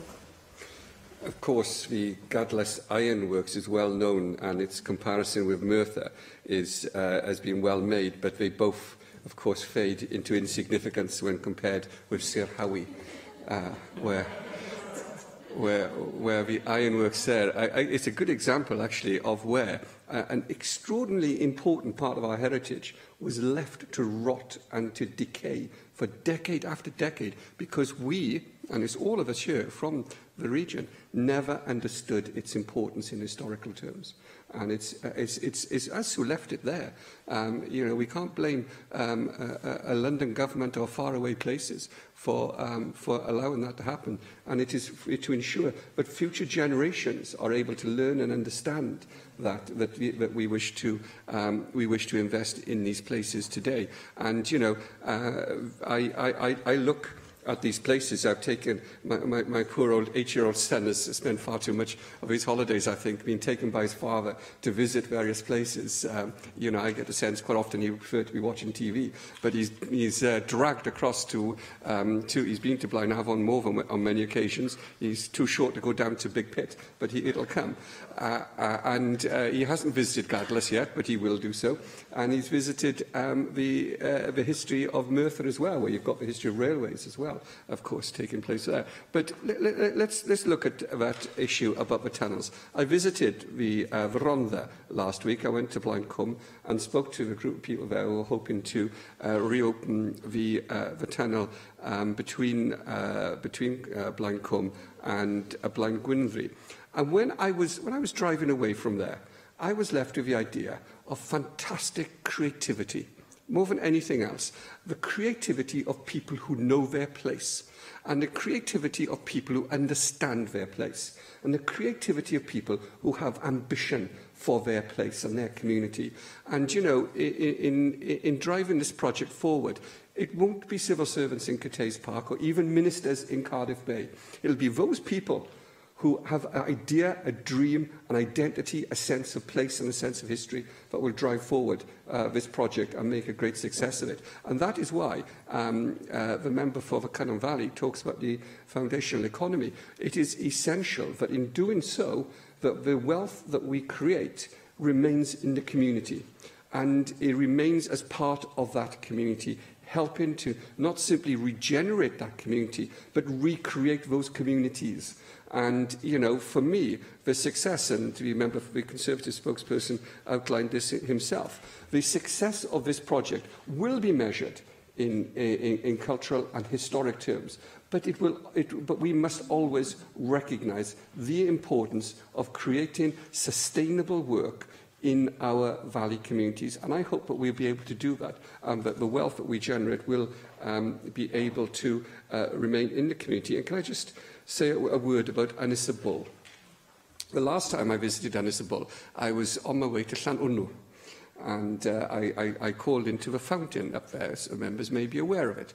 And walking around, I didn't follow Neith Brand's example of running to Mountain Ash, but I walked through the forestry of Llanwnnw, and I have to say, you could be anywhere in the world. The spectacular forestry we have there, natural woodland as well, is something which I think we should think hard about. How do we in Wales create a forestry or a woodland which is a part of our identity? And, you know, when I walk through, I was walking through the Clydach Gorge above my own constituency down to Abergavenny some weeks ago, looking at the natural woodland there. That is the historic woodland of Wales.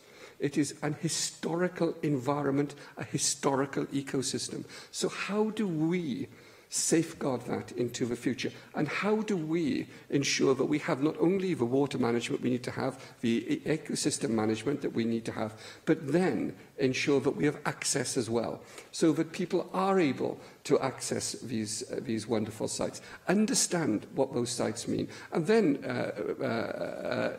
address the issues that were brought up in the previous statement on access for disabled people, to ensure that this is an access that is available to everybody throughout the community, and that we manage that to enable everybody to benefit from it. So I think all of the opportunities we have here are opportunities that we will realise if we work together and if we co-produce together something which none of us could achieve independently or apart.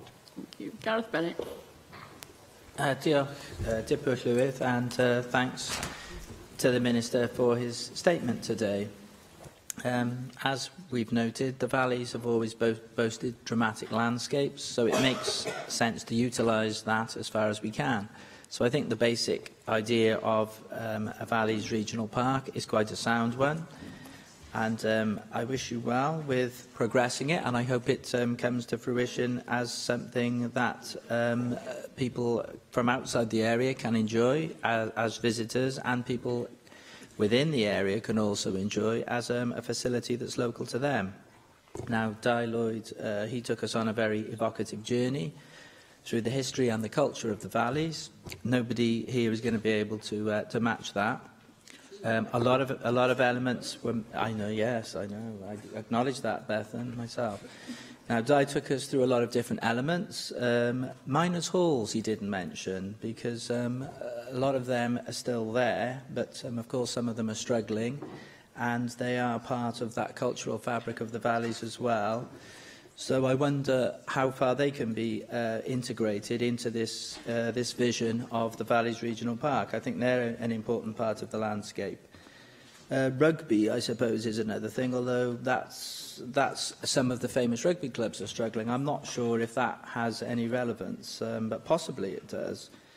I think that there are maybe three main issues that we need to tackle. There's a problem of transport connectivity. Related to that, there's an issue of infrastructure and facilities. And finally, the issue of how far we can utilise the landscape to help with achieving future generations' goals. Because, as we know, there are problems in the valleys, there are problems throughout Wales, but sometimes in the valleys they're worse, with things like physical fitness, obesity, stuff like that. Can we use the proximity of the valleys to the very dramatic scenery to encourage more physical activity? Is that going to form part of the plan? Now, with the transport connectivity, we need things like the tunnels. The tunnels are a very good idea. Now, I met people from the Rhondda Tunnel Society over the summer. They have come and they've developed this scheme from nothing. It is very much their vision, and I'm glad that it's getting help from the Welsh Government. So can you give us any more information on how that is going to be advanced? Obviously, we've heard from another member, the Cynon Valley member, that that's not the only tunnel. There's other tunnels as well, connecting other valleys. There are also issues of public facilities. Now, a lot of people go cycling up the valleys as it is. They go up to places like the Regos and the Bulk. Currently, there are a lack of facilities like cafes and public toilets. So if we want to get more people there, we do need to look at the infrastructure. So what can we do, what can you do, rather, Minister, to encourage more infrastructure? Diolch yn fawr iawn. In terms of taking forward a number of different issues, we've seen through the community assets transfer process a number of community assets which are being are having life breathed into them afresh. I visited the Blaenavon Workingmen's Hall some time ago, and it's extraordinary to see it reborn again. In my own constituency, Llanelwedd Miners Institute continues to be a centre of the community. And you drive across the valleys, or you move across the valleys, you have Maesteg Town Hall and the Miners' Welfare in Ystrygynlais. You can name a number of different facilities that are at the heart of those communities. And what I hope we'll be able to do is to ensure that they remain at the heart of their communities. In many ways, the cultural issues that the Plaid Cymru member for South West Wales has already referred to are at the heart of our ambition.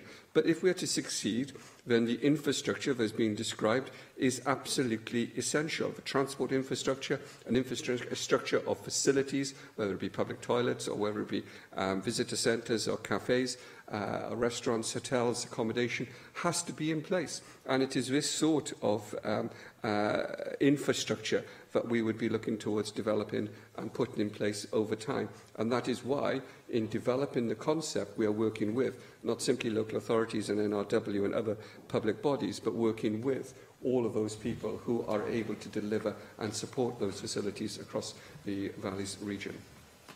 Dawn Bowden. Diolch, Llywydd. And can I say, before I even start, that I think, in terms of the historical nature of our constituencies and the heritage, can I just say that the tunnel goes from Merthyr to Abernant, not the other way around. Richard Trevithick discovered the steam locomotive in 1803, and he went from Pendarren in Merthyr to Aberdare. Okay, so, but can I just say, can I thank you first of all for your Not that we're competitive at all about our history, but there we are. Can I thank you, Cabinet Secretary, for your statement, and I'm going to bring it back to some kind of slightly more mundane areas. We've had many conversations about the concerns around the Upper Rumney Valley, and I'd like to take this opportunity of thanking you and the Cabinet Secretary for Economy for coming with me to visit local representatives and organisations and members of the public and talk to them and share those concerns. But it does seem to me that in many of our former industrial areas, like Rumney, looking at new innovative ways of regeneration is vital. So I very much welcome the interlinked delivery themes around the proposals for the regional park, which particularly the aspects of it that cross the heads of the valley.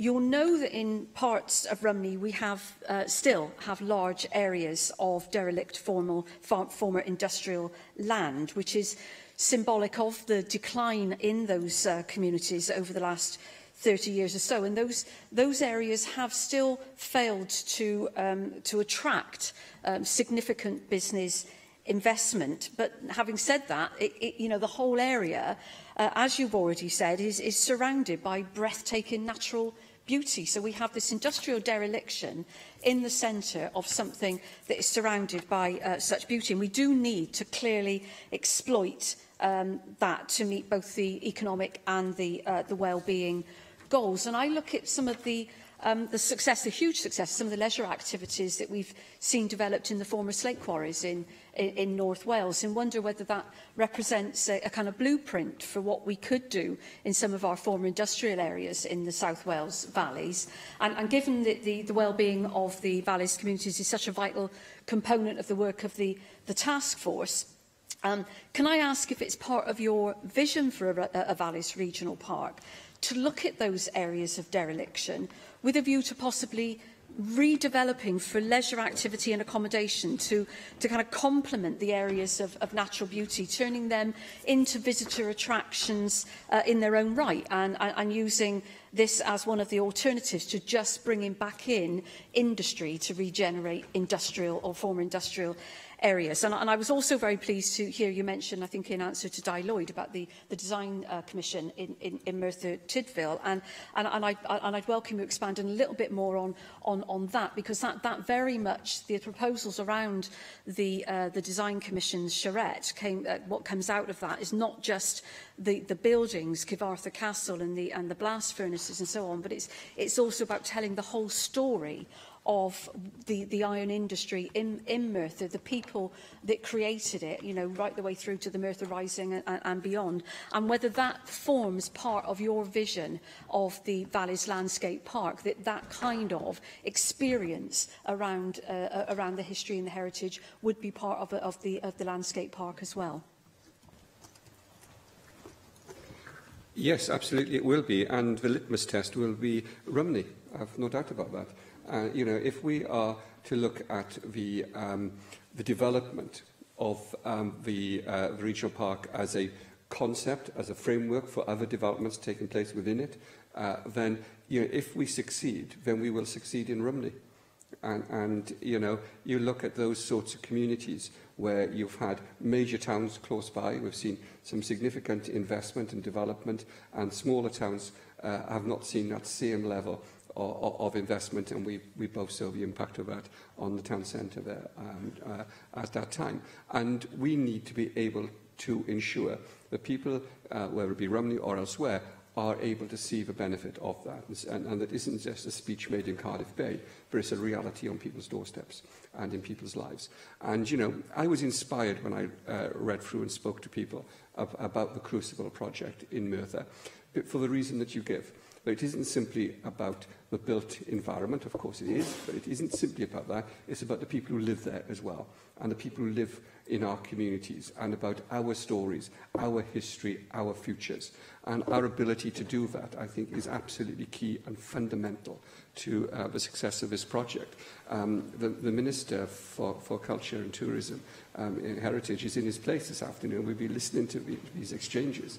And the conversations that we've had about how our heritage is a part of our future is absolutely central to what we want to be able to achieve. He was kind enough to visit my constituency to discuss the legacy of an Iron Bevan in the spring. And it is bringing together those different threads that we want to be able to do, and to ensure that we are able to reinvent these communities. You know, the member for Merthyr Tydfil and Rumney is right to, I nearly made a mistake, terrible mistake there, is right to identify the derelict land we see around the town and the top end of the Rumney Valley. I'm familiar with that. And we need to look at how we do recreate these communities. It's not only in Rumney, but it's elsewhere where we see land that has been previously used for heavy industry is no longer required in that same way. And one of the issues that we're addressing as part of the wider work of the Valleys Task Force, which we will debate on other occasions this afternoon, is addressing the issues of the upper valleys. I think there are specific issues in the Headsor valleys which are more difficult, if you like, than in other parts of the valleys. So we will be looking at that specifically, but certainly I hope that we'll be able in the coming years to demonstrate that the work we're putting in place today will be seen in the future as a turning point for the valleys, and will be seen as something which didn't just lead to economic growth, but led to social change as well, and a change to our futures. And I hope if we can achieve that. We're out of time on the statement, but I'll take two further short contributions and questions. Susie Davis. Just briefly then, we're not finished on top trumps with ironworks. I'm going to raise you all with Neath Ironworks. But I do it very specifically because, of course, the prospectus, there's no mention of co-production in the prospectus itself, but it does refer to community stewardship. And I really hope that you will look on the Neath and Dilys valleys as good candidates for gateways, as examples where community stewardship of natural and cultural heritage assets are very apparent. And, of course, an area where tourism, part of the Valleys Task Force work, can be developed in a way which is mutually beneficial for the well-being of residents and for the economy without Disneyfying what the offer is there. You have the example of the Dyfi Biosphere before you, Cabinet Secretary, but where that balance is achievable. It's internationally recognised there, and there may be some lessons we can learn down south from that as well. So my primary question is, where will these grassroots bodies who are responsible for community stewardship get access to these funds? Is it all just to be spent at strategic level? And then I wonder if you could answer a question that Di Lloyd raised, but you didn't answer at the time, about cross-government working. Because, I mean, we have a situation in Neath at the moment where there's been, through deficiencies or difficulties, an inability for Welsh Government to spend money on restoring the Kevin Coyd head frames at the Mining Museum there. Is the strategy you're talking about able to backfill problems like that? Or should we not be looking for money from this source to disguise the deficiencies elsewhere? Thank you. Presiding Officer, all discussions about the Valleys of South Wales must include a discussion on Neath. It is absolutely essential that we pay attention to the history and the culture of that fantastic place. Let me say this. I visited Kevin Coyd. I understand the issues. I hope I understand some of the issues there. And we do need to look at how we ensure the government works together across all different portfolios and changing portfolios to ensure that we deliver for people. Now, one of the issues I want to address over the coming weeks and months is to put together a structure of delivery in place. We have a prospectus being launched today. We have a concept being launched today. What we need to do now is to ensure that we have a governance in place and a delivery structure in place that will enable us to make it a reality. And that is what we'll be working on next. And certainly the issues around the community and ensuring that community groups are able to be a part of that is absolutely essential. And it will be a litmus test, as I've already said, for how we will seek to deliver this concept. Finally, Rhiannon Passmore. Thank you. First of all, can I very much welcome this exciting initiative and also the principles that underpin it. Can I ask what impact the £7 million investment within the Valleys Regional Park Initiative will have on the former industrialised valleys of Islwyn, with all of the natural beauty, the landscapes that have already been referenced and its heritage? And in particular, I have to mention the navigation colliery in Crumlin, but of course the iconic scenic drive within Cwm Carn. So will the Minister commit to do everything within this initiative to secure its very important place, both culturally and economically, and its continued success both tourism-wise and in training, both across South Wales, but also internationally? Yes.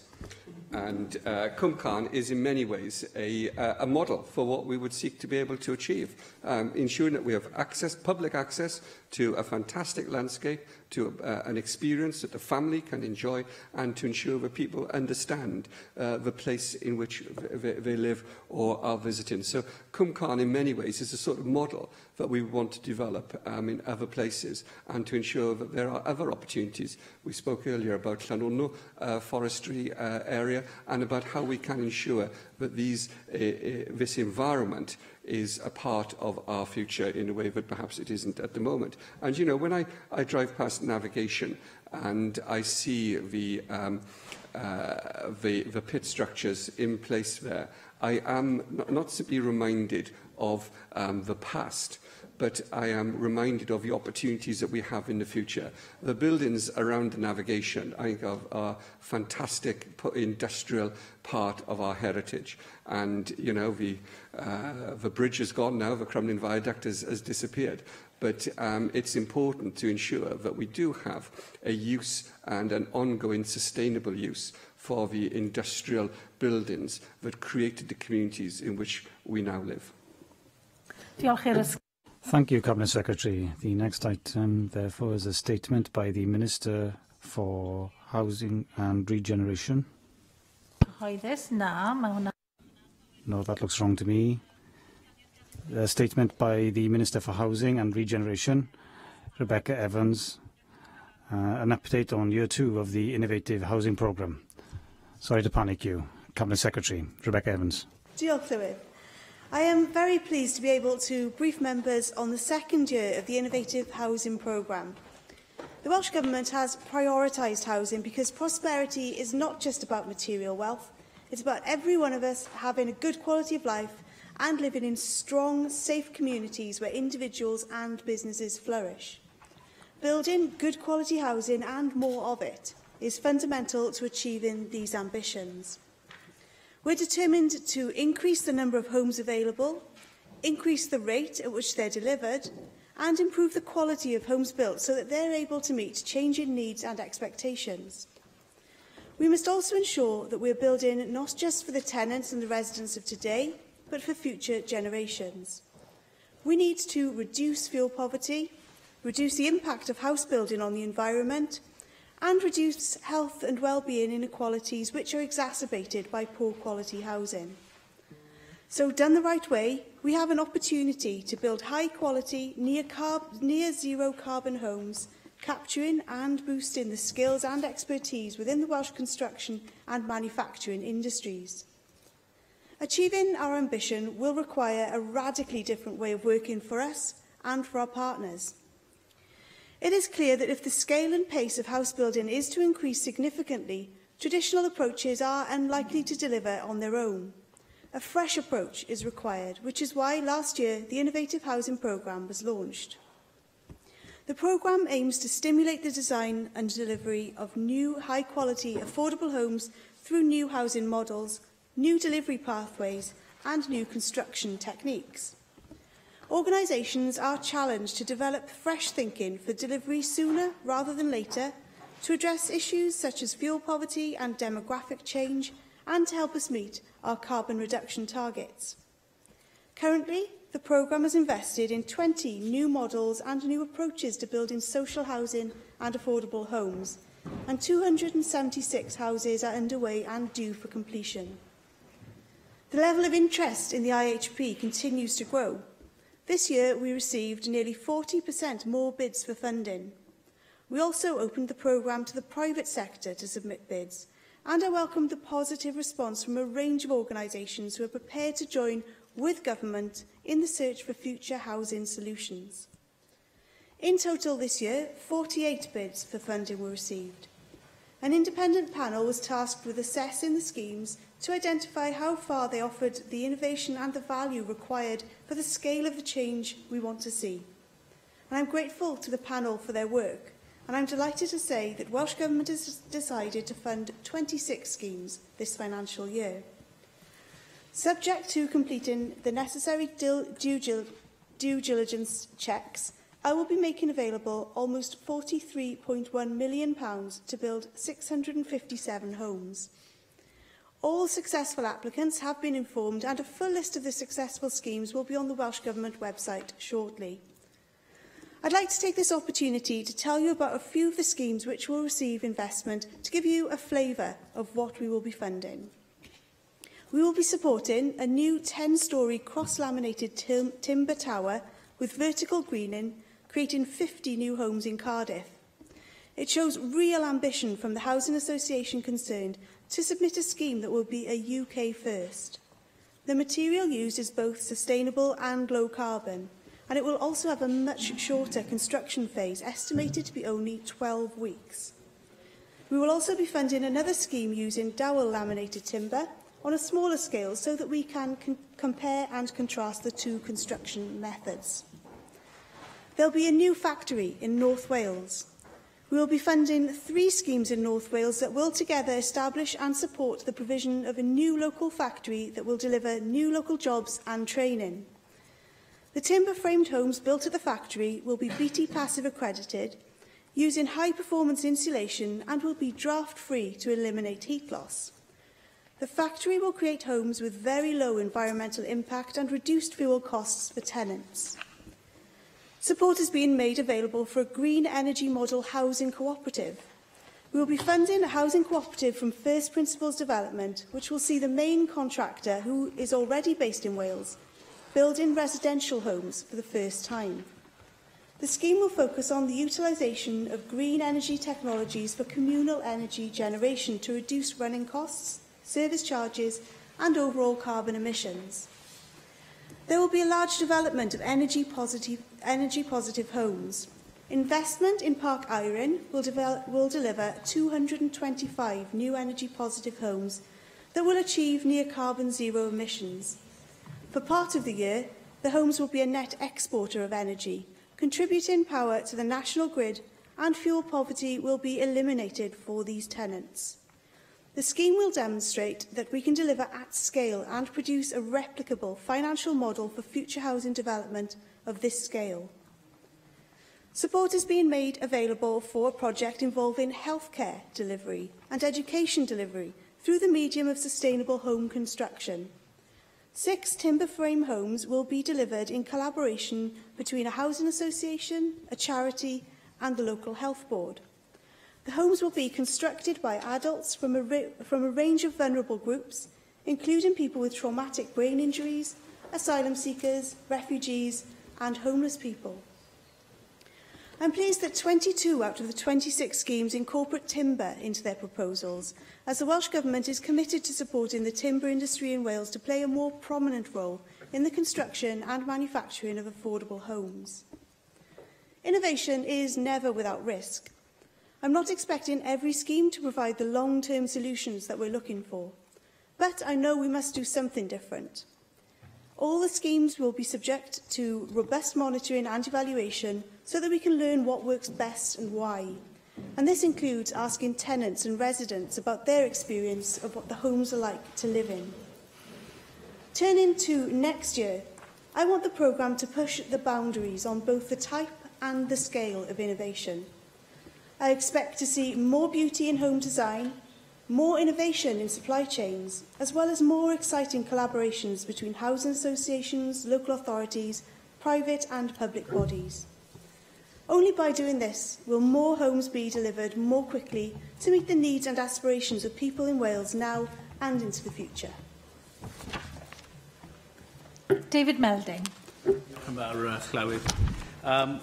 I welcome the continuation of this programme, and I am pleased to see that it's now been open to the private sector. I think when it was announced last year, there was a general feeling around the Chamber that this was a very positive development, and I see no reason to change that initial assessment. I particularly welcome the emphasis on building design, because if we are to build for future generations, we need to build well. And can I congratulate the Minister? I think it's the first time I've ever heard the word beauty used in reference to a public policy. So I agree with you that we do need more beauty in building design, especially as we turn to more modular type of building, because it is innovative and it can be used in ways that will mark Wales out then in terms of its quality of design. Could the Minister outline how this programme will link to the UK Government's Industrial Strategy Challenge Fund, which last month awarded £36 million to Swansea University's Specific Innovation and Knowledge Centre? That grant will help turn homes into and public buildings into mini power stations and has a particular aim to accelerate market adoption. And I'm sure that those are co-aims also of this programme, and it's important that these various initiatives are linked up as much as possible. I would like this not mentioned in your statement at all, the next point. How will the Innovative Housing Programme inform the work of the Affordable Housing Review, and will it play a role in assessing how innovations can be delivered at scale, which is one of the main tasks you've given to the Housing Review?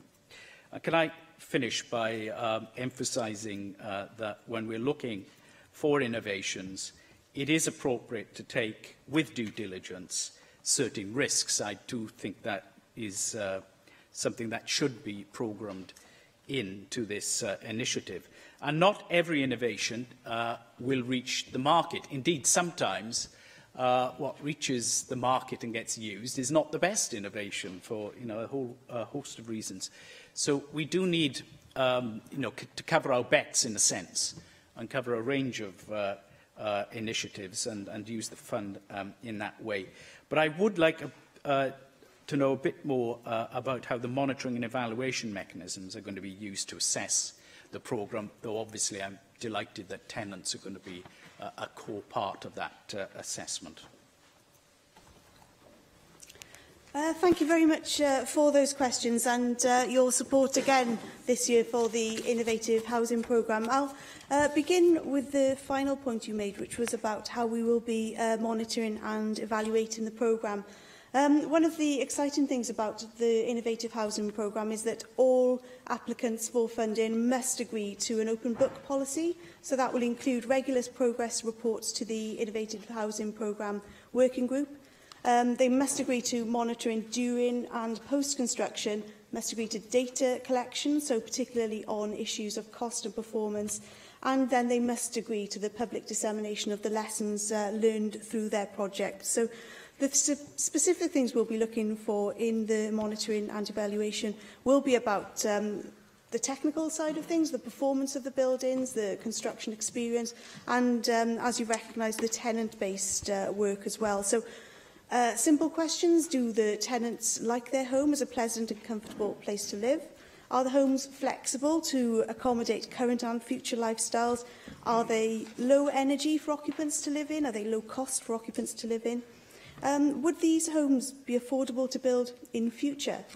Can they be built at pace? Can they be built at scale? Are they well built? Are they affordable to maintain in future? And does the overall development create a good place to live? So these are the kind of questions that we will be asking through part of our work to undertake the monitoring and evaluation. You referred to the Affordable Housing Review, and this work very much is going along in parallel with that and is informing the work of the Affordable Housing Review. As you'll be aware, underneath that, the review, there are several work streams which are looking at specific areas that need attention if we are to increase our ambitions for the building of affordable housing in future. One of those work streams is about standards and the development quality requirements. So we'll be looking at to what extent our existing standards are correct and where they might need changing if we are to build in different ways in future. And there's also a specific work stream looking at construction supply chain, including modern methods of construction. So this work stream will consider how the supply chain right across the modern methods will work and how we can scale that up in future as well. What's the capacity? Are there skills shortages? These are all questions that particular subgroup will be looking at. You referred to the excellent announcement recently regarding the funding which Specific and Swansea University have secured. Welsh Government was really pleased to provide supporting letters to that project and delighted to be able to provide £6.5 million to support that project as well. And there are a couple of our projects that we're announcing today which relate specifically to the specific development. And one is land at Parker Helig, Collier's Way in Swansea. That will be a homes as power stations project combining renewables, so photovoltaics, batteries, ground source heat pumps, mechanical ventilation with heat recovery. And also using what's called a Swansea Standard Fabric First timber frame. And that is a collaboration between Specific and the Swansea City deal. And there's a second project as well at Crown Way in Llandarcy, which will be an innovation park to showcase modular and volumetric house building and compare the systems and compare some of the learning that we have here in Wales with what is experienced overseas. So this is an interesting part of the research and learning of the project. So it's very much linked into the Active Homes work that's already been announced. In terms of design, I think it is really important that we have high aspirations and high ambitions for affordable housing and social housing. It should be our goal that people who live in social housing live in beautiful housing that everybody can be proud of. When we see surveys, the Chartered Institute of Housing undertook a survey recently. People who live in social housing are proud of it, they're proud of their communities. So let's try and build the most beautiful houses that we possibly can for those communities. So this is, again, something that the Affordable Housing Review is looking at, but something I want to have a greater focus on in year 3 of the programme. And then I should mention that in devising the technical specifications for the Innovative Housing Programme, it was done with a steer group, which was chaired by Gaynor Jones of the Design Commission for Wales. So we certainly have a strong focus on good quality design. And finally, I was really pleased to be able to open this up to the private sector this year. I'm really keen to have a strong focus on supporting SMEs, particularly to return to house building. They left house building some time ago and been concentrating on renovation work and so on, but I think they have a really strong role to play in the future of house building. Of course, when housing associations are building homes, when homes are being built through our Innovative Housing Programme, it is SMEs who are partnering with them to deliver that. So I think that this is another string to our bow in terms of supporting SMEs alongside things like the Property Development Fund and our work on stalled sites. Bethan Syed. I'd like to thank you for this statement, and I'm encouraged by it. It's clear that the chosen schemes will add up to 657 new homes rather than the 276 built last year, and the budget for this has increased considerably. In the past, myself and my colleague Sian Gwenllian have called for this scheme to be more ambitious in its target and scale, and significantly more than doubling the number of homes is a good start. So it's important to welcome that and note when we are making good progress. It's important to note that this should play a part in the wider approach to affordable housing. 657 new homes out of a target of 20,000 is an improvement on last year's total. I understand that part of this process is identifying what will work and what will not in order to support larger schemes in the future. Will you commit that next year's budget for this programme will increase if demand increases again, and crucially if opportunities are identified to fund much larger projects? I understand money is tight, but this could be an investment which saves in the longer term. Further to that point, if we are able to tackle the prospect of climate change, and reports recently suggest that this is becoming an increasingly dire and urgent challenge, then innovation has to be part of this. If we want to move to a green energy future, and that is achievable in terms of power generation quite sooner than many people think, if we commit to it, we must also be smarter about that energy use and use it less of it, and this sort of scheme is important as part of that whole holistic picture. You mentioned innovation in the supply chains, and I would like to ask specifically what's being done to achieve that. I understand that more use of timber and sustainable materials is being used. What other materials are we looking at? Are we increasing our use of traditional Welsh materials such as slate, for example? Last year, when the late Carl Sargent delivered this update, David Melding pointed out that the cost of using more bespoke designs and materials. So is there a movement on bringing down those costs, and are there options to speed this up? I'd like to know a little more regarding using innovation on a much larger scale too, because as has been noted, innovation comes with a cost, and if we are going to produce homes such as those on a much larger scale to really make an impact into how sustainable this industry and the housing sector can be, it's important we try to identify methods which can be produced on a more mass scale. So I have those questions, but generally we thank you for the statement here today. Thank you very much for your welcome to the statement, and also for your comments.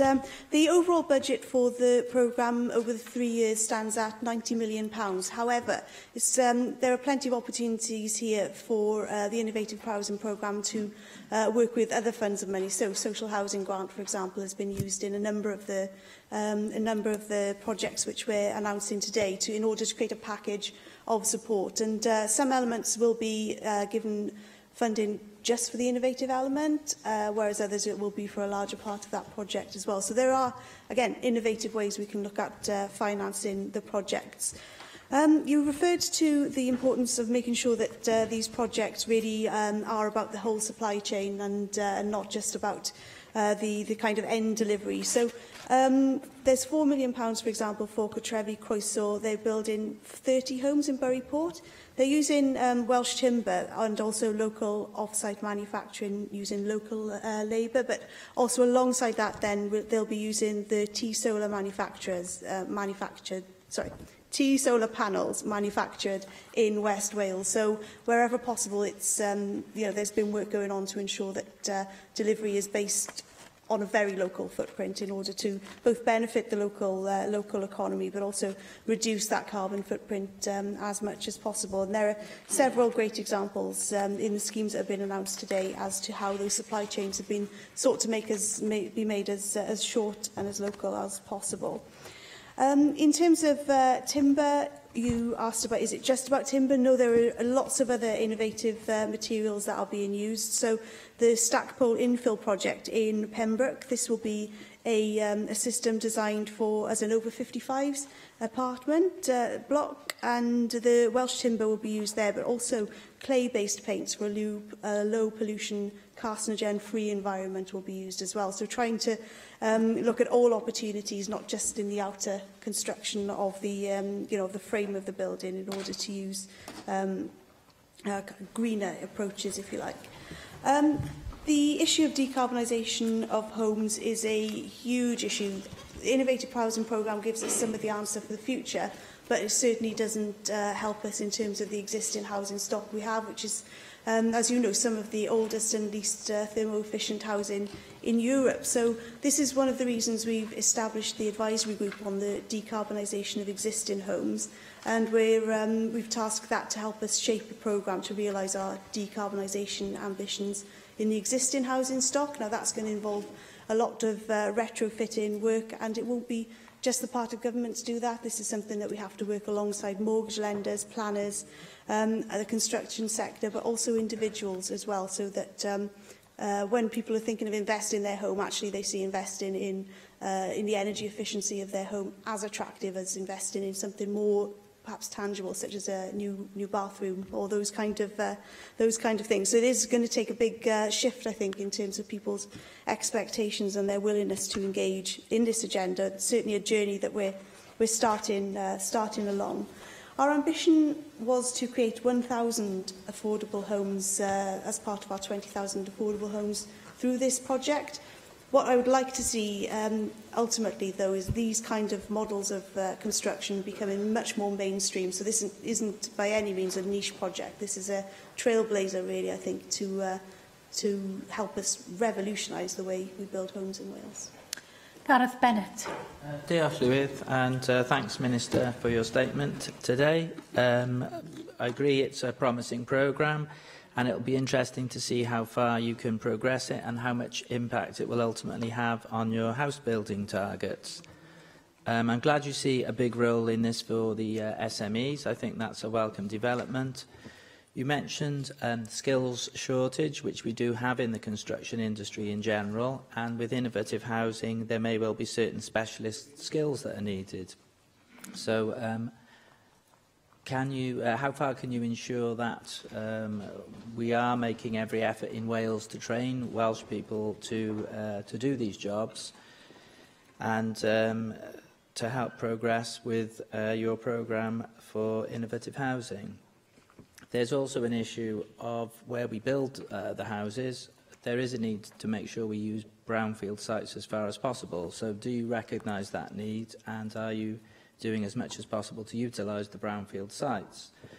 I think we recognise that innovation can take many forms, and there are many different kinds of schemes. I know you're investigating lots of different models, and there are only some of them that eventually come to fruition. So innovation is good. I note that last year there was a Tesco built in London where, as one of the planning conditions, they had to provide flats above the store. That was the first kind of that scheme that I'd heard of. That's only an example, but are there innovative ideas like that that can be used where we tweak the planning conditions so that we get more types of innovative housing? Thank you.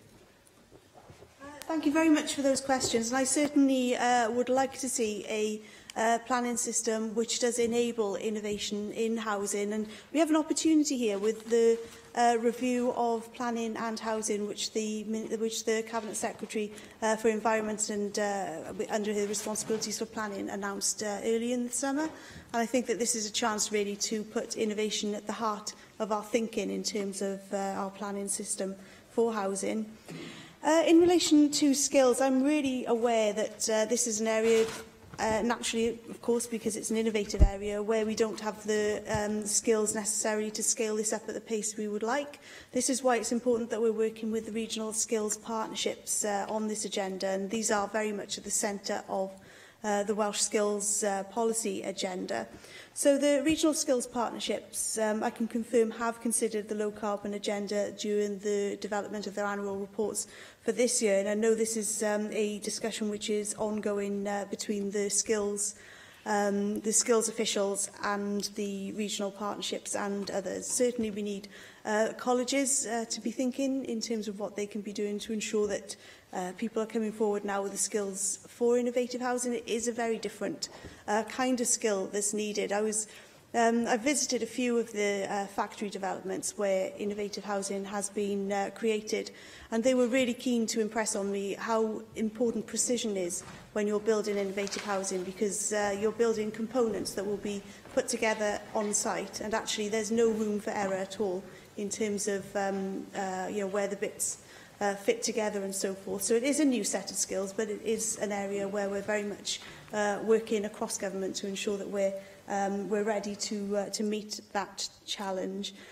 Again, on the issue of brownfield sites, we've seen lots of the projects coming forward, filling in sites where building hasn't happened before, and we're really keen to work with the local authorities and the housing associations to ensure that they have access to the land that they need in the places that they need it. So one of the projects that we do also have is the Land for Housing Fund, and this is several £1 million of funding, which is grant funding for housing associations in order to help them purchase the land that they need in order to do the building work that's required in terms of meeting our ambitious targets for housing.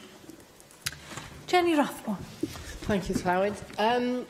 Well, I'm sure Carl Sargent is smiling benignly on us today because it's just short of a year since he announced stage one of this fantastic innovative housing project. And I'd really like to congratulate the government for pushing ahead with this and more than doubling the number of houses that we're going to be building.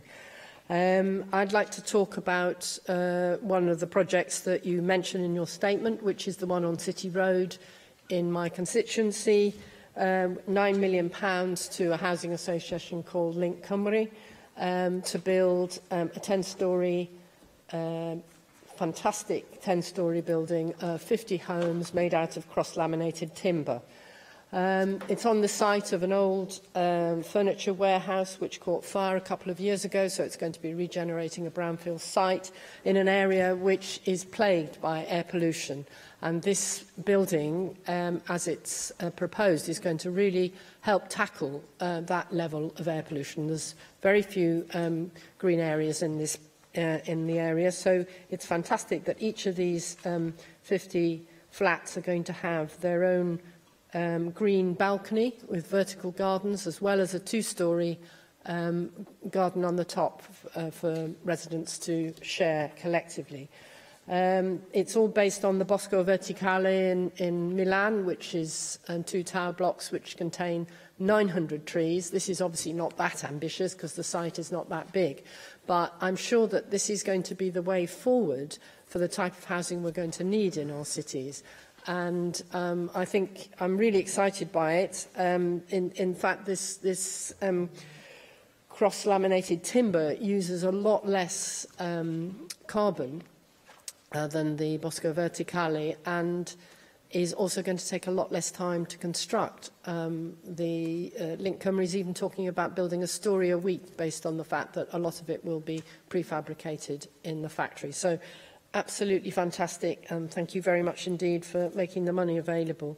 In light of the success and the interest in all the innovative housing projects that you've received, I just wondered if why we can't go a bit faster on implementing the recommendation in the More Better report, which said that buildings need to be delivered in shorter timescales with lower embodied energy and be carbon storing whilst having an ecological positive impact. Well, this tower is going to do that, and I wonder when we are going to get round to amending the building regulations to put a stop to the unimaginative, difficult to heat and overpriced homes which large private house builders in Cardiff are continuing to put up. So I do hope that you'll be able to reassure us that we are now going to push ahead with the sort of energy-efficient building regulations which were torn up by the Tories in 2015. I thank you very much for your questions and for your enthusiasm for the project in your constituency, which is obviously going to be a UK first. Really exciting to have those vertical gardens and so on. And you refer to it as a project which is regenerating the area, and that's what I think is particularly exciting about the Innovative Housing Programme, is that it's not innovative housing in a bubble, it's innovative housing as a part of our wider Welsh Government agenda. So the £1.9 million for Newydd Housing Association to build 23 homes as part of the Goodshed development in Barry will actually include spaces for start-up businesses along the same lines of that which we see in the Tramshed, which if anyone's had the opportunity to visit, that is a fantastic regeneration project, and it's the same people behind that as will be undertaking that particular project. And also, one of the projects in North Wales will be making adaptable movable pods built to passive house standards for single occupancy by homeless people. So this is addressing some of our urgent need for intermediate housing for people who are currently rough sleeping. So that's another exciting project. And of course, the over 55s apartments, which I referred to earlier, again, is about creating houses which are appropriate for people as they get into older age and as needs change and so on. And we have, again, a dearth of appropriate housing for older people. So this really is about trying to ensure that we're linking up across government in terms of achieving more than one thing with this innovative project. Timber is involved in 22 of the projects. People always tell us that you can't build houses with Welsh timber, but I think this project is certainly proving that not to be the case. We certainly know that alongside using the timber in the projects we have, in parallel there's work going on at several universities which is showing what can be done in terms of treating Welsh timber in order to strengthen it so it can be used in even greater amounts in Welsh housing as well. And on the issue of building regs, I'm afraid that's the responsibility of my colleague, and I will ask her to write to you with the assurance that you're seeking. Thank you, Minister. The next item is a statement by the Minister for Children, Older People and Social Care on Adoption Week, and I call on the Minister to make his statement. Hugh Davies. Thank you, Llywydd. To be able to celebrate National Adoption Week with you and to recognise and to pay tribute to all of those caring individuals who are willing to put themselves forward to become adoptive parents, and also to those who provide support to them on their journey. Becoming a parent is a significant commitment and the start of an emotional journey that brings great rewards. But you will know as well as I that being a parent is not always simple, and the challenges can and do arise. And at these times of challenge, we may need support that enables us to continue to provide a loving, stable home environment, a home that enables our children to thrive. That support is available in many forms, be that friends or family, support groups, or from the range of universal and specialist services. It continues to be a tremendous inspiration to me personally that individuals continue to commit themselves to care for and support children right across Wales. And I particularly want to pay tribute today to those who have already adopted, and to encourage anyone who's considering adoption to come forward. And I also want to recognise the role that professionals and organisations play in supporting adoption right across Wales. And finally, to highlight the action being taken to enable and empower improvement in this area. More practical support is being delivered for adoptive children, for young people and families, as part of a national framework that is driving consistency and improving outcomes. For professionals, a toolkit has been developed to support them to undertake life journey work in adoption. The toolkit has been developed in collaboration with children, young people and adopters, ensuring that the voice of children and young people is heard, and through their lived experiences is helping to shape and to inform further improvement. As part of driving this improvement agenda, we have also commissioned the National Adoption Service to firstly lead the development of an awareness-raising toolkit for primary health and CAMS, and also to secure research to better evidence why prospective adopters choose not to proceed and progress their applications. The National Adoption Service for Wales was established in November 2014. It's led by local government, in line with local authorities' legal responsibilities for adoption, and it was created in response to recommendations made by the National Assembly for Wales committees on how adoption services should be improved, and improvement is happening. The latest annual report from NAS confirms that children are being placed with adopted families quicker than before, that nearly 1/3 of placements were sibling groups with brothers and sisters together, that nearly all adoption placements are lasting and successful, and that more people want to adopt. So these are positive outcomes that are sometimes lost. And that's why today and this week are important, because it allows us to offer deserved focus and recognition on the successes of adoption in Wales.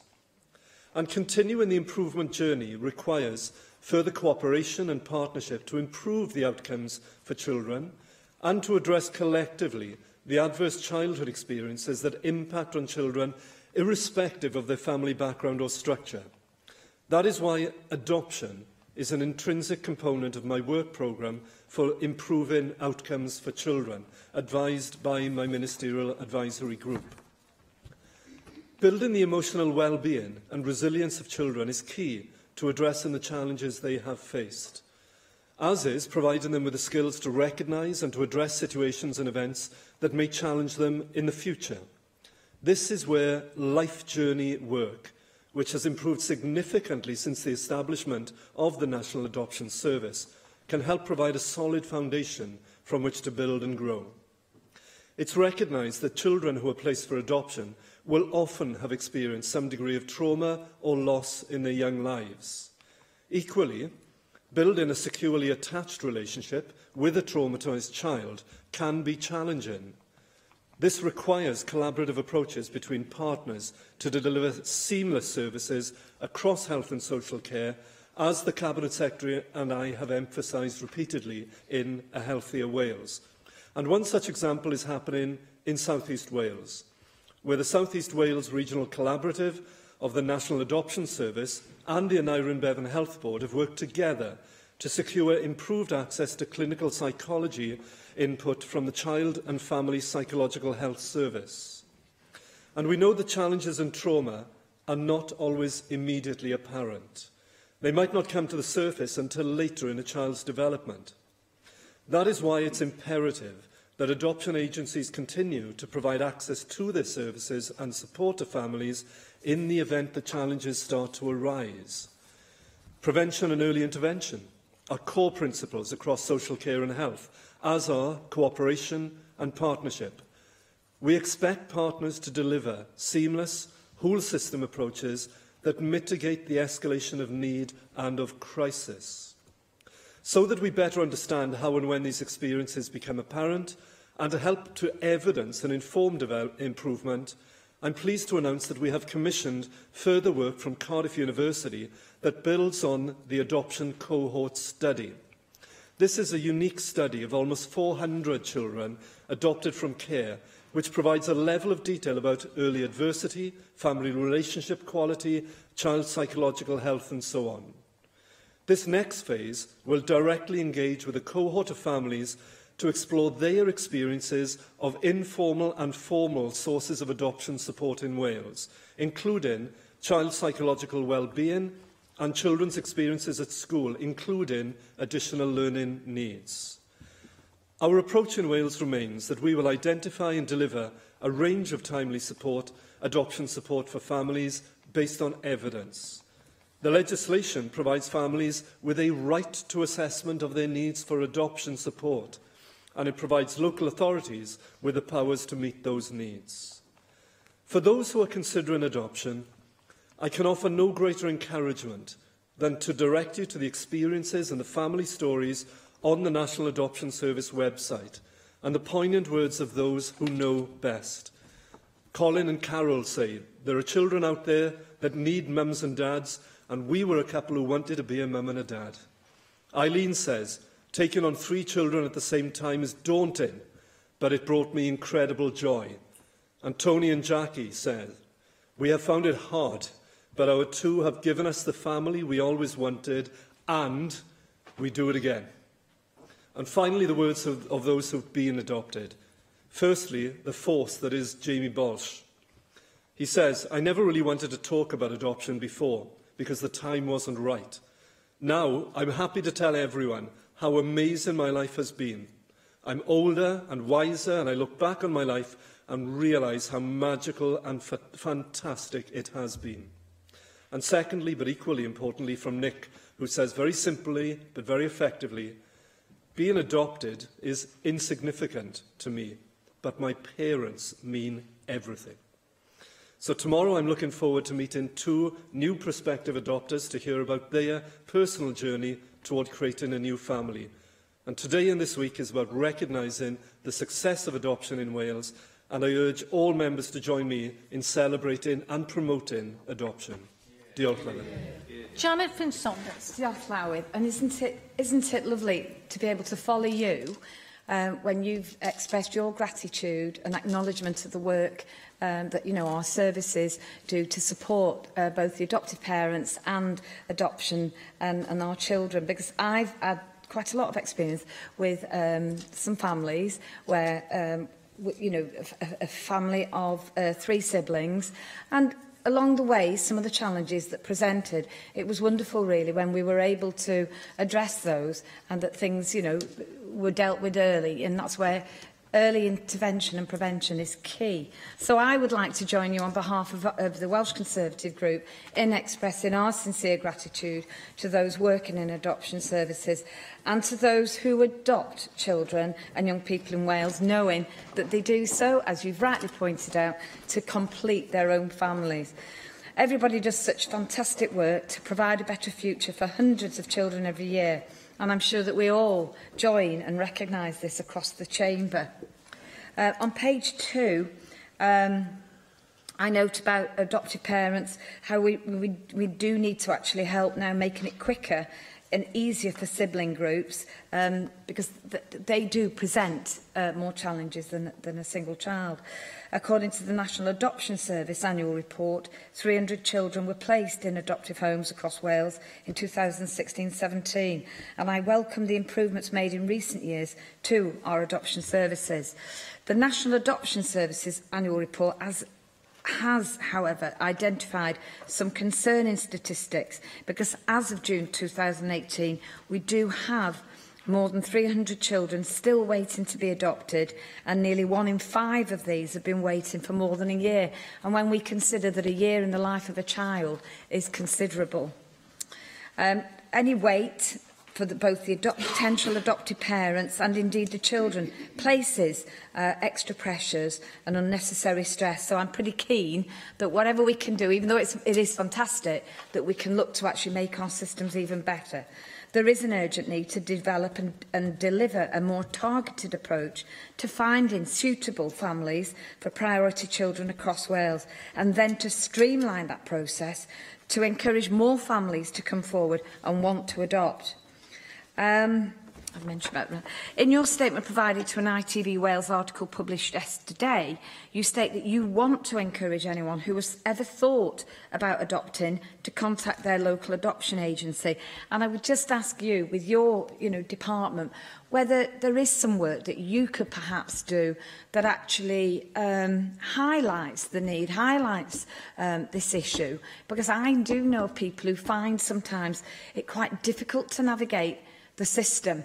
So anything that you as a department can do to make that link up and that joining up and make those families complete, all the better.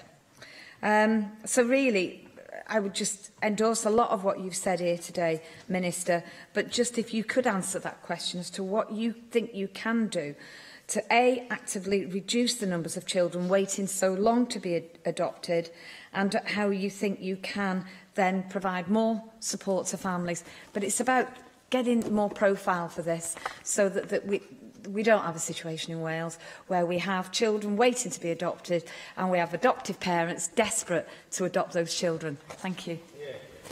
Yes, and thank you, Janet, and thanks for your encouragement as well of families who might want to come forward. We want more families to come forward, and families come in all shapes and sizes as well. But we want more families to come forward, because whilst we've had around 300 children over the last year go through into the adoption process, we know that we currently have around 350 who are going through the process, and we hope they'll all be successful. But we do need more potential families to come forward. And we can play a role in that, certainly, as elected individuals, because we have quite a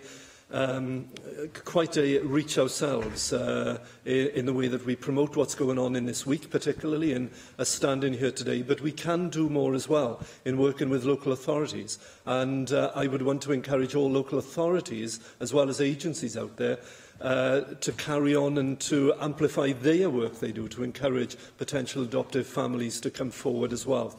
And it can't be just this 1 week. It needs to be a constant thing. And that's where the National Adoption Service, I think, is increasingly playing a very strong role, is promoting the work of adoption and the opportunities here. You rightly flag up, though, there is a great deal of good news and progress that has been made, and I think putting the national framework in place is helping to drive that. The National Adoption Service itself is helping to drive it.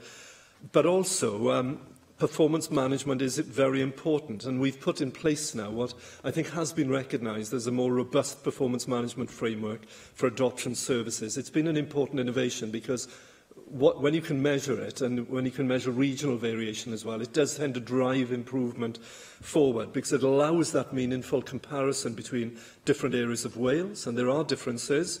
Even though the trajectory is upwards, there are still areas lagging behind. Enables us then, as ministers, as the National Adoption Service, as local partnerships, to put real challenge into the system and identify best practice and get it rolled out everywhere. We think that performance, more robust performance management, is a significant step forward to equalising access to services and also raising quality overall. There is some way to go. We've had that positive impact around the drop in the length of time between a child becoming looked after to being placed for adoption. That has gone down. Fewer children waiting more than 6 months for a match. But actually, we think we can do more. And some of the measures we're taking now in reviewing and overhauling parts of the system will match our ambition that no child should be waiting even a month to get onto the register, should be onto the register, and then the ability, a more flexible ability of potential adoptive families to match up with those children and young people as well. So all the time we're trying to find those new ways that we can improve performance and get the performance consistent across Wales. Lloyd. Diolch, Llywydd. Can I... Thank you, Llywydd. The statement from the Minister as regards celebrating Adoption Week, and obviously I think we're all on these benches very happy to join in widespread celebration of Adoption Week, and very happy to second the tribute to all prospective adoptive parents and those who have been adopting children and young people over the years. It really is tremendous. I stand in awe, actually. I stand in awe. Because there is a huge agenda here, obviously. I used to wonder in my baby clinics in Forest Fach Medical Centre years ago, I used to see little babies that were exactly the same as my own babies at the time, but they would have very different experiences to my children, and you could see the brutalising effect of a wide variety of adverse childhood experience, scarring young children, and it wasn't their fault. And it was absolutely terrible to behold. The same sort of situation, unfortunately, carries on happening these days. And sometimes that phrase, adverse childhood experiences, seems to hide the cruelty and the abuse that is still happening, and scars run deep and long. And obviously, prolonged stays in the care system as well, obviously, can be sometimes equally brutalising, and so adoption really is extremely important, and I salute obviously also the work of the National Adoption Services as well. Now, plainly, my question revolves, plainly adoption therefore is preferable obviously to remaining in the care system for a long period of time. So can I ask the Minister, how confident is he that the current focus on trying to ensure children can return to birth parents, that sort of focus, while understandable, that sort of focus on trying to ensure that children can return to their birth parents is only being undertaken when most people involved in that situation would accept that this is a realistic possibility, because it's an important issue and situations are extremely difficult. Decisions cannot be rushed, but obviously they have to be the right decision as well. Thank you. Di, thank you very much. And on that very important point, I think this is why, curiously, the work in the adoption sector doesn't stand totally isolated from the wider issue of looked after children and improving outcomes for all children. And I think in all of that wide piece of work, of paramount importance and statutorily underpinned as well in our belief in the rights of the child, is that the child comes first. And he and I will sometimes, as all Assembly members do, have some challenging conversations with birth parents who will say, well, the best interest of the child is for them to be with me, and yet the professional advice, multi-agency professional advice is, whilst we sympathise with the parents, actually the best place is somewhere else. Sometimes, however, it is the other way, and with the right therapeutic support, with the right interventions wrapping around the family, solutions can be found where safely they can be retained in that family setting with often quite intensive additional support, but it has to be in the best interest of the child.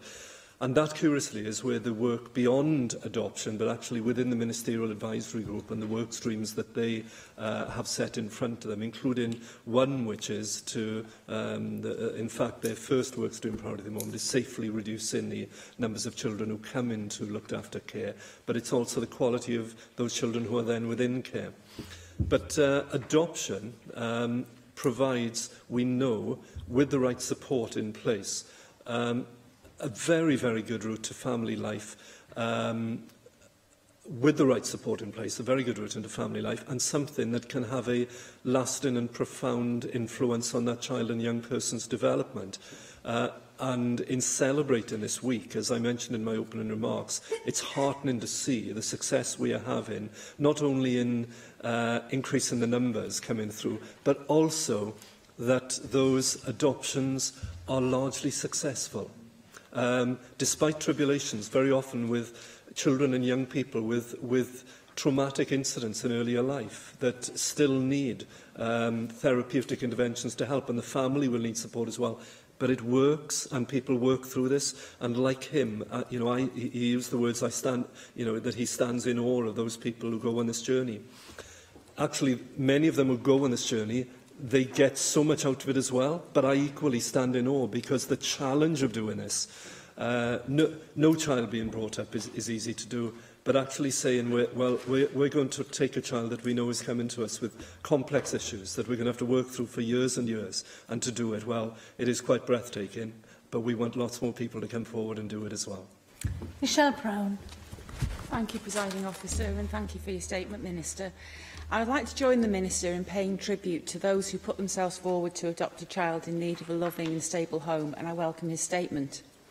Although the Minister hasn't quantified the improvements he set out in his statement, I welcome the news that children are being placed with adopting families quicker, that a sizable proportion of sibling groups are being placed together, and that more people want to adopt. It's equally good news that the majority of adoptions are lasting and successful. As the Minister says, Adoption Week offers an opportunity to focus on adoption and recognise Wales's successes. However, it's also a chance for the Minister and his department to reflect on whether there are barriers to people applying to adopt or continuing with the adoption process. It's also an appropriate time for the Minister to consider whether the guidance he and his department provide to adoption agencies and services is the best it can be to ensure that no child is waiting for adoptive parents longer than is absolutely necessary. Does the Minister therefore intend to review such guidance, and will he report back to this place on the results of his review? I'm a firm believer that it's the quality of parenting an adopter can offer a child that should be the deciding factor when placing a child with adoptive parents ahead of all other considerations. The Bernardo's website suggests that there's an additional difficulty in finding adoptive homes for children of black and minority ethnicity, sibling groups and children who have challenging behaviour. I wonder if the Minister is aware of the initiative named Adopting Together, which is supported by the National Adoption Service, and that was highlighted in an article on the BBC website earlier this week. I presume he is. It seems to be a good approach to placing children in need of adoption, but whilst it states it's targeted at finding loving homes for children aged 4 and over, sibling groups, children with additional needs and children with medical needs or medical uncertainty, in other words, those children who have been identified as waiting the longest for a family, it makes no mention of children from an ethnic minority.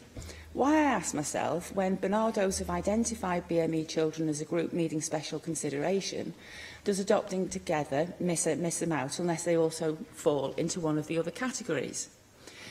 That, of course, is a question more properly put to Adopting Together. But are you concerned about the apparent difference of approach and whether such a difference could potentially affect the number of parents putting themselves forward to adopt BME children? It's difficult to find out if the agencies and local authorities that operate adoption services in Wales are fully open to interracial adoption.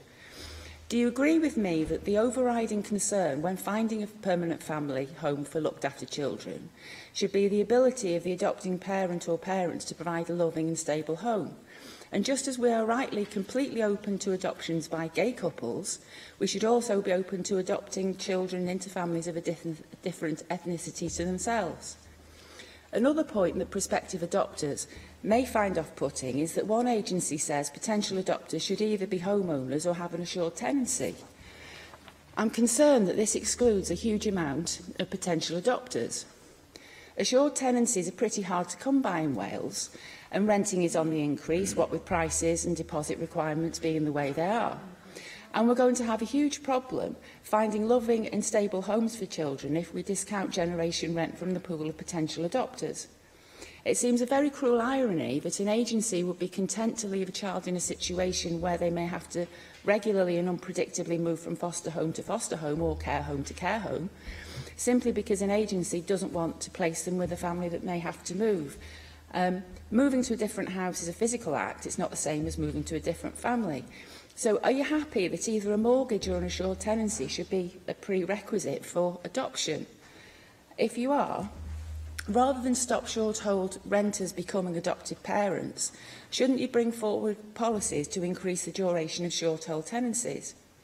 How is the Minister ensuring that the National Adoption Service and Adopting Together are coordinating their work to the benefit of children and young people? It's encouraging that health boards are also looking at working together to provide improved access to clinical psychology input. And I would ask the Minister how he will learn lessons from this work and roll those lessons out throughout Wales. Finally, I would like to join the Minister in celebrating adoption, and I very much hope that the next time the Minister comes to this place to report on adoption in Wales, that he will be able to report that the measures he's taking now will have resulted in very positive results. Thank you. Thank you very much, Michelle. And if I can start with the first point that you raised there, after your welcome for this celebration this week and promotion of adoption, you laid down the challenge about what the results we were having are, and I touched on some of them in my opening remarks, but I'm happy to clarify. More than 300 children were placed last year in a new adoptive home. Approximately 300 children had their adoption orders granted. There's a further 350 children with the legal authority now to be placed, who are waiting to be matched or placed with a new family at the end of the year. And that the... What else? We've got more than 500 children with adoption support services in place. National Service has facilitated more than, well, nearly 3,500 active letterbox contact arrangements. They've provided a service to more than 320 birth parents and so on. But all of those show an improvement in performance from a national perspective, although, as I touched on previously, one of the issues we have to do is get consistency right across Wales in all the regions. I think you touched as well on the aspect of speeding up the process, but was that your point towards... Really? The pieces of legislation currently, consultations currently live in the field of adoption legislation, and they're to do with actually speeding up the process. There's the first, which covers the new regulations required that flow on from the RISCA regulations, and the second covers the proposed introduction of a two-stage system for assessing and approving adopters, which covers some of the points that you were raising there, but it's also focusing on reducing the timescale within which children and approved prospective adopters have their details added to the Register for Wales to a maximum of 1 month, which would be a huge leap forward. Many of the points that you raised in terms of the criteria for adoptive families, I haven't actually had raised with me as major issues. It's been more to do with actually the matching up the right family with the right child or young person. It hasn't been to do with mortgages and so on, but I'll go and look at that and I'll write to the member on it. But you asked what confidence do we have in driving this forward. We do have that confidence, one because the performance improvement we can see already, but also because we have the national framework in place.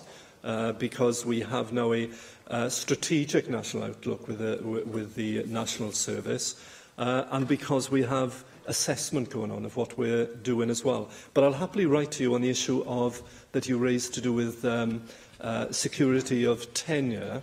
But I would come back to the point that I said to Di as well. Everything we do within this sphere is always within the best interests of the child, paramount first and foremost, as well as matching with adoptive families. But I'll write to you on that issue because it hasn't been raised with me before and it hasn't come up as a problem. So I'll go away and find out if it is. If you have any particular examples of where that's been a problem, I'd be happy if you shared them with me too.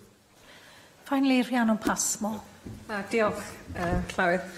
Firstly, I wish to very much welcome the Minister for Children's statement celebrating Adoption Week and the active cutting-edge work now taking place across Wales, both in homes and across our agencies. The Minister, along with the Cabinet Secretary, has long championed a collaborative approach between our partner agencies, as emphasised in Healthier Wales. So, will the Minister recognise formally in this chamber the groundbreaking and innovative practice in this field now taking place, in particular across South East Wales? The South East Wales regional collaboration, is consisting of the National Adoption Service and the Aneurin Bevan Health Board, have worked strategically together to secure improved access to needed clinical psychology inputs. So will he then recognise such examples of excellence within the new national framework and ensure that such leading-edge work is celebrated, enhanced and replicated across Wales, not just for current adopted children, but for future adoptees and their much-needed forever families? Rhiannon, yes, thank you very much. And again, thank you for your support for this area and for championing adoption as well. And certainly the South East is driving forward. There are other examples, I have to say, in other parts of Wales as well. But what that we've done in the South East area, particularly with access to clinical psychology, has been groundbreaking. And one of the things that the NAS will be looking to do is to see how we can then replicate this wider across Wales. Because that's the way, in that sort of partnership, collaborative, strategic approach, but driving through best practice and making it common, that we'll see real improvements. Because very often, for adoptive families, they need to know that, and the studies will show us, the Cardiff University will show us, they need the right support at that timely moment when they need it, to avoid things worsening or to get to a crisis point. So the sort of work going on in South East Wales is something that we should shout about and then try and make sure that it's happening across the East as well. But things are, we have many of these examples of good practice now, and I think a lot of it is being driven through the national framework and through the national service as well. So yes, and when she leaves here today, I'm sure she will, I hope very much that she will go and make sure that within her local media and so on, she is again driving that need for more families to come forward. Diolch i'r gweinidog. Thank you, Minister, and that brings today's proceedings to a close.